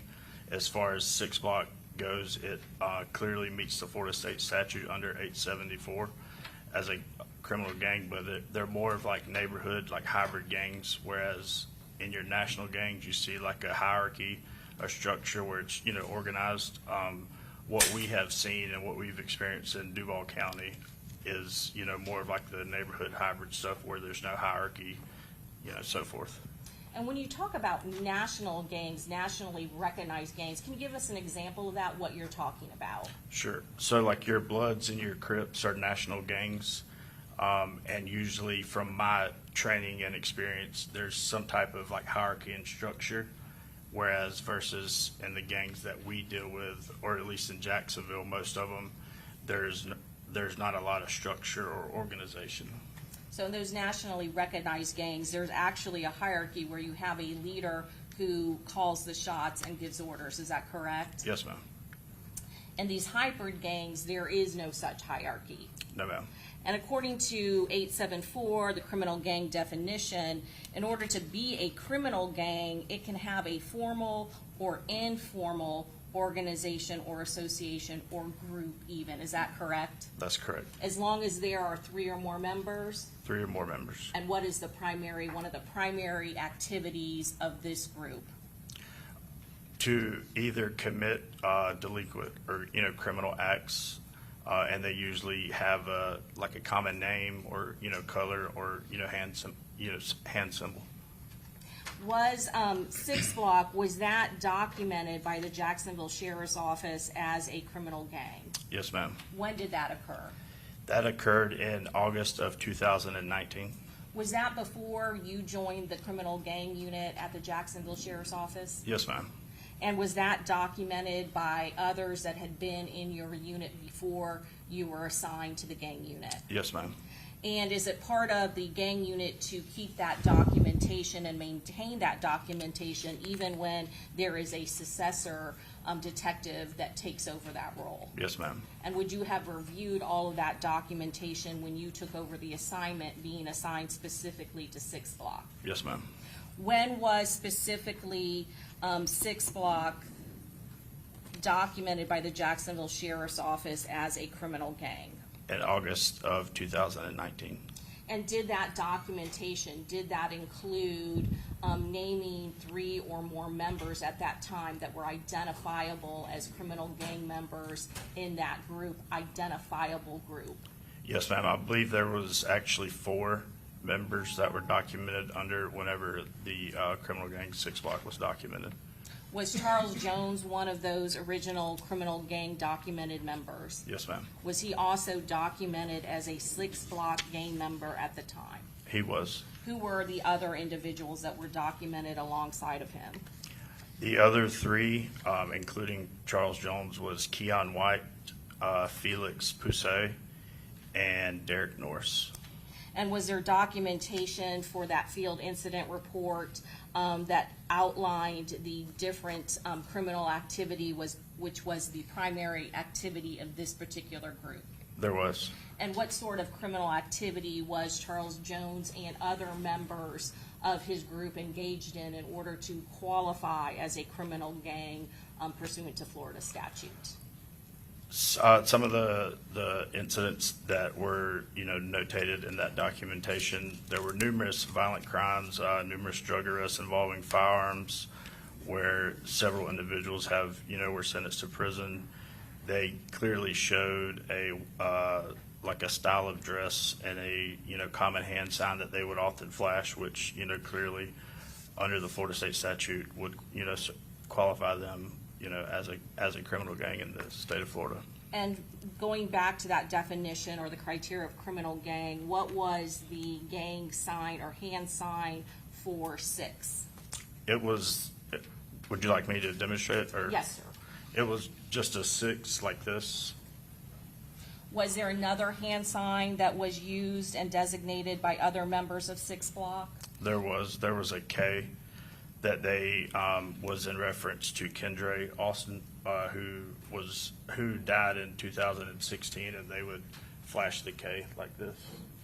And is that common to gangs, hybrid gangs, when they are either utilizing style of dress or hand signs that it can relate to a deceased member who has died in this gang war? Yes, ma'am.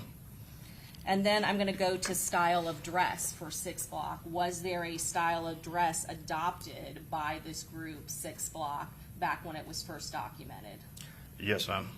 Can you tell us what the style of dress was, or what was the evidence of that for 6 Block to designate that you were a member of that group? Well, there have been several, but a few of them were Lawrence Davis. He went by Trady. He was murdered in June of 2018, I believe, and they often wore like T-shirts with his face on it. They had shirts with Kendra Austin, the one I previously mentioned.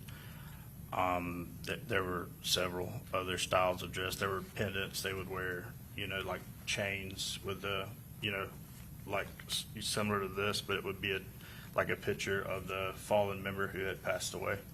And going back to the primary activity is the commission of criminal or delinquent acts. During this time when 6 Block is being documented as a criminal gang, is there a war and a dispute with another group of individuals when they are first documented? Yes, ma'am. And who would that war be? Who would the war be against? Yes, sir. It would be ATK and 1200. And is based on some of the documentation, again, for the primary activities of the commission of the criminal acts that this group is participating in, is there also been documentation, again, on social media, either through posts or through the posting of drill rap music to show that those criminal acts were for the primary purpose of benefiting the gang? There has. Can you give us a couple of examples of specifically this time period when 6 Block was first designated as a criminal gang in Jacksonville? So anytime a rival gang member would be murdered, they would oftentimes post on social media with different, laughing emojis, or they would make a statement, referencing the victim of that violent crime, and they would oftentimes, post it on social media, whether it be, Instagram, Facebook, or, all the, social media platforms out there. Your Honor, at this time, we'd introduce into evidence States Exhibit 34 and 84C. Okay, any objection, Mr. Gonzalez? Yes, sir.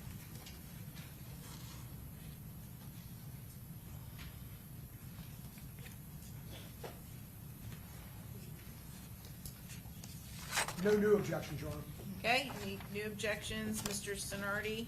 No, Your Honor, my continuing objection. Okay, Ms. Wise? Yes.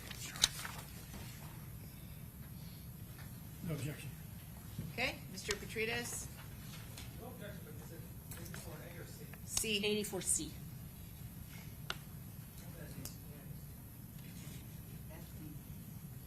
Oh, it was B that came in. Okay, admitted.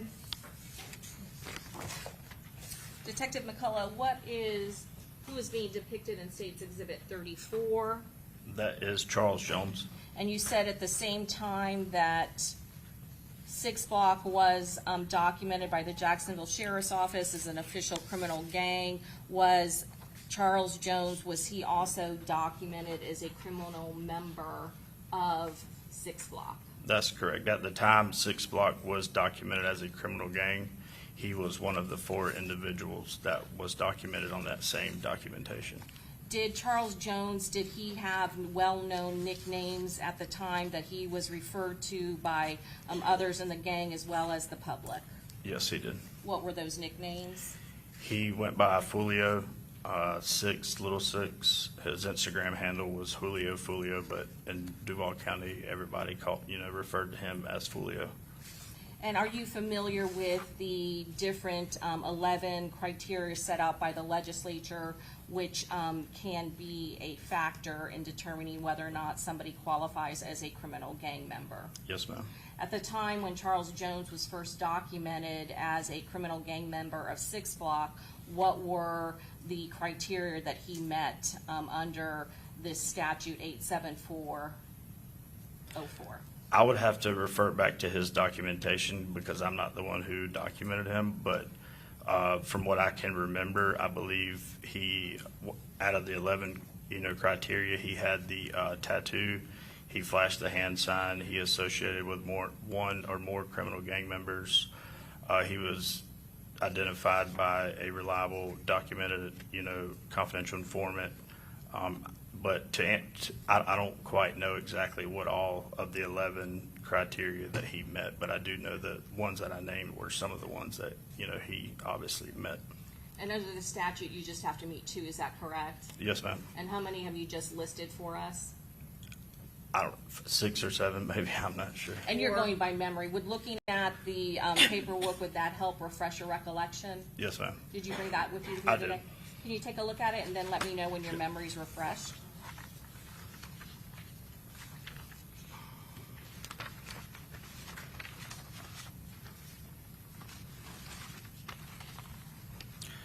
So the criteria that Charles Jones met was he was identified by, as a documented, reliable informant.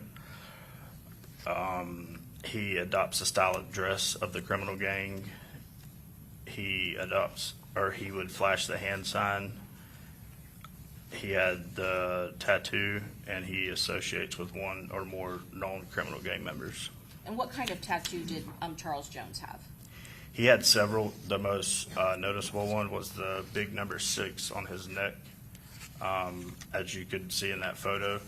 And then he had, I think it was Osama over his left eye right here, which was in reference to another fallen member. Of 6 Block? Yes, ma'am. And I'm going to show you States 84C, being assigned as the gang detective for 6 Block. Are you familiar with this particular chart? Yes, ma'am. Is this an exhaustive chart of members that have been documented by the Jacksonville Sheriff's Office of members belonging to 6 Block? These are, just a few. And members and associates, is that correct? That's correct. Okay. And can we start, obviously this is Charles Jones in the upper left-hand corner. I'm going to ask you about Adrian Gaynor. What was his nickname? It was Bibby. He also went by Osama, which is the tattoo that he had on his, above his left eye. So he also had a recognizable tattoo that was distinctive to 6 Block members, is that correct? That's correct.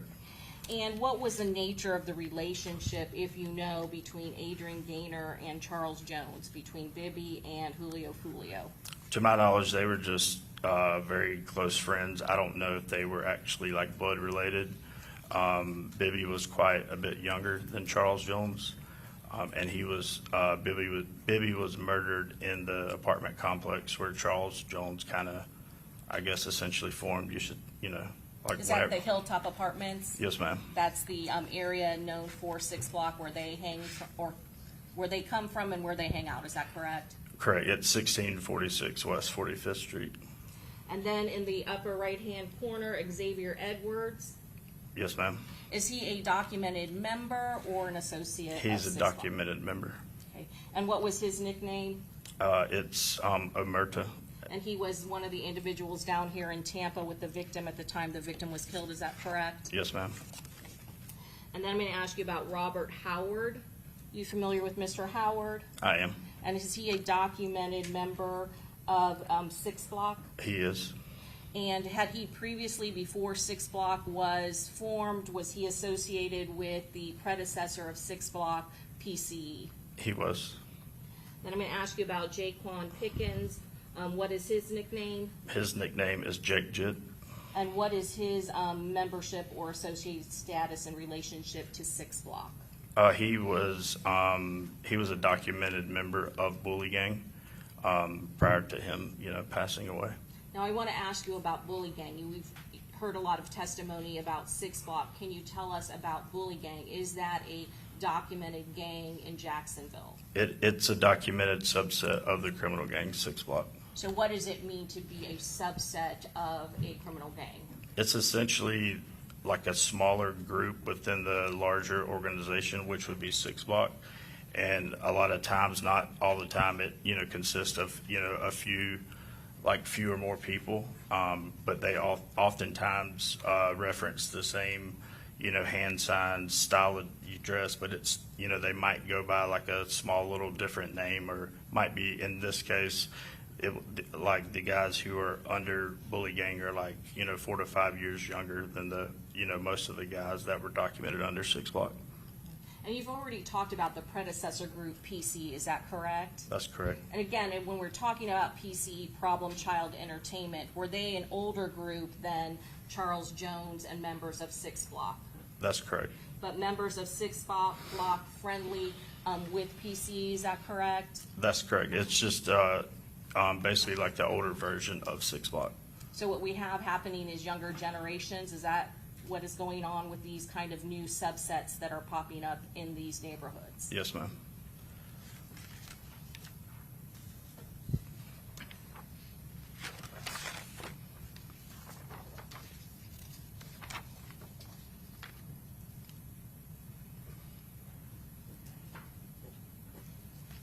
I'm going to ask you specifically about Don Julio. Are you familiar with that? Yes, ma'am. It's a drink, correct? Correct. Was there some significance with Don Julio in relation to Charles Jones, Julio Foolio in this case? Yes, ma'am. Was that a drink that was associated with him? Yes, ma'am. And after his death, did you start noticing that Don Julio bottle being utilized by his his rival gangs? I did.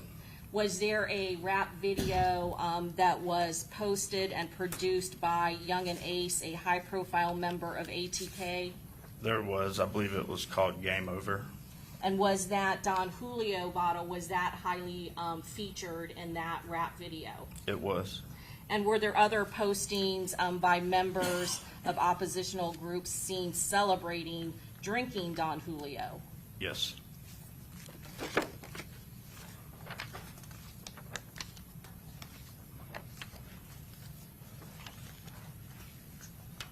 I'm going to ask you about, you said that you, as part of your daily activities, you monitor social media accounts. Is that correct? Yes, ma'am. Are you monitoring the social media accounts of members of 6 Block and other gangs in Jacksonville? Yes, ma'am. Are you monitoring the drill rap videos? Yes, ma'am. Is that something that you utilize in your work as a gang detective? Yes, ma'am, it is. And is that something that is posted after either a homicide or an aggravated battery or shooting that occurs in this gang war? Yes, ma'am. Is there a monetization from these high-profile drill rap artists such as Julio Foolio, that they get money based on the number of social media clicks that they get? Yes, ma'am. I'm not exactly sure how that works, but to my knowledge, I know the more views they get, then, the more, money it is. But as far as the details of that, I'm not exactly sure how that works. And is it frequent that these drill rap videos are posted after a oppositional member is shot and killed? That's correct. Your Honor, may I have one moment? Yes. Your Honor, we pass the witness. Okay. Mr. Gonzalez, any questions?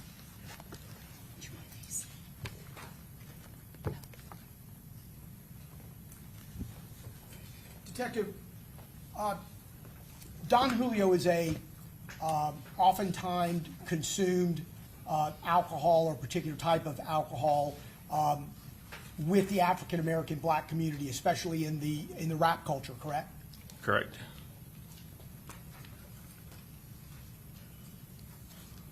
So it was not specific to Julio Foolio's death, even though his first name is Julio, correct?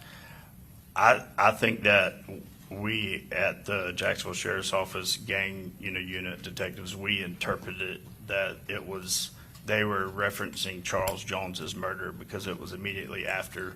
As far as what anyone else or another rapper, if they post a video, like I can't speak to that, but we took it as they were trying to throw shade towards Charles Jones. And that was a direct relationship to the fact that Don Julio is a particular type of tequila, and his first name or street name was Julio, correct? Correct. And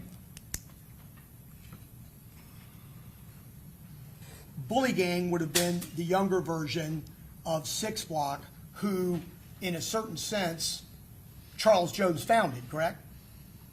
That's fair to say, yes. And his moniker was actually the name of the gang, Six. Correct. You would know of any other reason he would be called Six other than his relationship as the most prominent member of that group? Along with the apartments that are located at 1646 West 45th Street, Hilltop.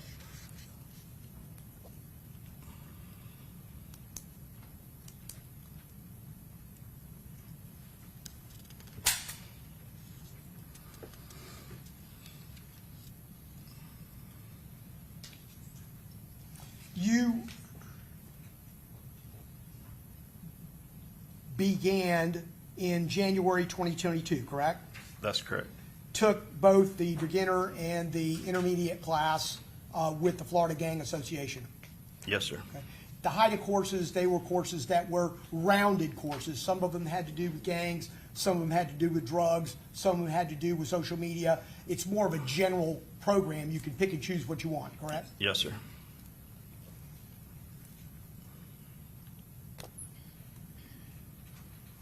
You talked about the murder, I think it was in 2014, of Prosper Johnson, right? Talked about it when? Yeah, did I hear you mention it in your direct examination? No, sir. You did not? I'm sorry. You talked about Deontay Holsey. No, sir. Okay.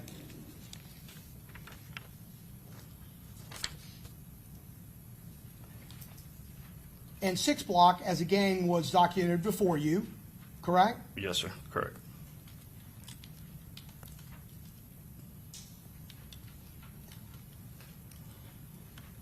Mr. Jones put out several drill rap videos himself, correct? He put out numerous, yes. Were some of his videos not drill rap, or were they all drill rap? I believe there were a few that were, you could, like, they didn't fall under the category of drill rap. As far as the names, I don't remember what the names are. That's what pretty much he was known for, though, was the drill rap type of video that disrespects other people, correct? Yes, sir, correct. And that got him a little more notoriety, a little fame in the music world, more clicks is more money, that type of situation when you talk about monetizing, correct? Correct. And in When I See You, he's talking about, or he's saying that when I see you, I'm going to kill you, right? Is that how you interpret it? When he says, when I see you, and he talks about where he goes and what places he goes, and he's looking for you?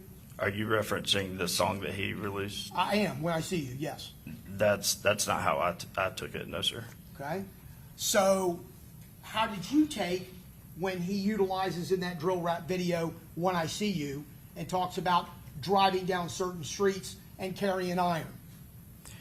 The way that I took it was his response from the ATK/1200 side of the song that they released. And then When I See You, I believe the original artist is Fantasia, which is it was a song years ago. The mainstream song. Correct. Okay. And he just that was his response to the ATK/1200 song that they, released, I guess, a week or several days prior. When I See You, what am I going to do? I mean, I'm not sure what Fantasia, was doing when she said it, but when Julio Foolio says it, When I See You, means there's going to be a problem, I'm going to kill you. He talks about carrying iron down the street when I see you.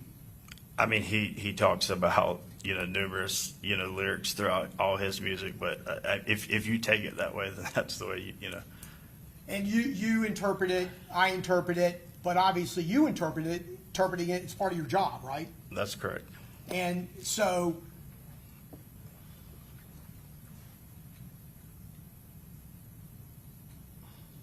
you obviously don't believe it was a threat. No, sir, I do not. I believe it was a response to the other side's song that they released several days prior. And when you talk about in these videos taking credit, what you mean by that is that after there's a shooting, after there's a murder, after there's a violent crime of some type, a drill rap video will be put out disrespecting that person, either who was shot or who died, correct? Correct. Maybe celebrating it, Correct. maybe saying that person deserved what they got, that type of thing, Correct. correct? That goes out to hundreds, thousands of people, right? They put it on social media. As far as how many people view it, I can't answer that. Well, you would know by looking at the Correct. Yeah, right. the Yeah. amount of views, right? Sure. And it's crazy the amount of views it gets, right? Right. And that doesn't mean that that person who put out that video killed anybody, does it? It's No, not an sir. admission to a crime of any kind. Nope.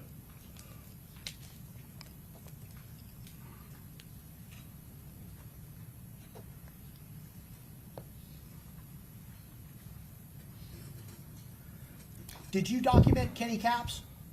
I redocumented him in 2024. Yes. Okay, and that would have been after the 5-year period which he was originally documented, must have been in 2019. Yes, sir. At least, do you know if that was for the first time in 2019? I believe he was first documented in 2019 whenever 6 Block was documented. Do you know how he got his name? Kenny Capps? No, sir, I do not.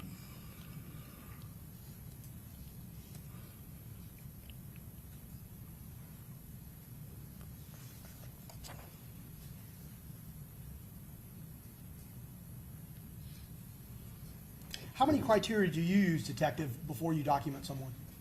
I try to use at least 4 or 5. And every detective does their own thing when it comes to that, right? Yes, sir.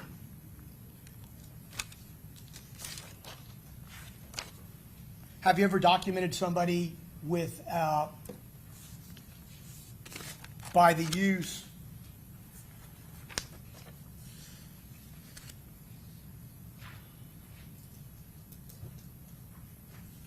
of a previously untested confidential informant?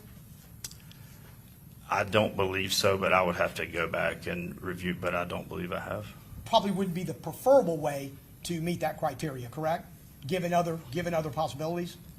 I mean, like I said, there's 11 different criteria. I guess it depends on that specific detective and what they are trying to accomplish whenever they, document that member for Right. whatever criminal gang. And when you are in the company of one or more gang member 4 or more times, that's one criteria. That's correct.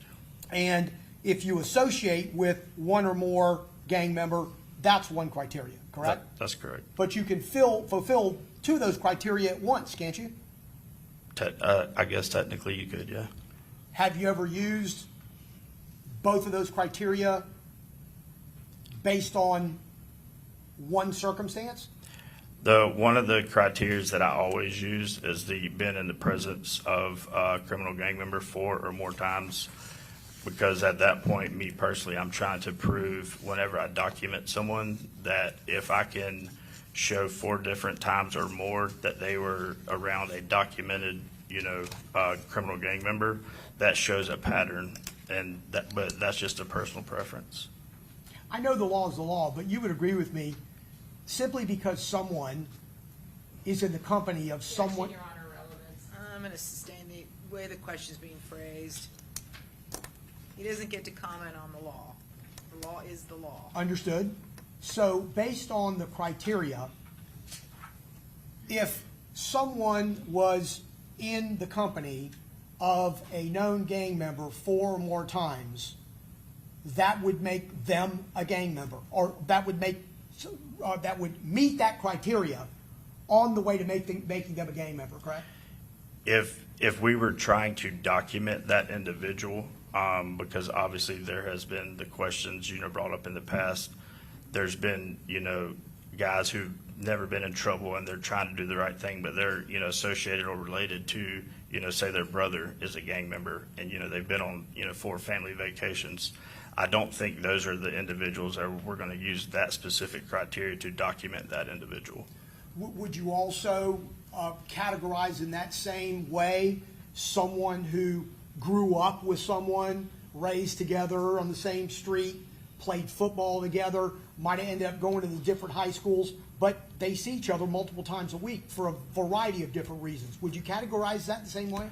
I think me personally, I think at a certain age, then I think that they know right from wrong. And if they continue to hang out with that individual and they're, living like the individual who's, previously documented, then I think that shows a pattern. Living like that is one thing, but you would consider simply having an association with that person, even if you're adult, and saying, no matter my relationship with them the rest of my life, I need to not be around them simply because they are a gang member.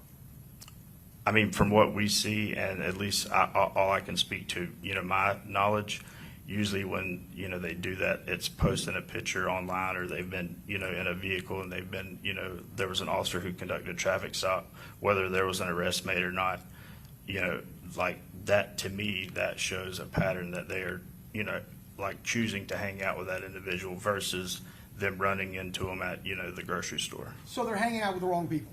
Correct. Nothing further. Thank you. Any questions, Mr. Sonardi? Yes,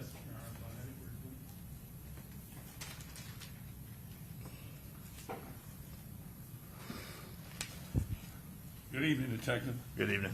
As I understand it, you've been with the Jacksonville Sheriff's Office over 10 years, pushing 11. Yes, sir. And of those years, 4.5 or more have been in the gang unit. Is that correct? That's correct. All right. Are you familiar with an artist by the name of Holly TV, Holli TV? No, sir, I don't believe I am. Are you familiar with a song by him titled Julio, where he's singing about Don Julio? No, sir, I'm not. It's had over 1 million views. You're not familiar with that? No, sir. All right. Prior to January of 2025, you had no contact with Davion Murphy, correct? That's correct. And you didn't even know who Davion Murphy was in January 25, correct? That's correct. Thank you. Okay, Mr. Wise, any questions? Mr. Petrides, any questions?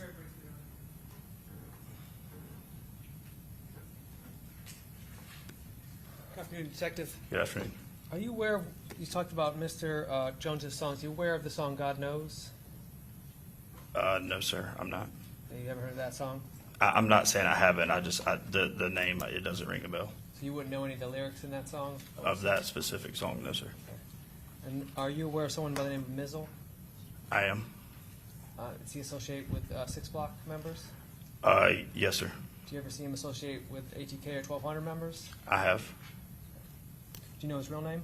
I don't. I think his last name is Taylor, but as far as his first name, I'm not sure. But I just know him as his, nickname. Yes. Okay. Thank you, Detective. That's all I have. Okay, redirect. Yes, Your Honor.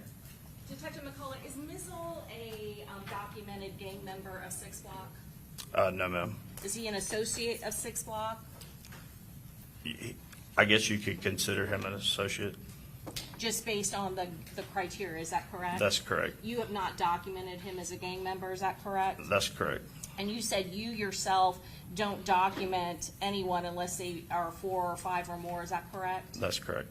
And that is a conservative approach, is that correct? That's correct. The statute only requires 2.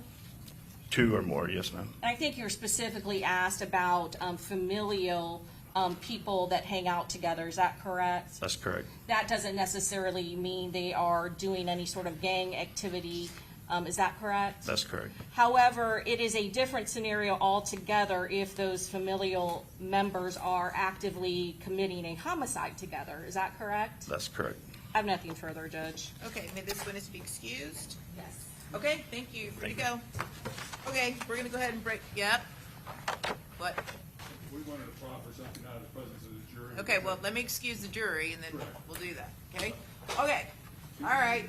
It's time for our evening recess. Just remember my previous instructions. Don't read, watch, listen to any news accounts, talk to anyone about this case, do any independent investigation. We'll begin at 9 a.m. tomorrow morning, all right? Very good. See you then. All rise.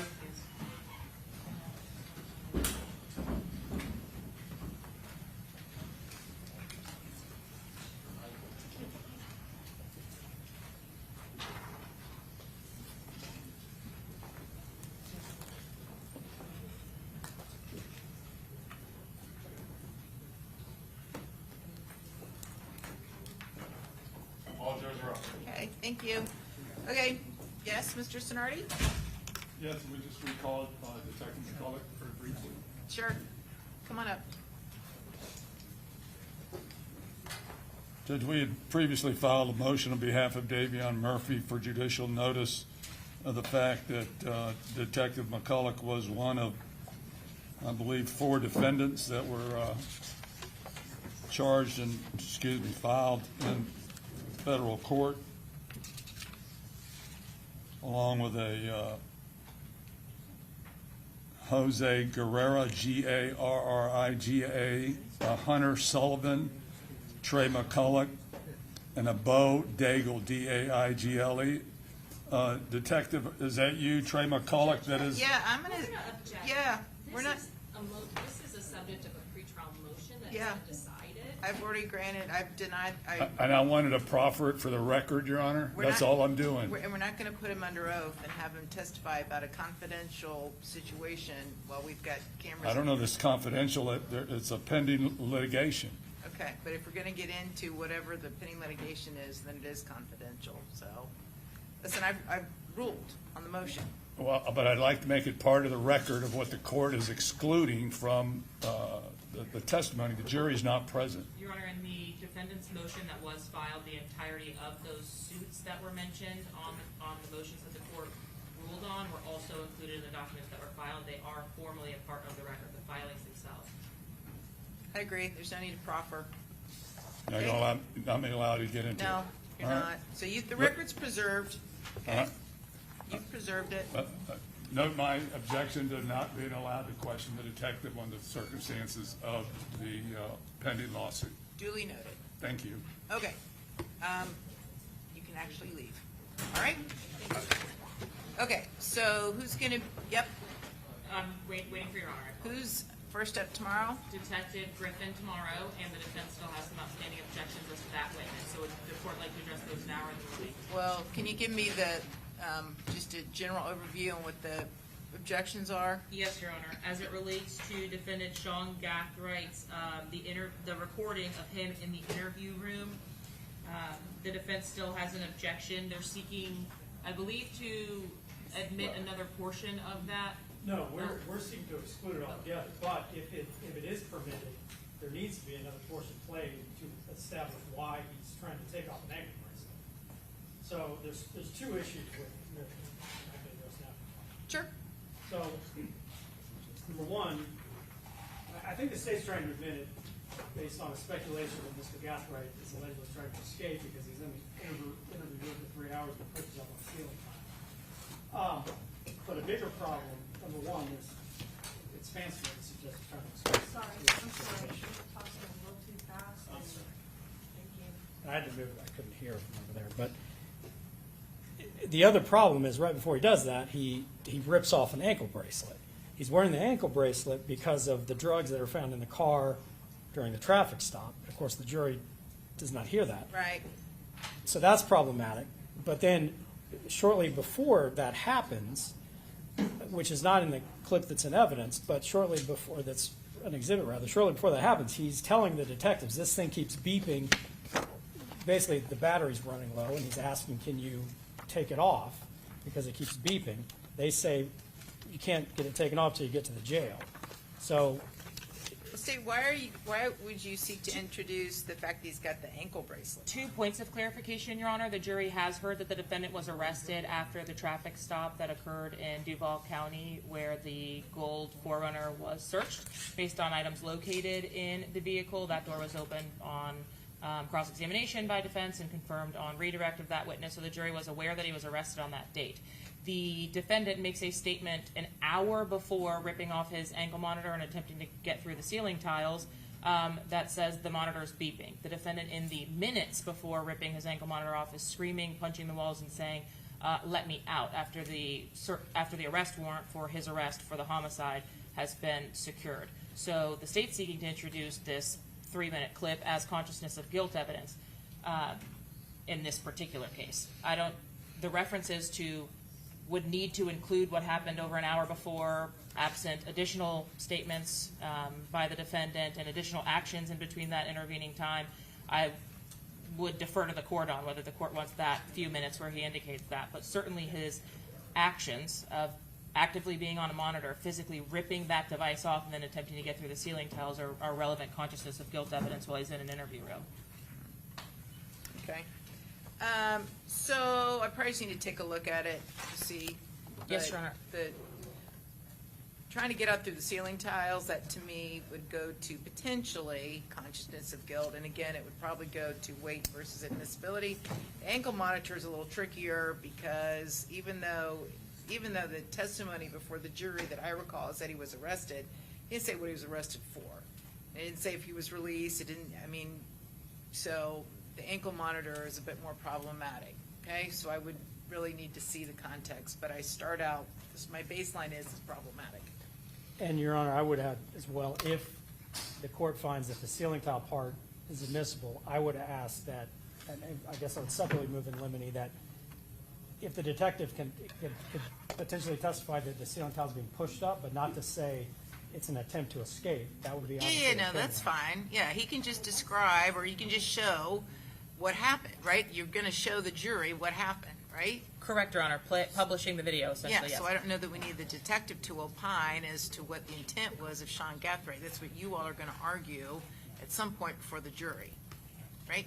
And I'm not suggesting it's admissible for that purpose, but I if it is, understand, I think. I understand, but if I say it comes in, Right. then we don't need the detective opining as to Mr. Gathwright's state of mind. The evidence speaks for itself, and the jury can draw whatever conclusions they want. Yes, sir. Okay? So I need to see probably need to see the video, so be here at 8:55 and have the video teed up so I can look at it. Yes, Your Honor. But Just trying to ascertain how long that is at the present moment. It looks like 3 minutes. Yes, Judge. the ankle monitor is an issue. Okay? Yes, Your Honor. Okay. See you guys Judge, tomorrow. we only have 3 witnesses left. I